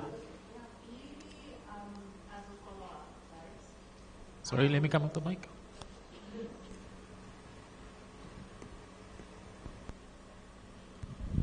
I was saying maybe as a follow-up. So we have a similar background in the sense that I qualified in journalism, right? So the content plan is okay. The conversation regarding the audience is great, and I think we're reaching the right audience. Maybe the question I'm asking is more so, why are we placing that expectation on our staff who didn't sign up for it? And maybe we should be having a conversation about extra compensation then. If your staff does become a breakout star and they're in fact making you this extra money, so they're making you money beyond being the waiter, beyond being the barrister, why budget. Are we... Yeah. So I think we're having a budget conversation more so. Yeah. Yeah. And maybe we should explore that as hospitality professionals. Yeah? Yeah. Yeah. I would love if you did. And when we're talking locally, I know it's a difficult environment, but you're competing with organizations in economies that work differently from ours, and we have. You buy your TV, you have one channel. Right? In Nigeria, they have hundreds. I think the last count was like 169, and the guys just couldn't understand, how do you have one channel and it's not profitable? Right? So having that media environment as a country, Nigeria, means they have that many more communications professionals within their country than we do. Same thing as was being discussed earlier with the architecture. Yes, we can be capable and whatnot, but you need the experience, you need the reps.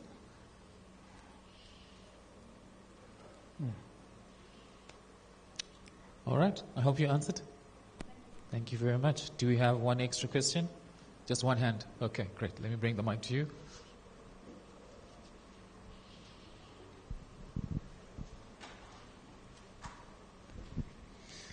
Hello, my name is Mark Thijssen from ZenWorks.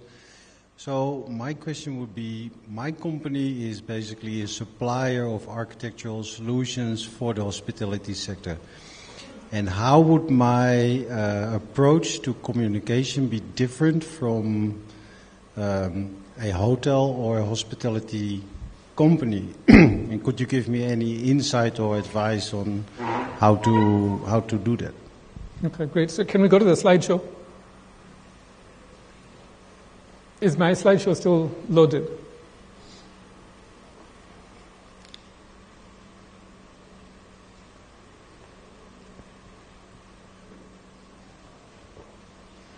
Basically, Mark, B2B communication, I actually love B2B communication, especially in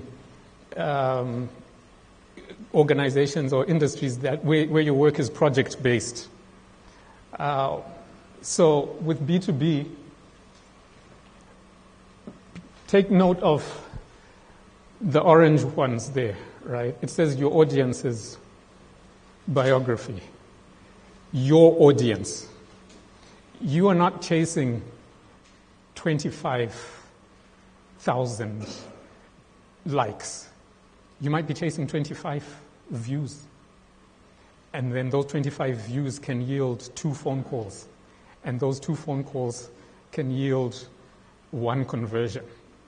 So for me, B2B is a lot easier than these people who are trying to reach millions.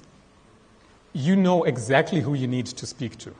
So you don't actually even need necessarily to have the social media as your primary vehicle to reach your audience. Your primary vehicle might be a phone call, it might be a letter, it might be a conversation at the bar or whatever it is, right? And then only after somebody has your business card or whatever, and when they're checking you out, that's when they go to your social media. Because your work is project-based, you are piling on project after project after project as proof of your capacity. So we met, there was a handshake, and great, we're thinking of doing business. They check you out. Your social media is full of all these success stories. You're done. Yeah, no, I do agree.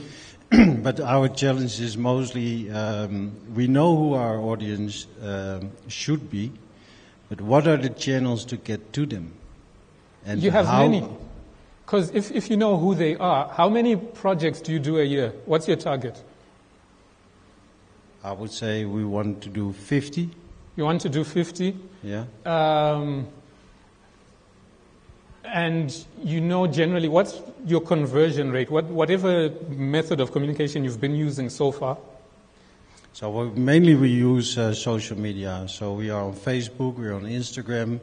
We basically show our success stories, and then we hope that people connect to us, and then we take it from there. It's working, but if we talk about conversion factor, it's very low. Mm-hmm. And I believe that is because we are basically talking to the wrong people, or the people. So that is where we are mostly struggling. And I would really... I would say change the role of social media in your mix. Right. So you seem very reliant on social media for connection and then conversion. If you find more real world interaction or visibility, ways to stay top of mind with your market, right? You know the spaces, because I mean, if you're supplying these people in this room, right? Already everybody knows you're supplying, and this is as many business cards as you can hand out here. I don't know how many gatherings. The Hospitality Association of Zimbabwe, there was also Tourism Business Council. Those are gatherings of your market. Right. The more people you talk to, the more money you make. Yeah, and it's a lot easier to be visible within a gathering than going door to door. Oh, But no, you need direct contact with your... Okay, so that's also the reason why I'm here. Email is a good one. Surprisingly, surprisingly, because it can work. You would almost think that it is outdated these days. Yeah, but it can. And if you like being online, then another way you can use the internet is as an outreach tool. So you go to Zimsan's page, you can hit them up there, you can maintain conversation, because it's all relationship. Ultimately, this bridge goes both ways. All right, so what you want is to keep reminding them your bridge exists. Life today is just so busy, it's not necessarily that people don't get back to you immediately or whatever, because it's just, they're busy. Thank you very much. I'm going to get your business card and we'll be in contact. Thanks a lot. Thank you very much. Unfortunately, that'll be the last question that I'll be taking, guys. Mr. Mchena, I would like to thank you very much for a wonderful keynote address. Thank you very much. I'm sure you guys have learned a lot. And on that note, guys, I'd like to release you for lunch. Lunch is still the same order. It is all the way over there in the garden. And just after you finish eating, please go into the exhibition area, go and experience and talk to our sponsors in the expo area over here. All right.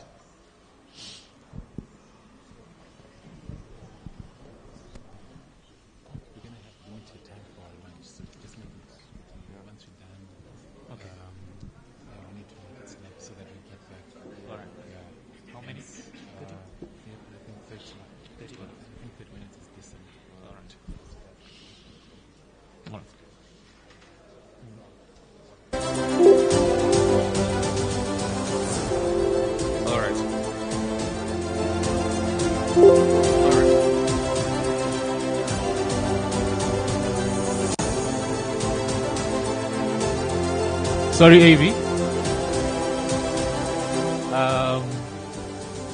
Guys, lunch will be 30 minutes. So if we can, please zip through it. Don't choke on your food, but lunch will be 30 minutes. We'll be back here in half an hour.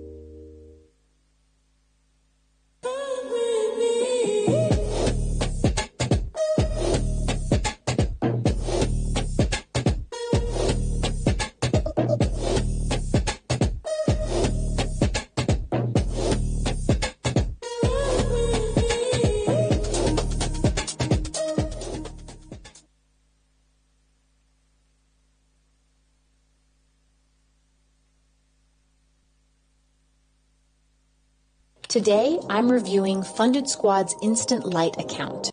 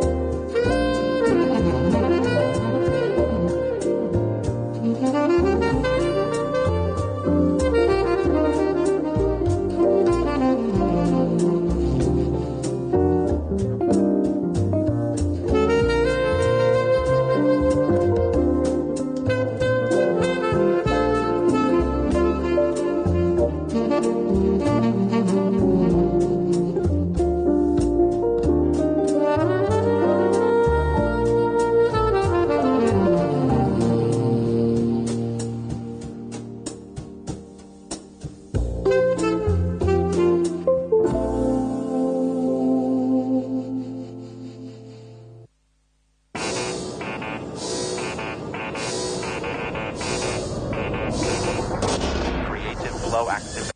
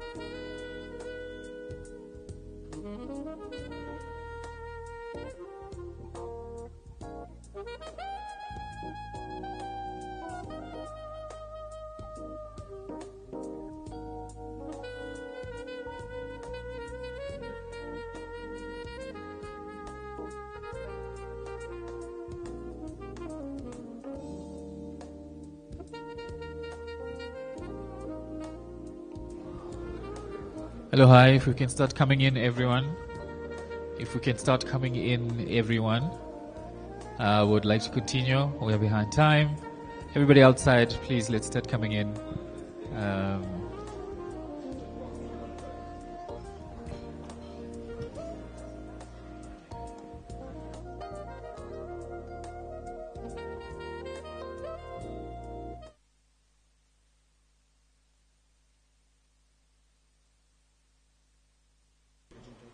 Let's start coming in, everyone who's outside.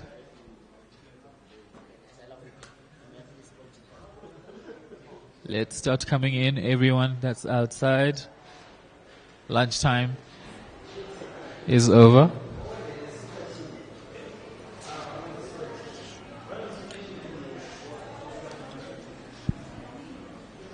Let's start coming in and take our seats.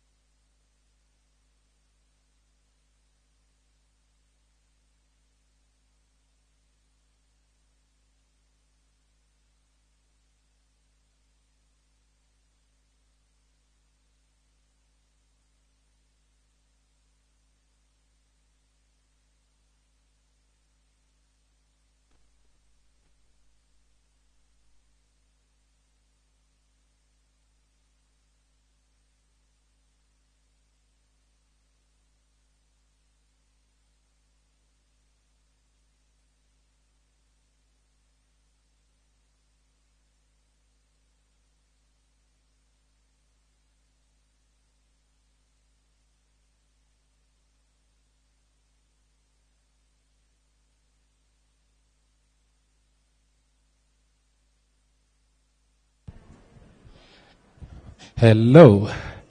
So, we are ready to proceed with our next session. And what we're going to do is, I know we've got some gifts from our sponsors, but before we go into the gifts, it would be lovely to have everyone back inside. However, we're not going to stop the program from running. We're just going to have the next presenter coming in to do a presentation, and it's a very exciting topic that she's going to be exploring. Ladies and gentlemen, here to present Valerie Kabov, yes, from First Floor Gallery, and she's going to be presenting. Did I hear a round of applause? Thank you. Thank you. Valerie, you're a superstar already. Yeah. So she's going to be presenting presenting on heritage, from heritage to high-end, designing with identity. So I know First Floor Gallery is an art center. That's what I would love to call it. They do all things art, and they've worked on a couple of amazing projects locally. Valerie, without wasting time, over to you. Thanks very much, Danda. It's a real privilege to be presenting to this room, and hope to do justice to the earlier presenters who have come before me. To introduce myself, I'm Valerie Kabov, and just to set some context, because we are talking about heritage and being here. I first arrived in Zimbabwe in 2009, so I am a veteran of, I think, 3 elections and 5 hyperinflations. So I think I've earned my stripes as a local. I've been working with First Floor Gallery Harare as a co-founder, but also as somebody who's been deeply impressed by the depth of talent that we have in Zimbabwe, and also somebody who understands the incredible opportunity we have in Zimbabwe to shine. And working with Zimbabwean artists over the past 16 years has been an extraordinary privilege, because Zimbabwean artists punch way above their weight in terms of international recognition and value, and it is deeply something that we care about bringing back home. And it really gladdened my heart to hear Emma speak about the nature of uniqueness, that the only thing that we do have in the country, or any country, is our art. Our art is something that makes us unique, but art and culture, the way we speak about, is not just something in the past. And a lot of conversations about incorporating culture and creativity in hospitality on the continent, and especially in Zimbabwe, it seems to, at this stage, to track back to traditional artifacts and creating a gap between the past and very much the present. And right now, we can move on to the first slide. I wish I was in charge. So when we're talking about placemaking, we also need to recognize that in Zimbabwe, we have 70% of our population is under the age of 30. That means that to the people, I know how fast that history moves, because when I talk about 2009 to today's 20-year-olds, they have no idea what I'm talking about. It's completely news to them. So culture in Zimbabwe is not something that is static. Culture is something that shifts and moves and incorporates the voices of people and artists who are making the art today. And these artists are already making a splash internationally, and they have an opportunity to contribute and support the value of hospitality projects that really make Zimbabwe stand out internationally. Can we, moving right along?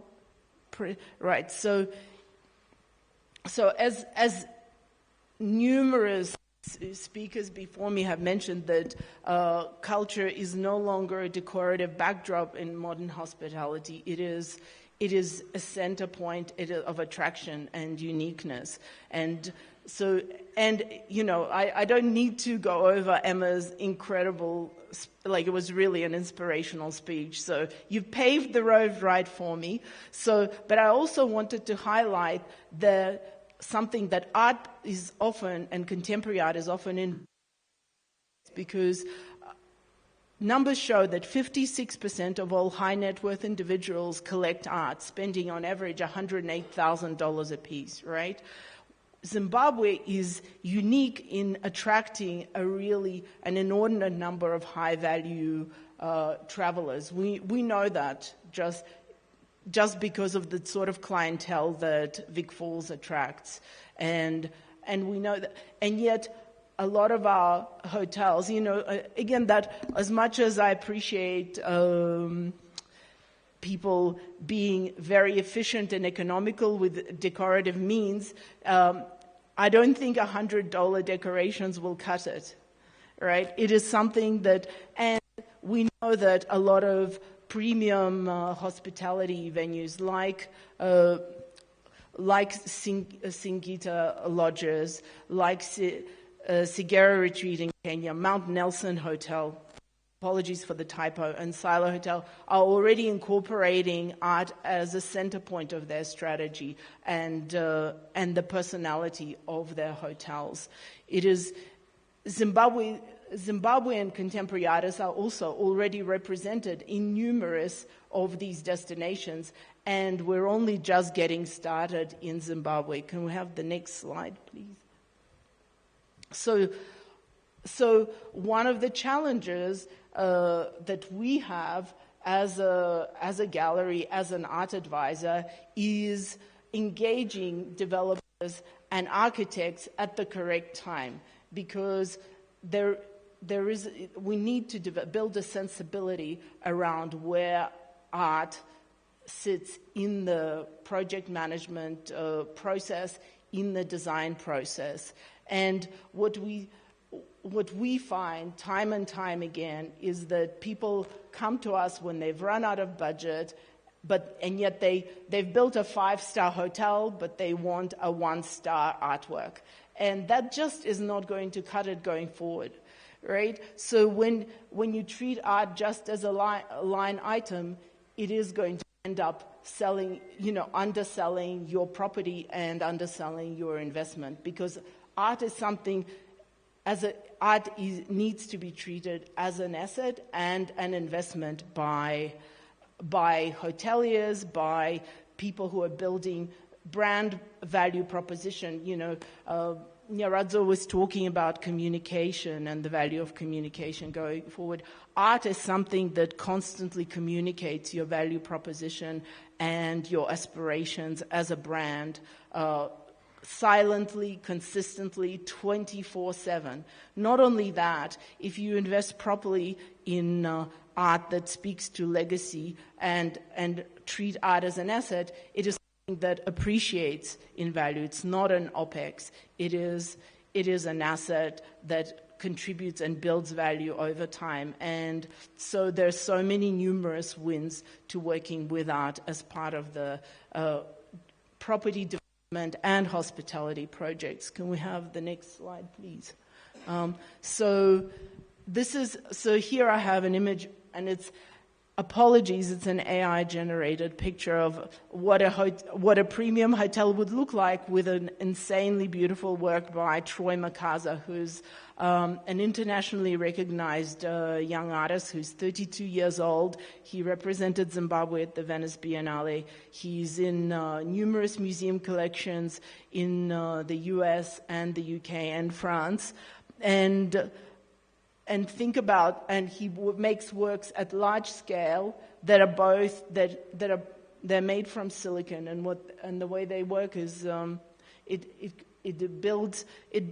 both a painting and a weaving, and it's incredibly contemporary, but it's also speaking to tradition and culture.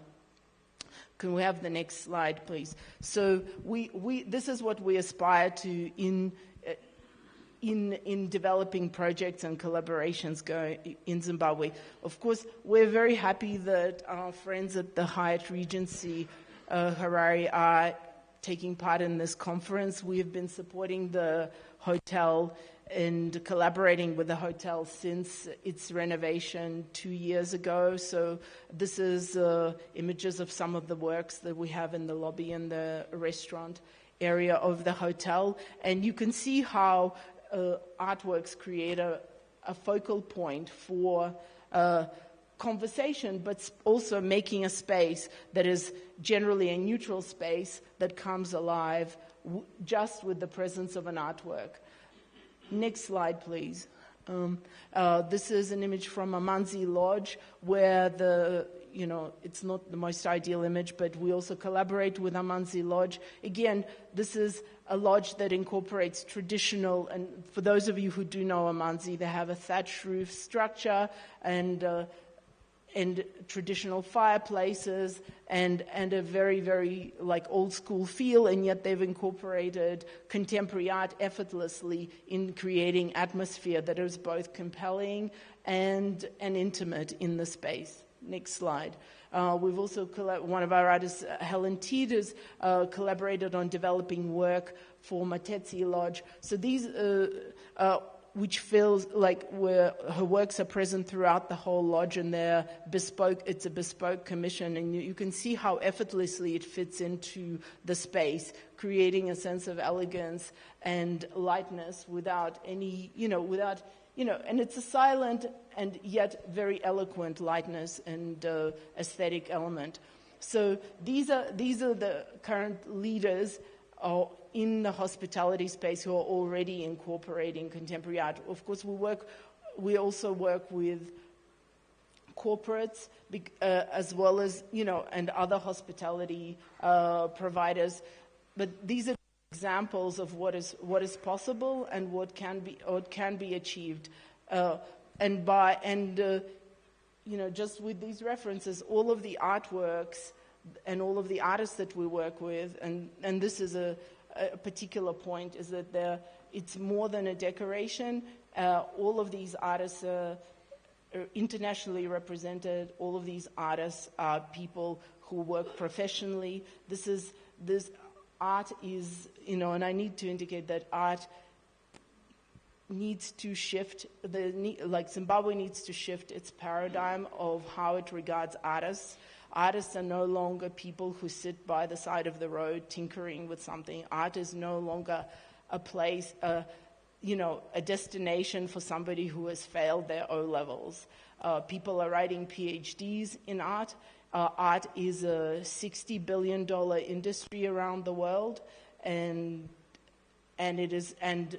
Zimbabwean contemporary artists are actively competing for a really visible space in the industry, and successfully doing so. And so I think it's, we can move on to the next slide. I don't know this is a corporate space that we helped design for EcoBank, the new headquarters, incorporating, again, traditional elements with contemporary art. And you can see that there is, in terms of narrative of the space, there is no friction, because everything is done by Zimbabwean artists. So contemporary Zimbabwean artists are speaking to Zimbabwe as Zimbabweans, and it would have been the same if we think back to Great Zimbabwe and the artisans who were making work there. They were contemporary artists. No one was saying, maybe they were saying, you young ones, I don't like that bird, or, the bird you carved is a little bit too angular, I need, we don't know, but today, these are the artists who are telling and making Zimbabwean culture even as we speak every single day. And I think it's, it's time to bring in the strands of their stories into the storytelling that elevates our spaces. Next slide. So, I think I think I'm speaking to a room of professionals, so I don't need to tell you how, effective CRM contributes to brand loyalty. Art can be in making memorable environments. We started the day, speaking about memorable environments. There's nothing more memorable than art that connects with you on a spiritual level and an emotional level in any space. And so I think that art as part of your CRM strategy is a winner. And again, as I said, it delivers. It's a one-off. If it's a one-off investment that delivers 24/7, you don't need to ask your servers to be posting on Instagram. Your guests will be posting on Instagram with the artworks. And the joy about art is that it's always a one-of-one, because every artwork is unique, and they will not find one like that anywhere else. So that's already a given. We find that, you will find that your guests are doing the promotion for you. So they're not even costing, they're not even costing you a salary. So next slide, please.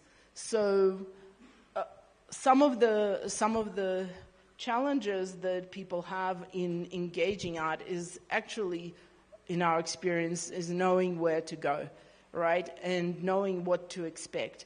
Because one of the things that people don't anticipate is it's like you never know what you don't know. And certainly after, decades in the business, I still find there are things that surprise me, and the logistic elements. Like, it's all very well to say I want a painting, but do you know its archival properties? Do you know where you should hang it? Do you know whether, what is necessary? Do you know if the person you're working with is reliable and will deliver it on time? Do you know how to value it?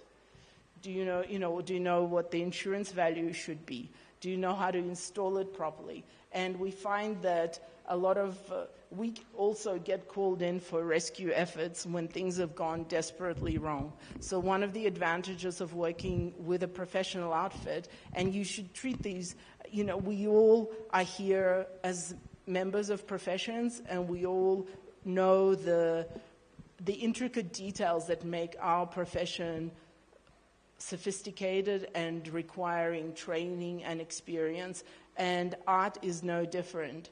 So as a gallery and as an art advisory, not only do we represent 16 plus artists, which means we can speak on behalf of and develop projects and bring projects to our artists and know exactly what they're able to do. But we also have a Pan-African network of contacts that we can call upon to support our work throughout the region, from South Africa to Nigeria and even Tunisia, Kenya and Ethiopia.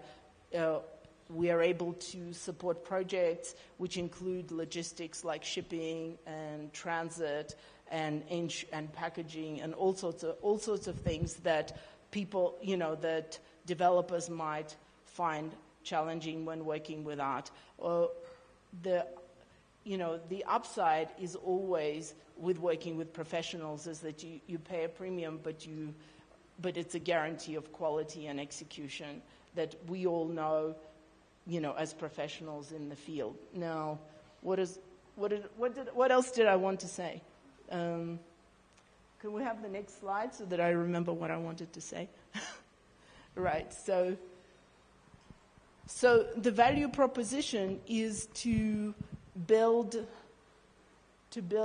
art and culture into your long-term vision and strategy as part of, and we've spoken about ESG,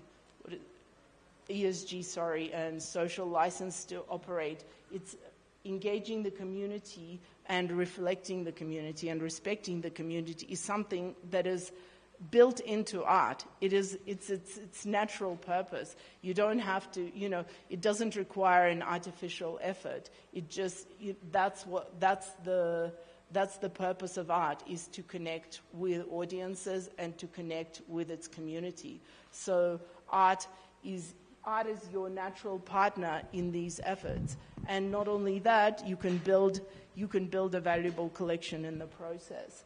So partnering with genuine art professionals and working with serious art is something that is going to build the value of your property, your project, your visibility, and your brand, as opposed to having just an expense of mass-imported, mass-produced, whatever it is, prints that you might be working with now. And I seriously don't recommend that you do. So I think that is the main objective of my very rapidly produced presentation. The last slide, can we have? Don't leave your identity to the last minute. Work with proven leaders and leverage art to support your broader corporate goals. And the final slide, this is who we are. So we are Zimbabwe's leading contemporary art space. We're independent. We've been around for 16 years. As I said, our cultural advisory also incorporates intellectual property management relating to art and culture projects, as well as supporting areas around governance and expertise to really deliver value for your project as an institution as well as a commercial enterprise. And, we're very open to suggestions. I'll always say now is a very good time to talk to us. and now is a very good time, I'm very happy to be talking to you. So if you have any questions about working with art or what might be, or any challenges you've had in the past, questions. Yes, please. Madre.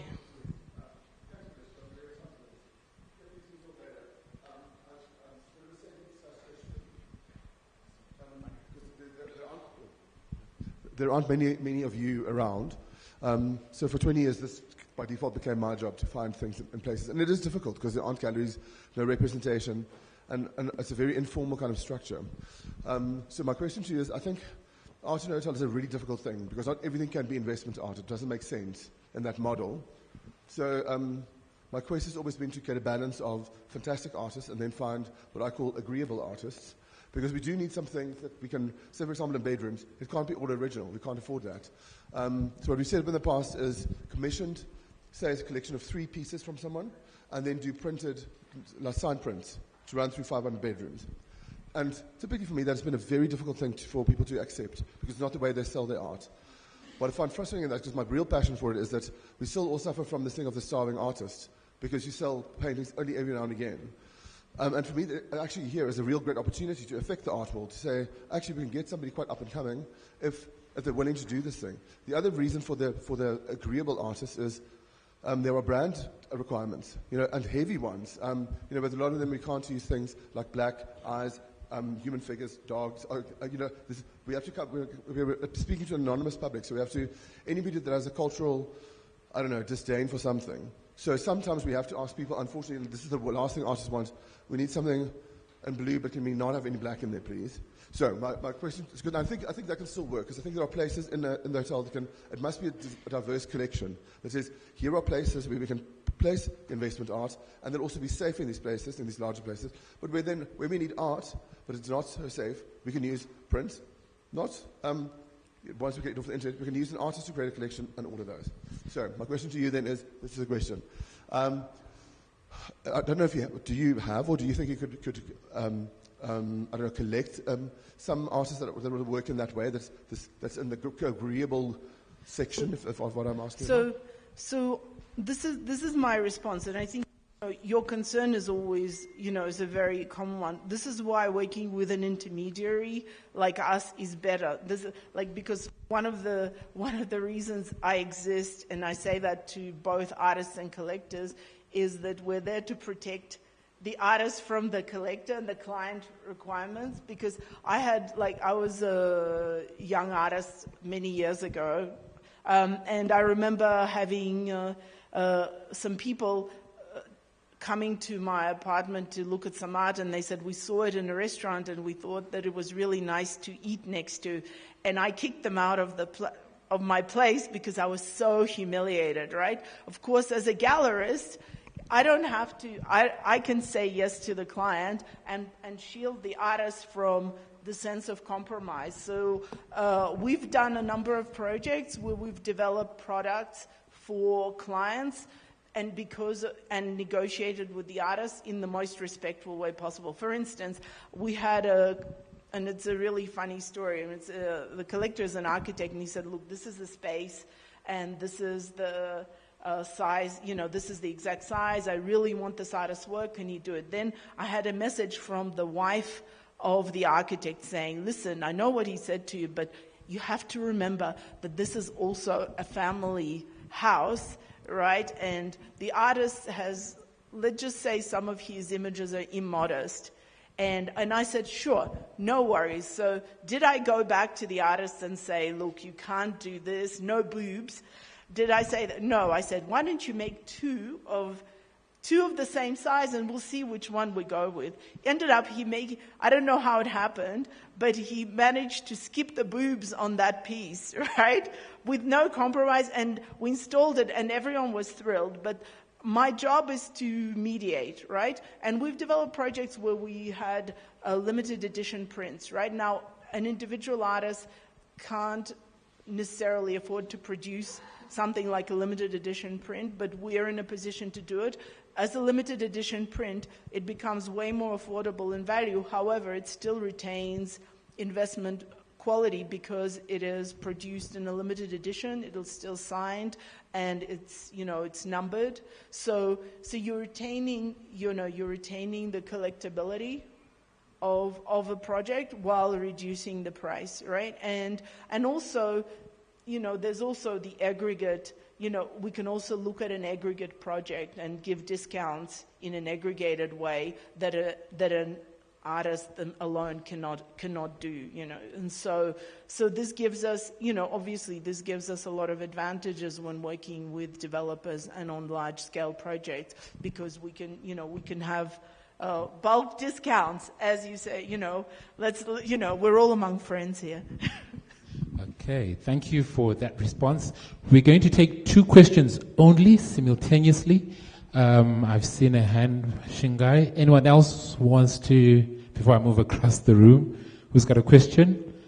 Okay, so this will be the last question that we're going to take. Shingai. Thanks, Takunda. It's more of a comment, really. Thank you for your presentation. I couldn't agree more of the importance of having local Zimbabwean art.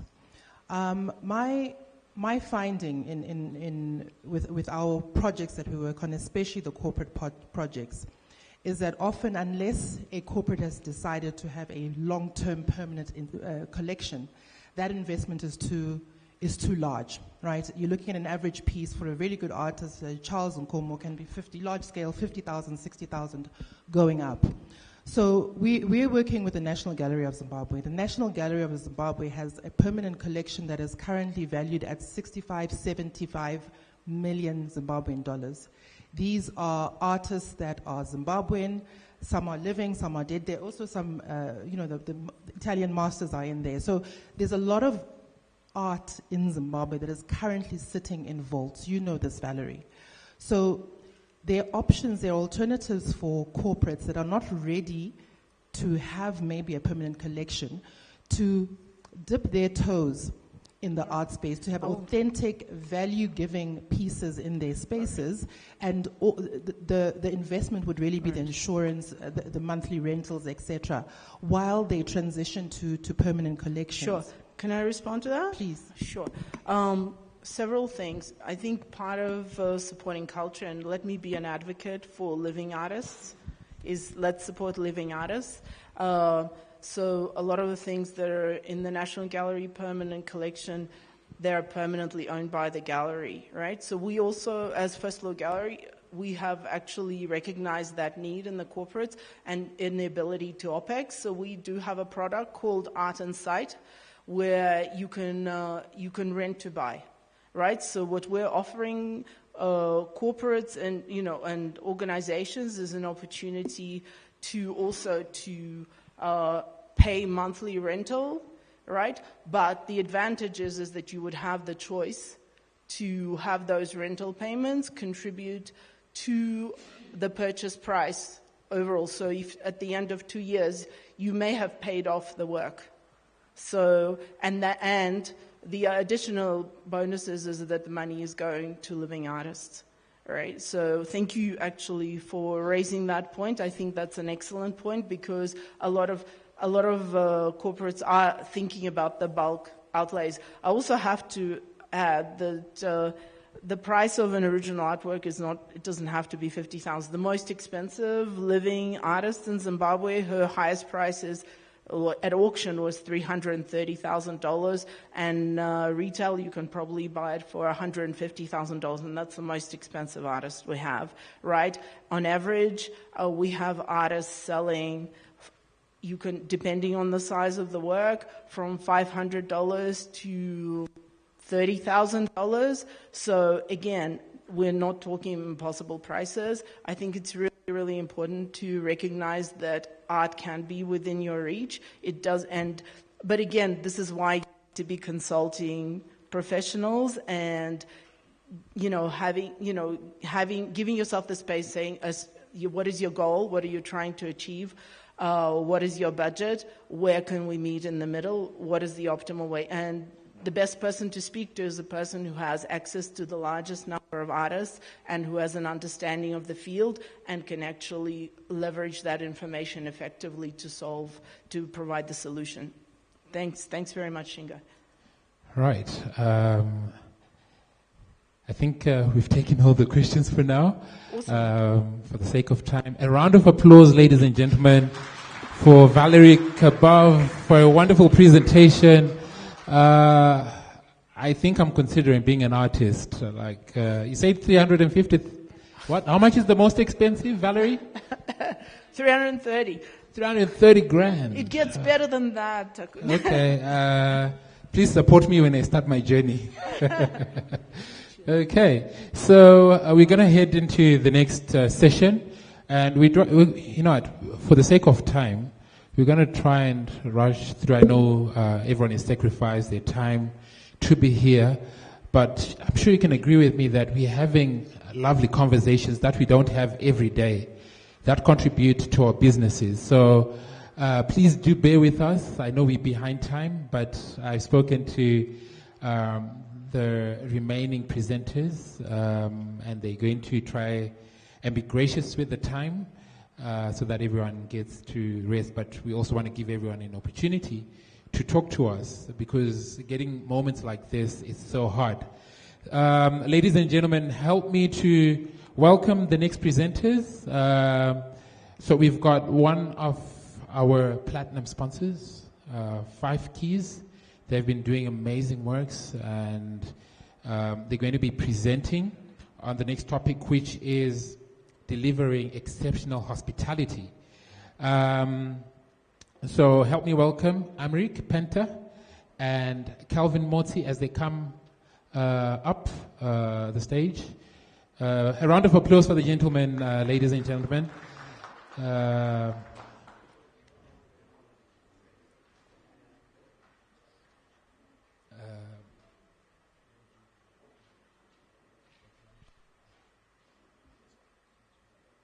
Okay, so for the sake of time, Kelvin has opted to go into the last session. Amrik, over to you. Thank you very much.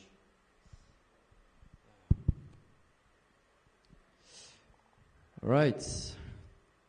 Good afternoon, everyone. I hope that everyone is well and in good shape after lunchtime. So my name is Emric. I am the director of 5 Keys Africa, and today we are going to present you a bit more our company, who we are, where do we come from, what we're doing, and where we go.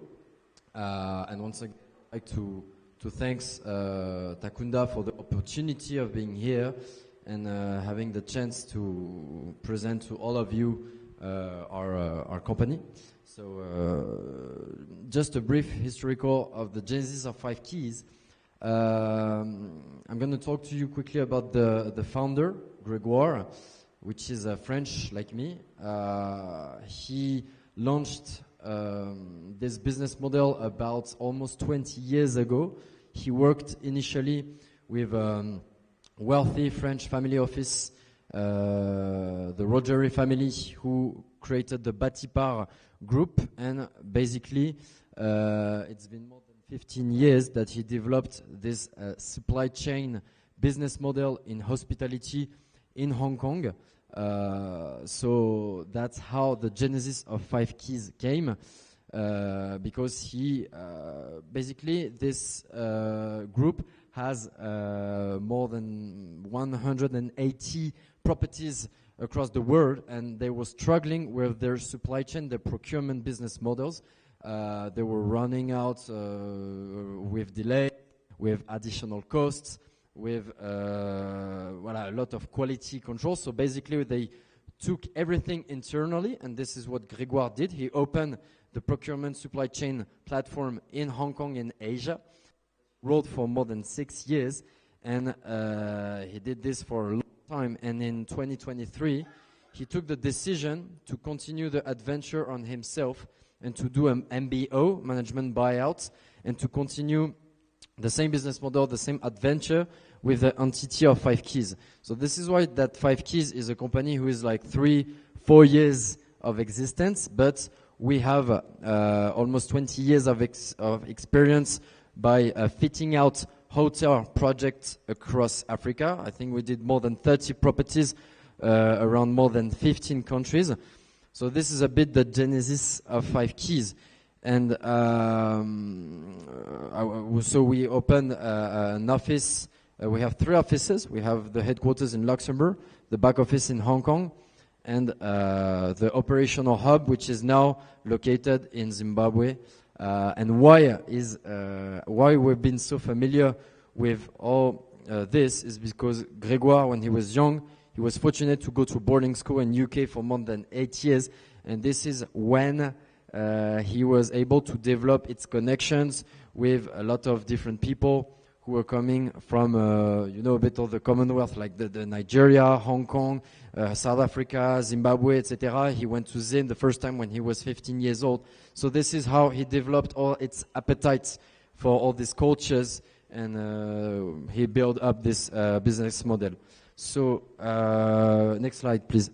So basically, to make it simple, Five Keys is we are expert in fit-out execution solution for hospitality industry. We provide a one-stop shop solution for all the FF&E and OS&E scopes for hotel projects, residences, hotel towers, etc. Next slide, please.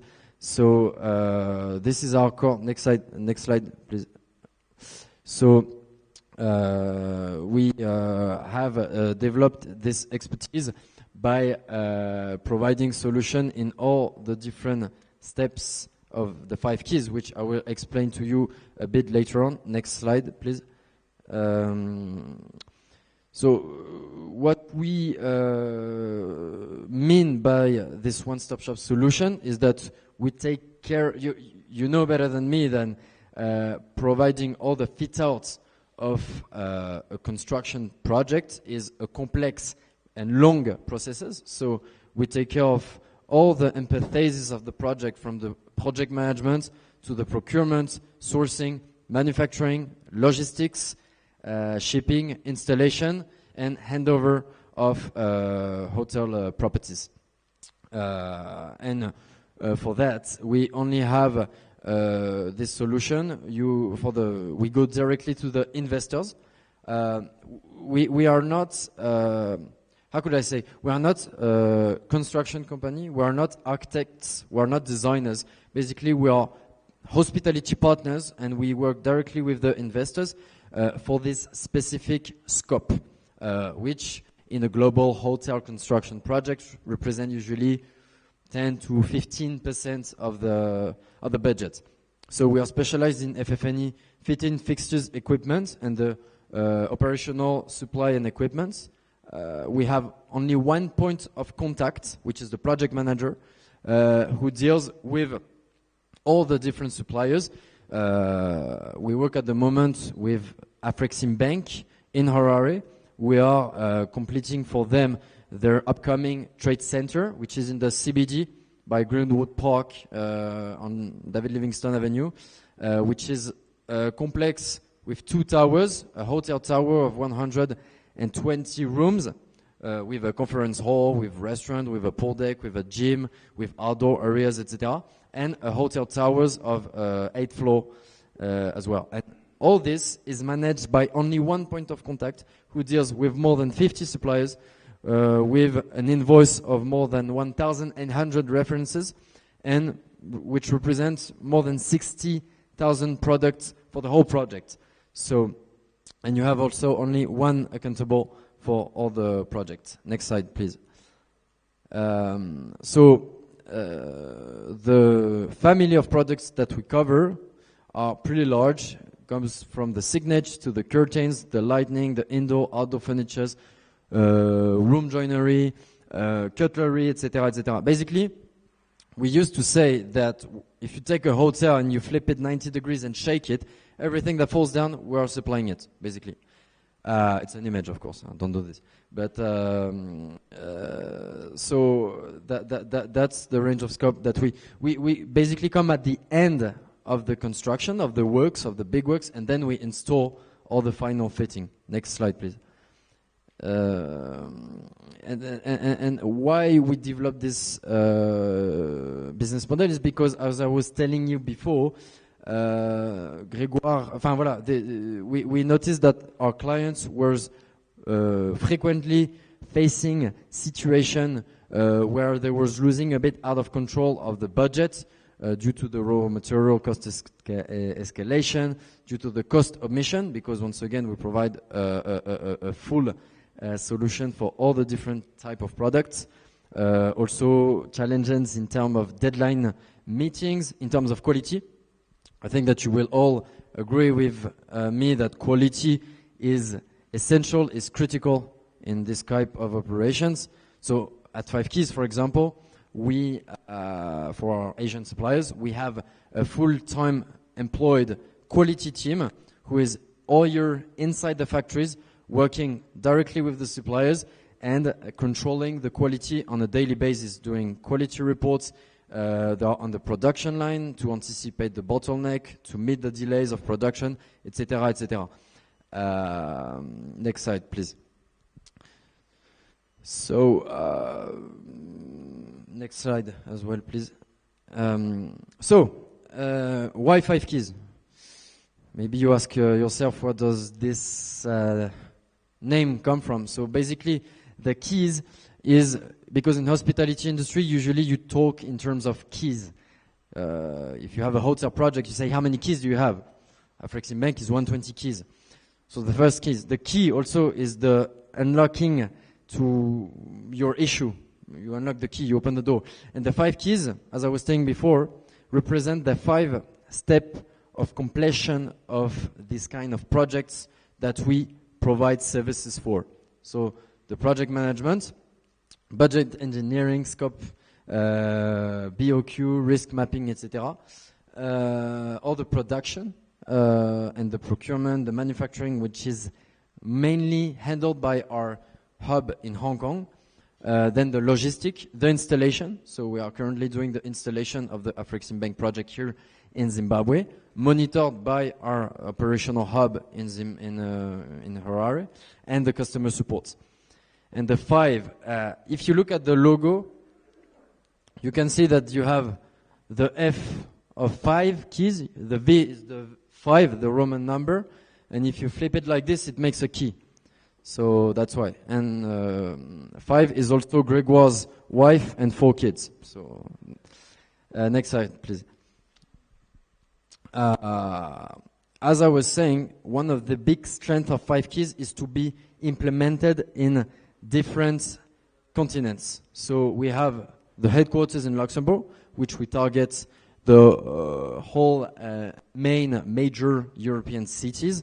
The back office is in Hong Kong, where we are less than 3 hours flight away from all the major factories in Taiwan, Korea, China, Vietnam, Thailand, etc.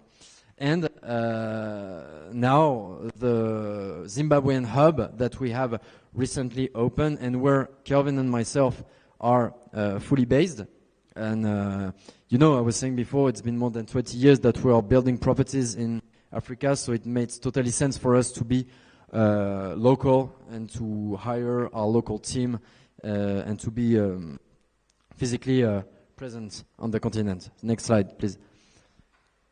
I was saying before that, one of our strengths is to be direct to factory, to reduce the cost, to control the quality, extremely important, to improve the lead times, to take fast decision, quicker as well. We are really, really paying attention to all the different steps of the production line, even to the container loading and offloading. We are very, very exigent and taking care of even these steps, because we know that these prior steps are crucial for the good completion and the quality delivering to your clients. Because when something is going wrong with a furniture coming from 10,000 kilometers away, it's better to spot the problem in advance than when you unpack your box and you see that the color is not the good one. Next slide, please. Next slide. Thank you. Again, please. Again, please.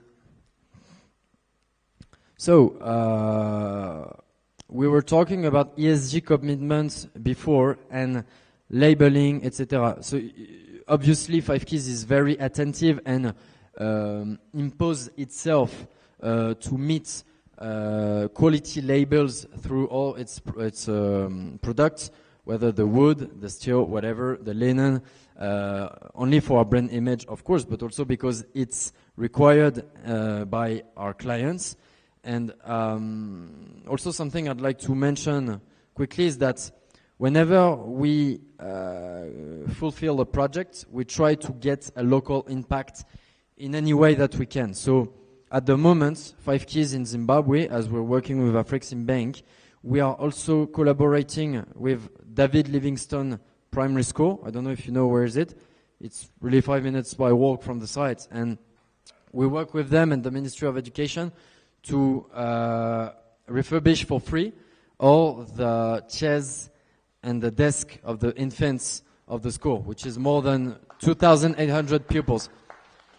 So this is something very important for us. We have a 3 years investment project with this school.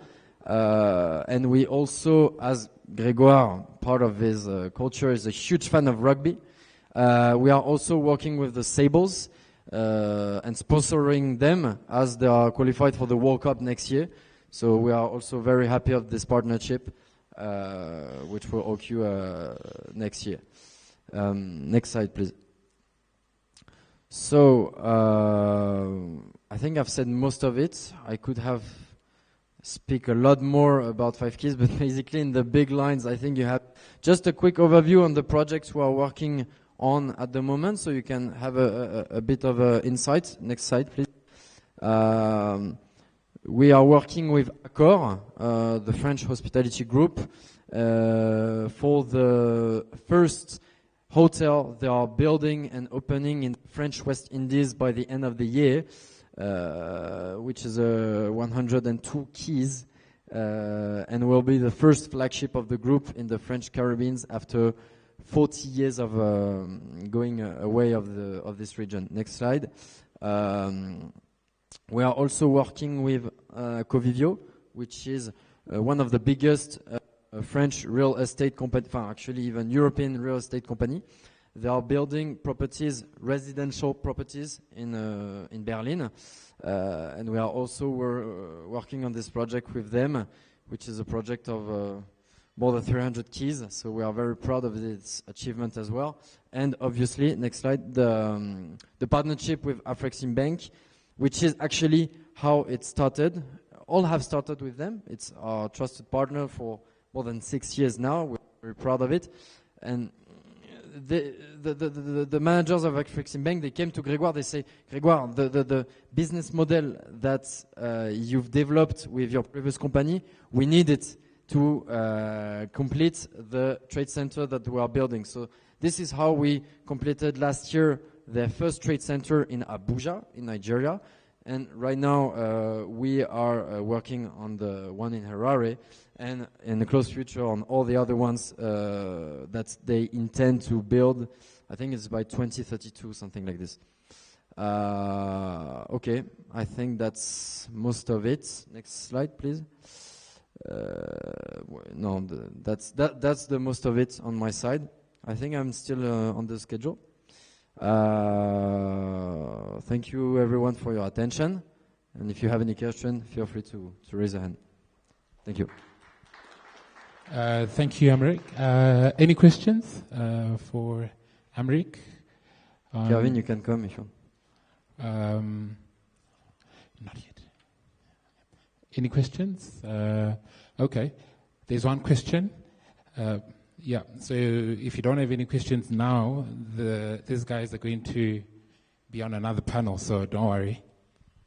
Hi, I'm Lee from Housen and Rose. Just wondering, your installation teams, do you bring all of those in as well, or do you employ locally? So actually at 5 Keys, our strength is to be multicultural. We are made in the world, not only for our furniture, but also for our team. We have more than 10 nationalities represented in our management team, and we do the same for the installation.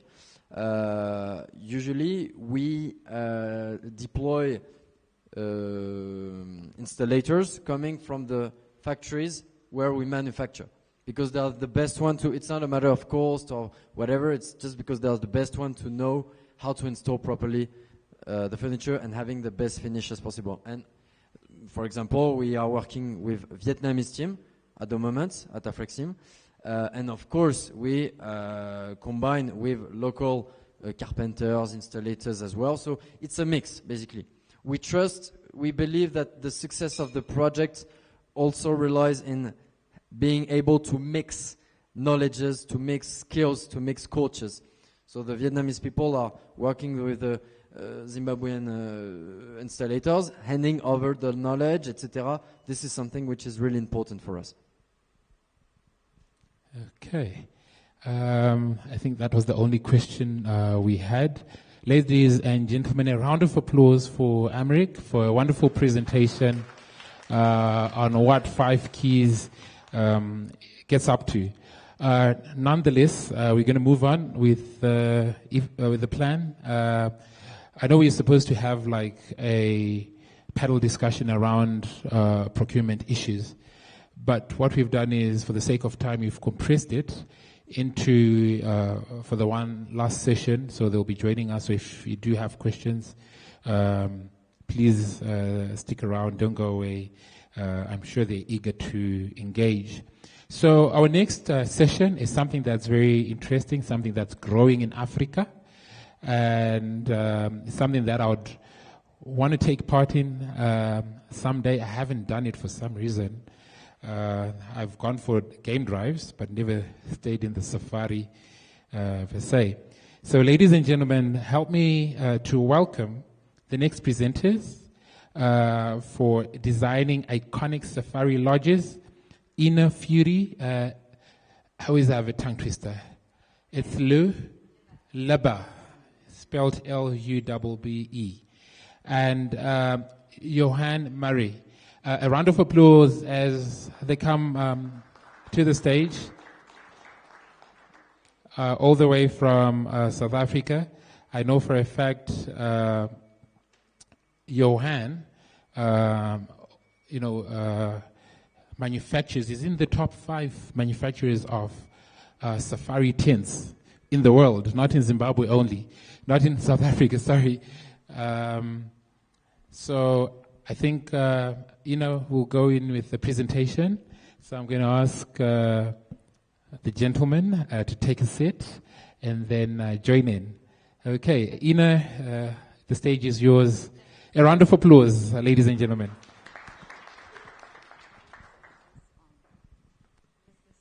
Is it on? Can you all hear me? Hi, my name is Ina Libbe. I'm the director of Venui Architects. I've worked for as an architect for about 26 years, working for award-winning architectural firms like Sayota and Paragon Architects before I started my firm in 2011.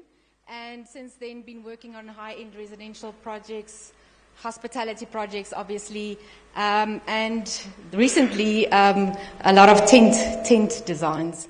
So iconic of safari lodges, tents are obviously just a certain aspect of it. And designing glamping tents involves basically, sorry, the next slide. It's just that's just our about us. This is obviously one. Next one, thanks. And then this is our firm, and then the next slide.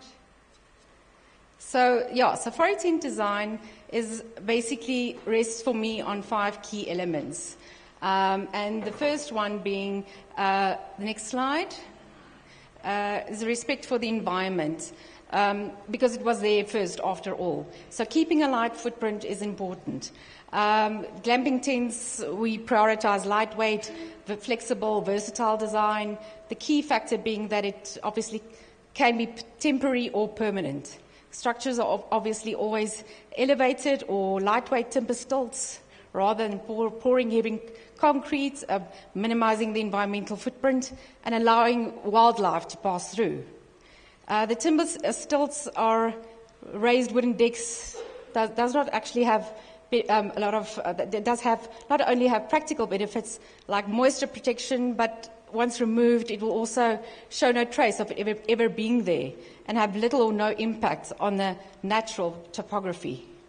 Our furnishings must be obviously flat-packed, modular, lightweight enough to match the low-impact ethos of the camp. We as designers avoid heavy monolithic built-ins. Tents are therefore very modular and completely customizable silhouettes that can fit into the site's topography. Next one. That's just the weight and portability, obviously, that we've already spoken about. Next one. And then we also want to blend into the environment, because tents are a kind of, that's also just another keeping with a light footprint, which we have more about the roads, water and sewer supply that needs to be energy efficient. So yes, that could be the next slide, sorry. We'll just try and keep it short.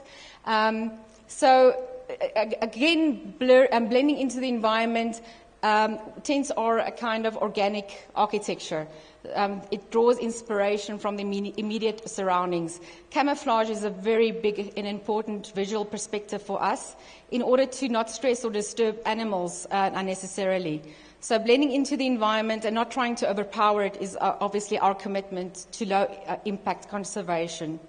When we obviously choose also external tent colors and shape, choices are not just driven by what the end user or the client wants or prefers, but also what blends most into the surroundings. The quest for invisibility is therefore key for our exterior of tents.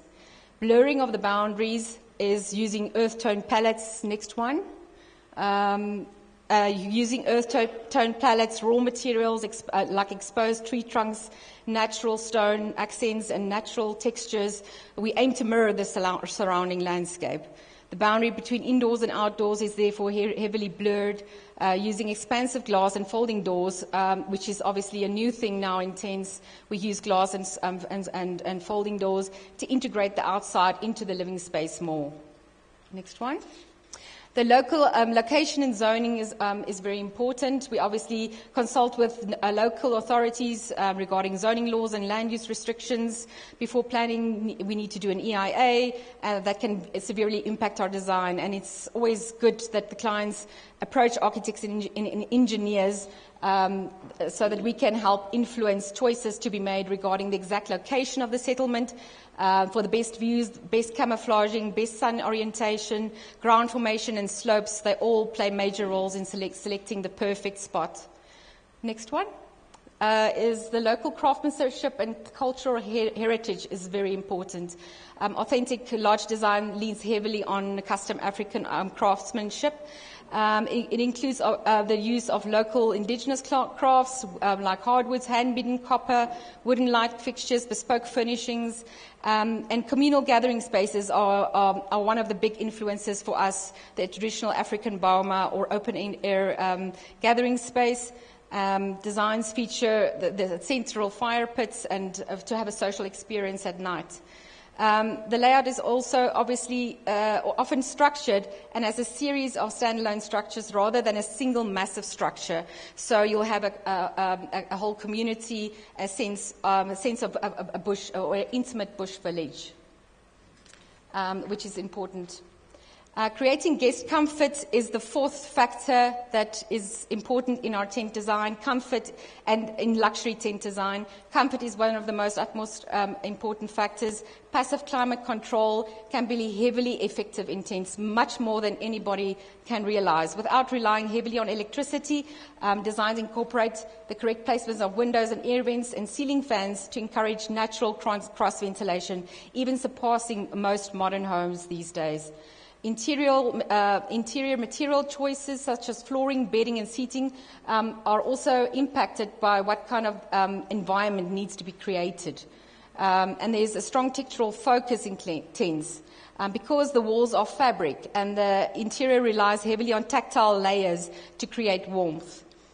This includes, and these kind of warmth creation includes canvas panels, exposed leather strapping, heavy stitch detailing, and zipped screening. But integrating now plush hospital amenities like ensuite, outdoor bathrooms, king-size beds, soaking tubs, outdoor fireplaces, even home automation these days create a luxurious off-grid experience. The fifth and last factor is giving the guest a once-in-a-lifetime experience, and nothing does it like tents. Tents are sensory-driven design. We believe that all five of the senses need to be triggered, more so than in any other catering industry. The outdoors will influence the indoors, and when a visitor is and that is when a visitor obviously has an exceptional experience. Tents are also tactile and kinetic, and they're layered. Next one. So the customization of accessories is an important part of the personal design of glamping tents. The local bird, animal and plant life need to be portrayed, exhibited and promoted. And this can be done just by not just by obvious artwork and photos, next one, but also using texture, color, prints and even the smells of the outdoors. That's also next one. And then in addition, lighting and furniture sourced decorative elements inside the tent is matched with the style of the tent to further enhance its uniqueness. Next one. So through this customized design, glamping tents can achieve a high level of personalization and create a unique and accommodation experience for tourists. This not only makes each tent the highlight to attract tourists, but it also helps manufacturers and camp operators stand out through differentiated competition. Next one. And in the future, with this diversification of market demand and continuous advancement of technology, I think glamping tents will definitely develop into a more creative and attractive direction, further promoting and innovating and upgrading of the entire industry. Thank you. Johan, next.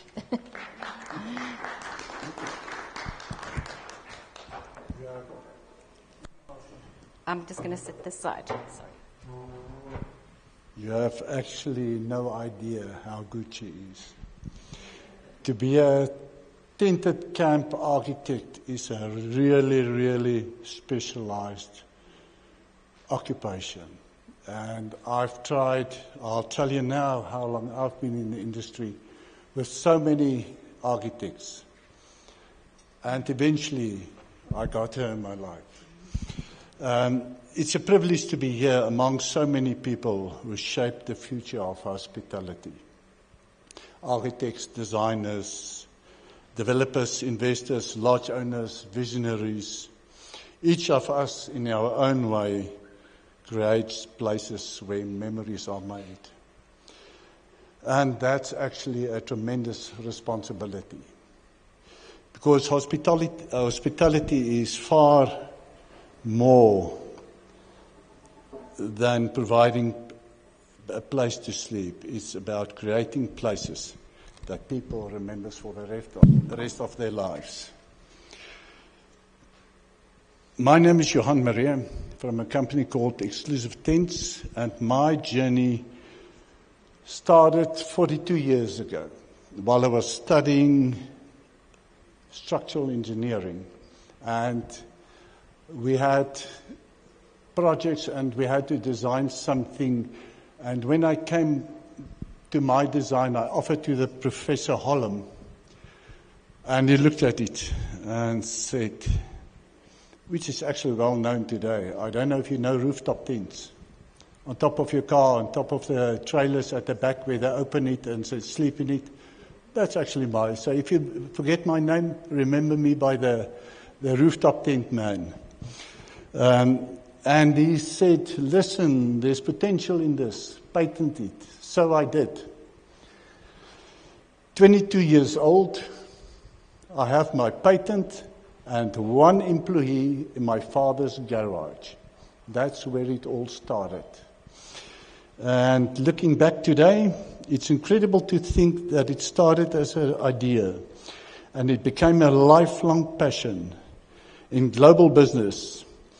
And it took us into 56 countries over 6 continents.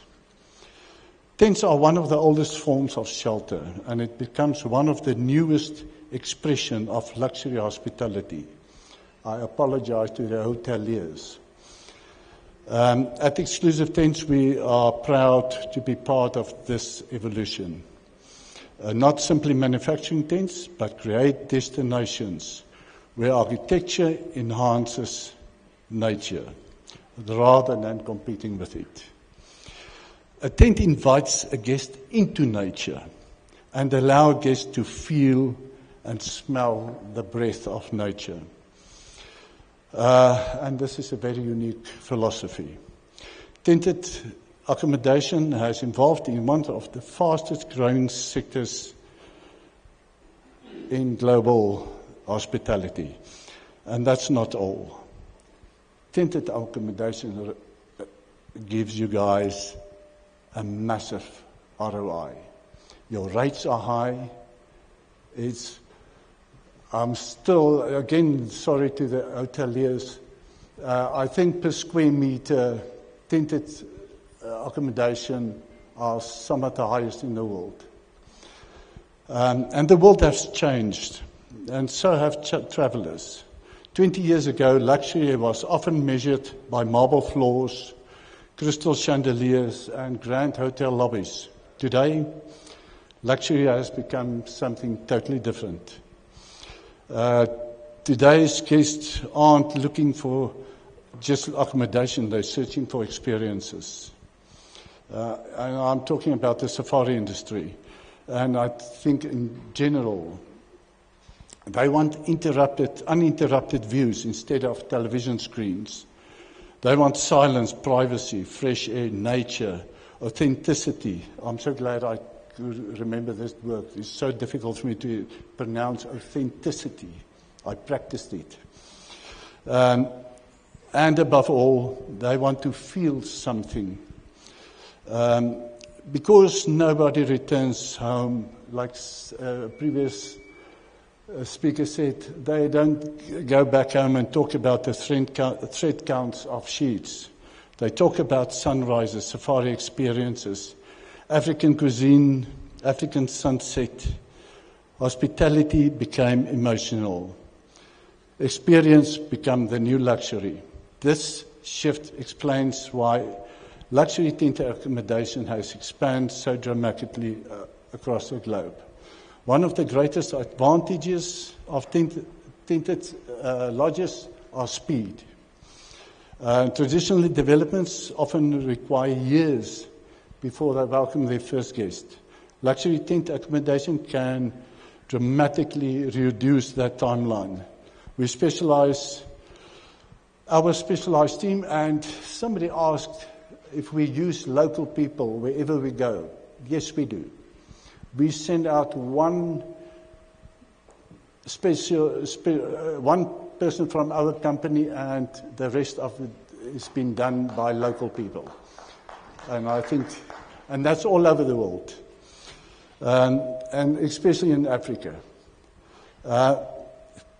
That means faster openings, earlier revenue, quick expansion, and flexibility to grow destination as demand grows. For hospitality investors, time is money. Reducing construction time, accelerate your return on your investment. Another advantage is sustainability.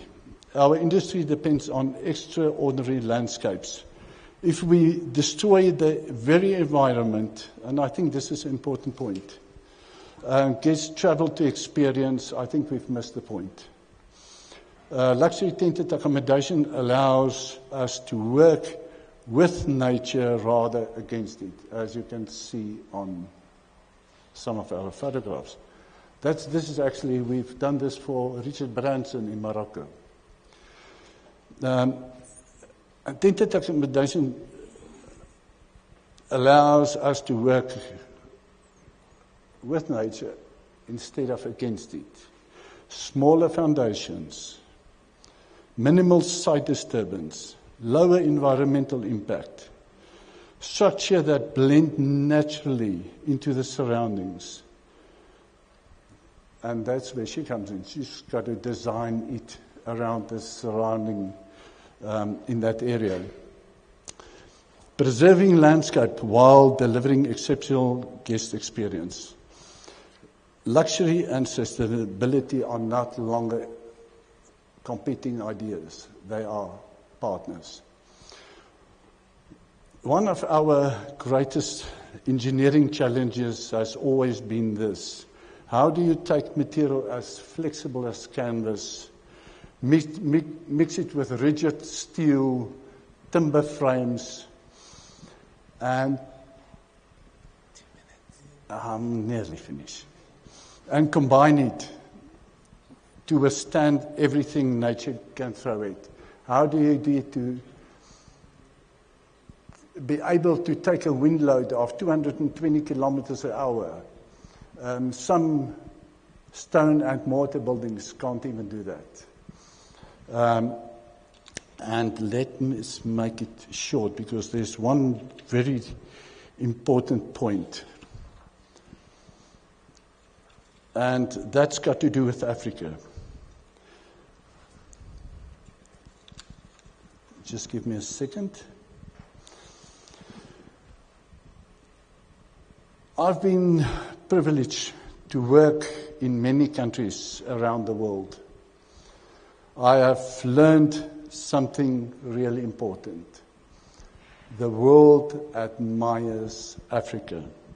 You're looking at one of the biggest Africa fans you've ever seen. Although I'm white, I'm an Africa fan. The world admires Africa. Many try to recreate the African experience. They build beautiful lodges. They use canvas. They create wonderful destinations. But there's one thing they cannot copy, the soul of Africa. Its landscapes, its wildlife, its people, its sunset, its stories. And that's our greatest advantage. And that's our responsibility to protect it, celebrate it, and to share it with the rest of the world. Thank you.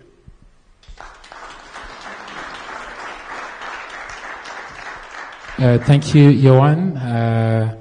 Thank you, Ina, for that wonderful presentation. Unfortunately, we won't be able to take questions for now, but thank you so much. I should have known earlier. I should have started this tent safari journey earlier. The picture I had in my mind when it comes to safari, going into the safari and sleeping in the safari is, those tents that we see, the camping tents, and the single bed. I thought that was that was it. But with what I've seen, I'm sure you can confess that there is luxury in that space, so much of it, and having that in our spaces even more. In our hospitality spaces as alternatives, and like Johan mentioned, it's a growing industry. It's something to really consider and look into in the future. So before we go into the last session, please give yourself a round of applause, you guys. You've held up. You've done well. Not easy, but you've done well. So we've got a raffle. We've got wonderful gifts from our partners and sponsors. Simunye, we have also a gift hamper from Mzukuru. Mzukuru, thank you so much. We also have, did I mention Simunye? And Homes and Styles has some gifts. So there's a raffle right after the last session. So for the sake of time, I'm just going to call everyone who's supposed to be in the next last session. And I'm going to kindly ask Mr. Musa. He knows the drill. When the time is like this, we fly through. Mr. Musa, a round of applause for Mr. Abraham Musa. He's going to be presenting on reducing risk in hospitality development. You know, you always want to save that extra cent in your projects. So allow me to have him on the stage. I'm debating here whether we should do the last session with the moderator. Will you allow me to call the panelists? They're amazing. You don't want to miss them. So I'm going to do that, right? Okay. So allow me to welcome on stage again Amrik Penta from 5 Keys, as well as Kelvin Motsi from 5 Keys, Mr. Mapie Chikorondondo from Afro Asia Insurance, and moderator Shingai Ruwaya. Please join us on the stage as Mr. Musa presents on the last presentation. Please come through. A round of applause as they come up and as we close the session. But remember, there are many prizes that have to go today. You've done well, you've held up, and the beauty is the prizes are only going to the guys who are in the room. I love this. So definitely someone is going to be a winner, and yeah.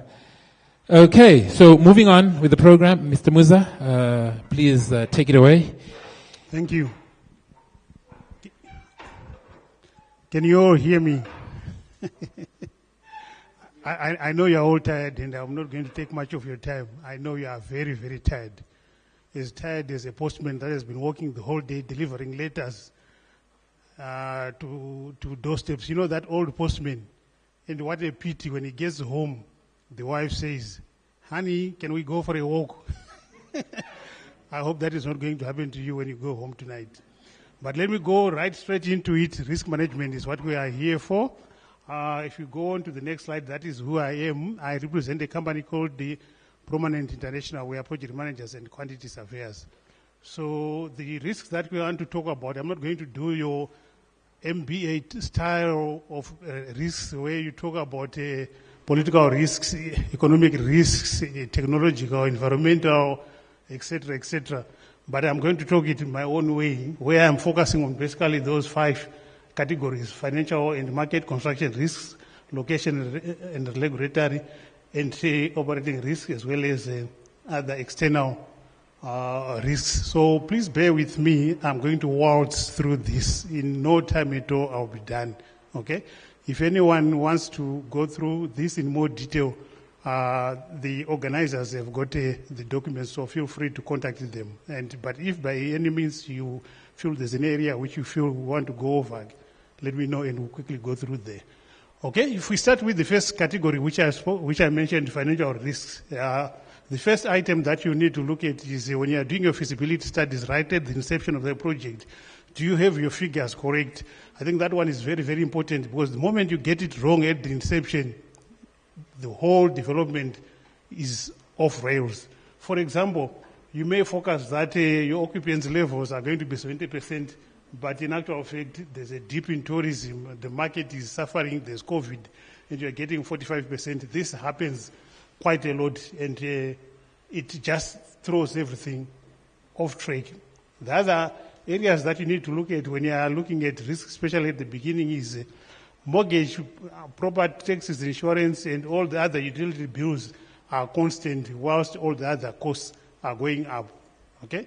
It's very difficult to go to the utility service providers and say, when I'm operating this hotel, okay, I had made an assumption of so much in terms of my operating costs. Can you please reduce your electricity bill? They're just going to look at you like a nut and say, you are crazy. Okay? The other one is labor intensity. Minimum wages are mandatory. Minimum wages and mandatory staffing levels make it very difficult to cut costs. So no matter how hard you try in order to reduce costs as a risk mitigatory strategy, it's very, very difficult because in most cases, these salaries are set by NEC and all the other related organizations. Then break-even sensitivity, small drops in average daily rate can throw you off balance. Just a small drop, if you had planned with an average daily rate of, say, $150, any drop, say, to $120 will take your figures off rail. If we go on to the next slide, please. Obviously, there are many risks, and I'm not going to go through all of them, but please just bear with me as I go through some of the key risks. Construction risks, if materials or quality do not reach hotel grade, you just have to redo. And particularly if you are working with brands such as IHG, Hilton, and things like that, they've got their own brand standards, and you just have to comply with those brand standards. Material price spikes. Inflation suddenly inflates, and the cost of steel, concrete, glass, or any other material goes up, you'll be off rail. And this is particularly true when you are doing your feasibility studies at the beginning. And the sad thing is, you get the go-ahead to do a project based on these assumptions that you have made.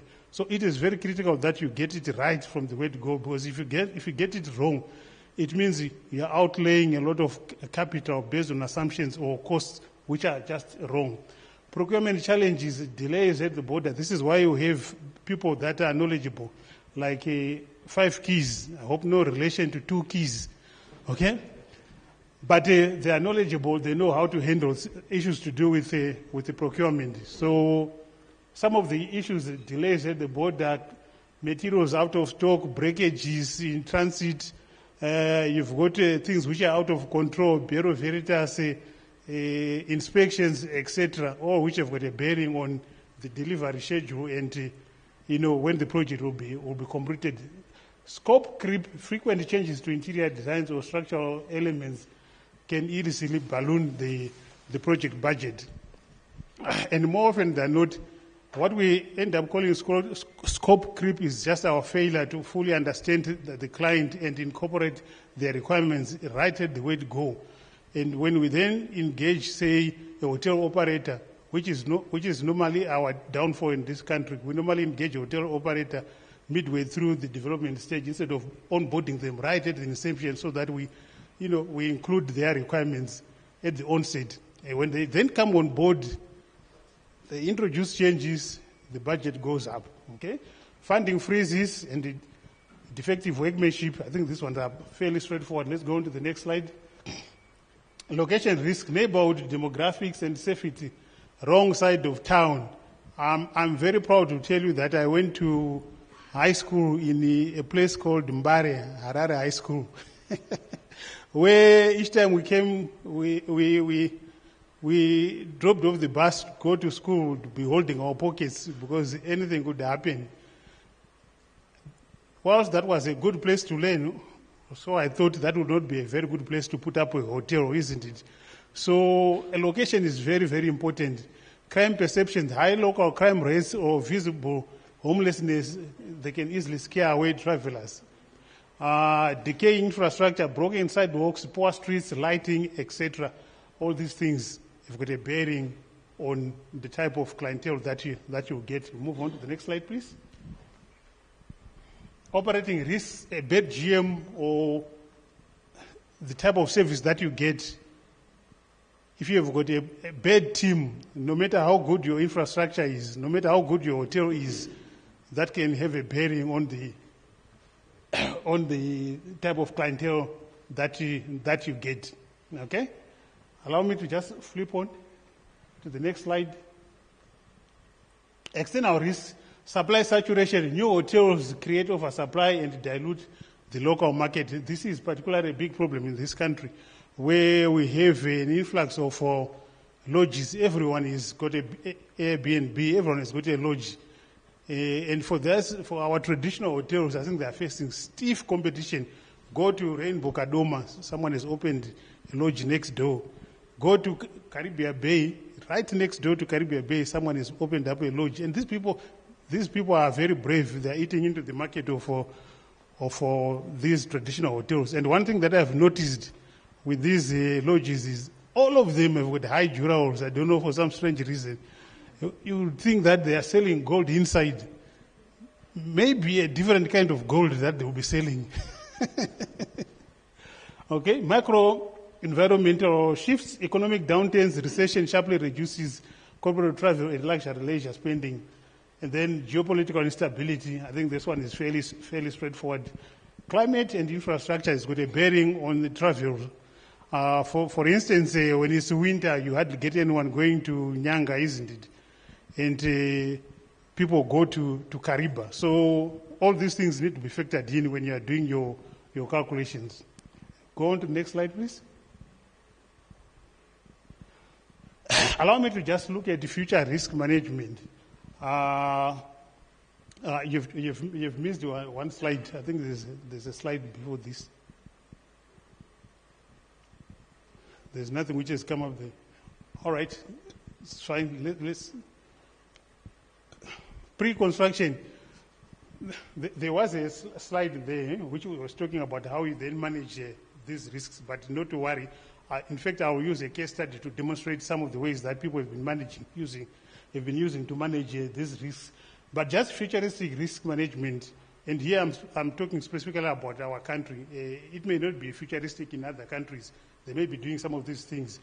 But people are now looking at AI as a tool that they use to forecast, the behavior of guests, the analyzing trends, etc., so that when you then do your calculations, you are using more realistic figures because it would have been calculated or arrived at using such tools as AI. Another way of reducing risk is tokenized ownership, where you spread the ownership of a hotel to several people. I think this is coming on board, especially in the new hotels which are coming up, where people are being given an opportunity to be a part owner of a hotel. In Dubai, you can actually own a room within a hotel as a way of reducing or spreading the risks amongst the various owners. Then you've got the virtual reputation ownership, launch VR version of hotel before build. It's more like a 3D modeling where you can actually see the hotel, give people an opportunity to examine what the hotel will look like before it's actually built, so that if there are any corrections, people can then make those corrections. I don't like that picture from there. I don't like this type of artwork, because you can now see what it actually looks like before it is built. Okay, move on to the next slide.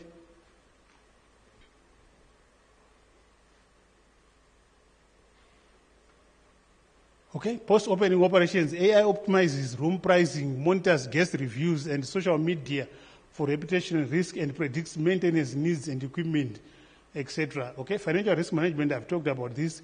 AI can actually identify cost anomalies and detect fraud and waste, and continuously updates contingent budgets based on changing project conditions. Then self-healing technology, I haven't seen it in this country, I must admit, but I'm told that there's actually self-healing concrete where instead of, I think they mix it with, it's bacteria embedded, where the cracks that occur are they actually self-heal. I'm not sure how that actually happens, but it's a new technology which is coming on board, which if you incorporate it, it helps minimize the risk, the cost of maintenance, etc.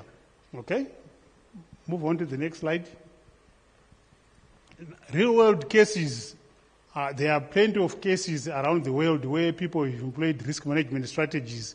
For example, Marriott Marriott hotels, they've used a modular construction, okay, as a way of reducing costs and saving on time. Hilton budget overruns, they've standardized their hotel designs, etc.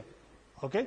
I can go on and talk about all these in the next 2 slides, but allow me to just, in the next 1 minute or so, give you just a real-life example of how we use the risk management in order to deal with issues that were bedeviling one hotel in this country that we did.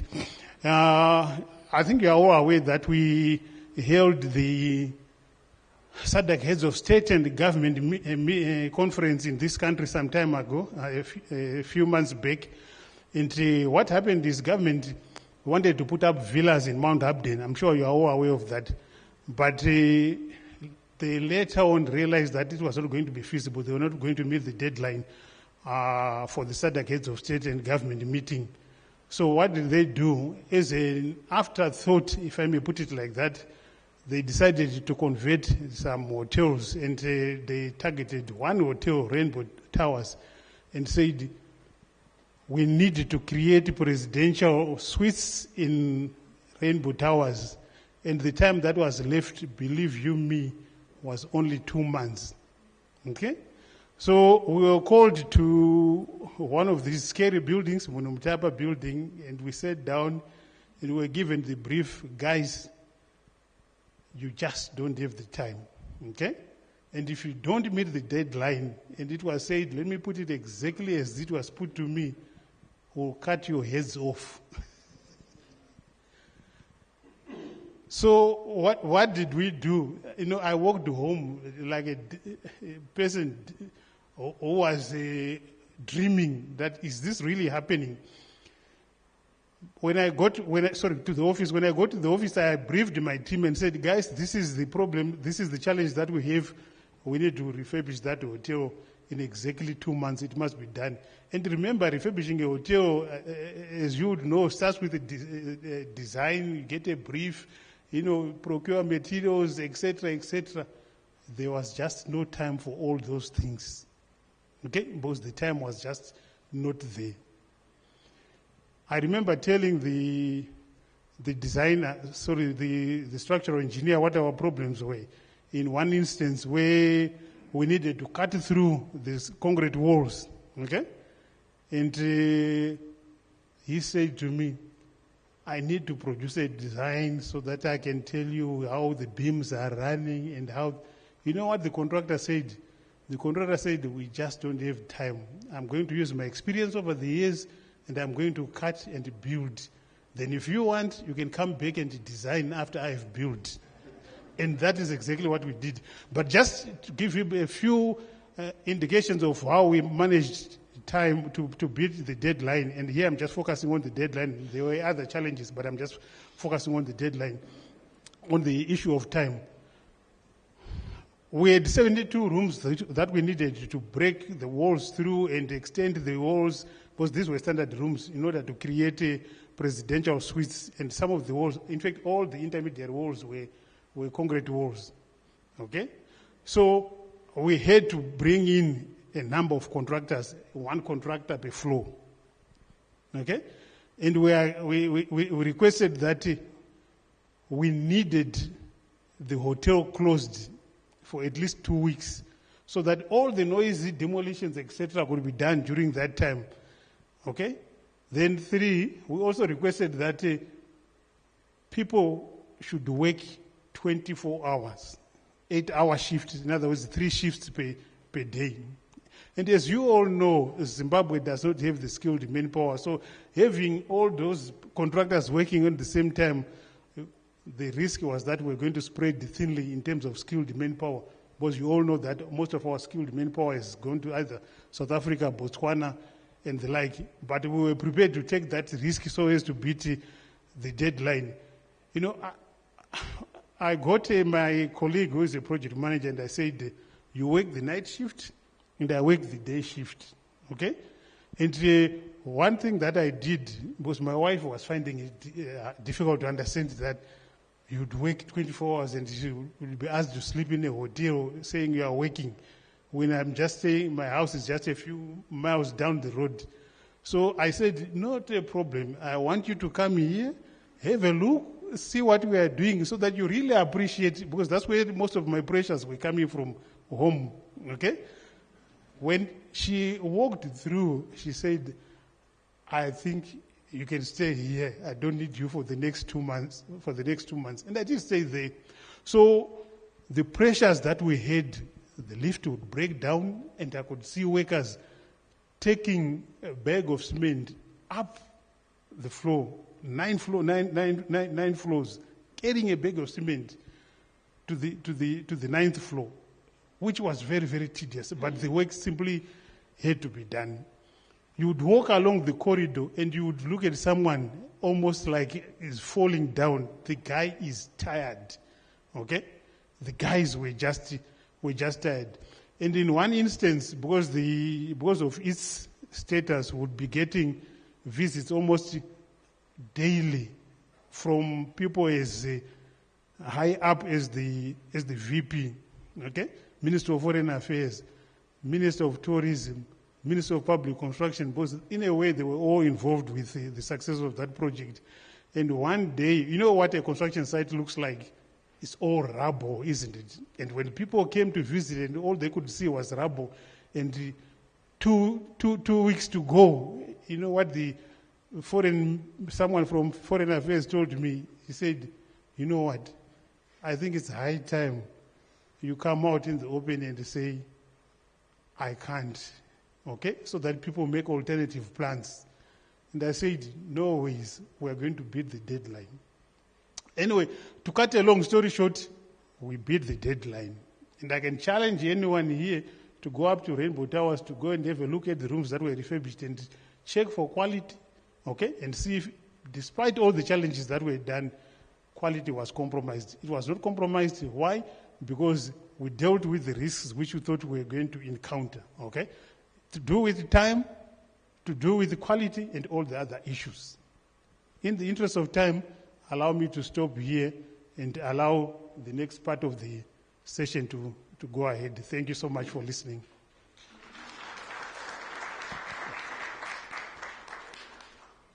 Thank you very much, Abraham. You can join us here. I can bring this in. I must say, after seeing that long list of risks, I'm slightly demotivated. I think if anybody was considering starting a hotel or a hospitality interest, they would be reconsidering based on all the risk. Takunda and Shana, maybe next time you put it at the top, and then we do the inspiring tents and beautiful pictures to end the day. But thank you very much. I think it's critical. It's a critical conversation to be had, because really, I think, to be honest, at any point in our lives, the people here at some point have said, you know, I'd like to start my own hotel or my own lodge.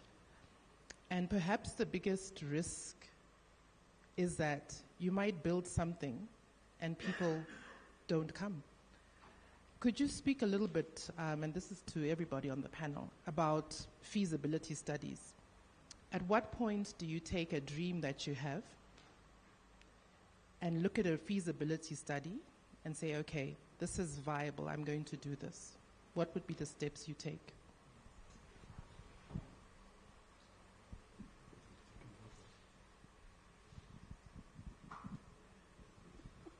Or do you want me to shoot? All right. The feasibility study is normally done at the inception of a project before the go-ahead is given. And the way it's normally done is when you start the feasibility study, because you are not sure whether the project will go ahead or not, the sort of people that will be there is probably just you as the project manager and a few members of the team, because you don't want to start committing a lot of resources before you get the go-ahead. So the information that you'll be using is, not so much refined. It has got a higher degree of error. But my recommendation is do not base your decision to go ahead based on information which is very, very vague or rough, okay? I prefer a situation where during the feasibility study the brief is properly captured and most members of the design team are taken on board so that you get exactly the requirements of the client. You capture everything that is required. I'll just give you a story. If you allow me in just a few seconds. I'd like to just hear some other thoughts on that issue, then we can circle back to you. Sure. Thank you. Would you like to answer as well? Okay. Right. Thank you very much. Thank you for the patience. What I just want to say is that I think the most important thing is that you have been highlighted is just, in fact, the first thing is your vision. Look at the vision and also to follow through the vision. And I think what you need to do is basically is the planning process. You don't just go into a project without the real planning and the strategy of how to execute it. Thank you. Thank you so much. Did you want to add something to that from 5 Keys? Well, I think he's just touched on one very important aspect, which is planification. We strongly believe that how you plan the whole project, your feasibility, from how you're going to plan it, and also speaking to the people in each industry that actually have the expertise to come in and assist you.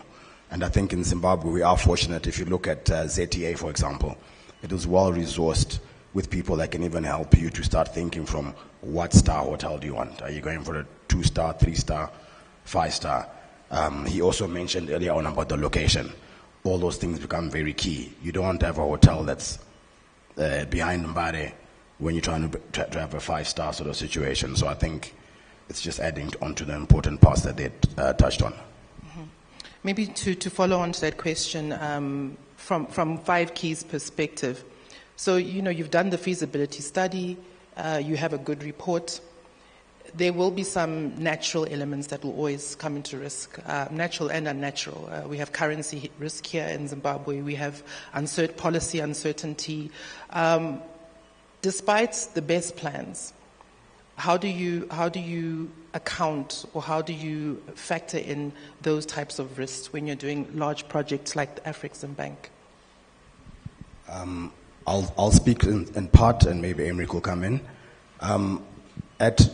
At 5 Keys, one of the key elements that we work on goes back to that plan, and we try and then build once the BOQs and everything are done. One of the success factors that we've had is because of the supply chain pipelines that we have. We can actually have the capacity to hold down pricings and guarantee a period for our clients. So if we worked on a BOQ with you now and we're involved from the beginning, we have the capacity to almost tie in your pricing for a longer period because of how much work we do internally. Because we have the direct line with the manufacturer, we have the direct line with the shipping, we have the direct line with the installation. So by having all those factors in-house, we control a lot of those costs along the way. And we then pass on those costs to our client. So we manage the risk of those supply chain areas, which we are then able to pass on to you, which gives us quite a better pricing. But Emric might want to come in a bit on that as well. No, I think you said it all. Planification, and also on 5 Keys side, when we sign something with the client, we engage ourselves on fixed price years in advance for the raw materials, for the furniture, for the logistics cost, installation cost. So this is a real asset for the client to monitor wisely its budget way in advance. And regarding the contingencies that we can face on logistics, mostly, to be honest, we don't face so much. Well, I think, as Moti said, keeping an agility to be direct to the freight forwarder, to the supplier, etc., allows us to find a solution, fast solution. And also our expertise from our business model, which has been done for more than 20 years, allow us to get the knowledge know whether it's the good moment to, for example, I'll give a very quick example, but when we face some delay on the construction site, which always happens usually, it's normal, but our expertise tells us, okay, no, this is not the good moment to launch production or to ship or to install, because we don't want to get any damage of the furniture or to take any risk. So we also try to advise and give our point of view to the constructor, to the investor, to everyone to mitigate as much as possible the risk. I think it's important to bring it back to a Zimbabwean context. I think you're probably, as 5 Keys, the gold standard. A lot of developers here don't own the entire value chain. And they're dealing with subcontractors at every level. So in that regard, maybe Mr. Musa, you can speak to this. How would a developer who is dealing with multiple subcontractors, not owning the entire supply chain, how best can they manage that risk? Are there options for sharing the risk? If so, what are the structures that would support that? I think the important thing, and this is a general statement in managing risks in hotel developments, is to realize the fact that a hotel development is a one-off thing, and therefore there is no chance to correct things. Once you have built it, you build it wrongly, it's done. So how then do you manage risk in such a situation? The best way of managing risks, whether we've got many subcontractors, as you mentioned, or any other situation, is not to manage or to deal with the risks that you encounter. If you do it that way, then you get it wrong. But in fact, in hotel development, it is to anticipate as many risks as possible. What is it that is likely to go wrong here? In other words, you start with the end in mind, you work backwards and say, for me to achieve this, what is likely to go wrong? Then you come up with mitigatory measures before the risks occur.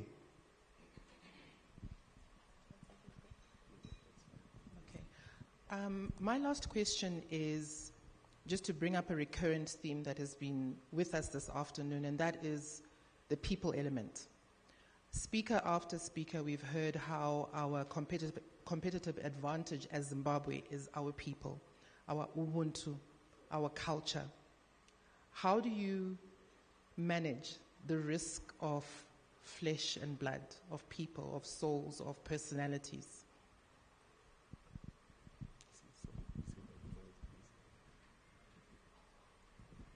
So the question is around the people being people in general, our human capital being our primary resource for competitivity as hospitality in Zimbabwe. I didn't see you speak to that. I think you spoke about a GM risk, right? The leader being a risk. But it's people, from the gardener that Emma spoke about to the GM or CEO.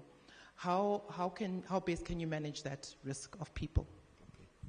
Okay. Right. Thank you very much. I think generally what I can say is in terms of risk, each and every business, each and every operation, they encounter risks which they need to mitigate. Specifically when it comes to our human resources, which is the most valuable assets of our business, I think we should ensure that we do have training sessions for them when we get them. And also we should ensure that they are part of the business. They must feel that they own the business, not just as workers, but they must also feel that they own the business. Some organizations do have employee ownership schemes. They can have some shares in the business and they feel they are part of the business, not just like, workers in an organization. So I think that's one key element. And everyone, from a sweeper to someone who serves tea, to people who clean the rooms, to the general manager, everyone is important. If you don't need those people, they must not be there. As long as they are there, it means those people are important. So you must give them the respect. I think everyone, what they expect within an organization, even at home, is respect and recognition. So I think that's key and that's important. And human resources, both the hospitality industry It's basically interaction with people. And people who know their rights, and they really need that's what you sell as the hospitality industry. So I think we need that. We need our people, our employees, to own the business, not just to be employees. I've gone to most of these hotels, some of the hotels or some of the other business, where an employee will tell you that I've been told to say this by the manager. That's wrong, isn't it? That's wrong. He or she must be part of the business. If he doesn't know, he must be taught. Just say, can I come back to you, sir? Can I come back to you, ma'am? Even if you go behind the wall to ask for an opinion, when she comes back, she must say, okay, I think we can do this for you. But not to say, I've been told to say that. It means that person doesn't own the business. She's not there, he's not there. So I think that's one thing we need to do in terms of training and motivation. Thank you. Great, thank you. I think that's a very powerful note to end the session on. Thank you, Emerick. Thank you, Mr. Musa. Thank you very much. 5 keys, and would hand over to you, Takunda, to take us to the final session.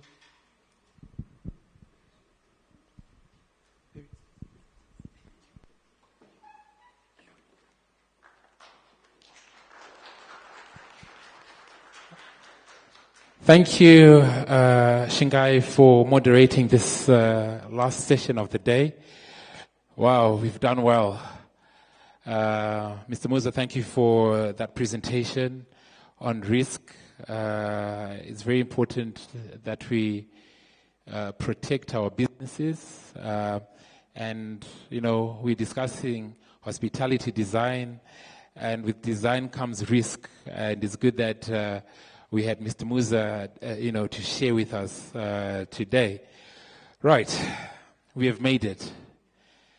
If it was a journey, I know Zimbabwe has resumed Harare, London.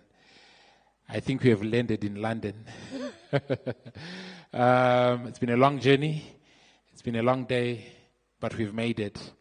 And it's this kind of resilience that we have in Zimbabwe, of keeping on, up until we get to the end.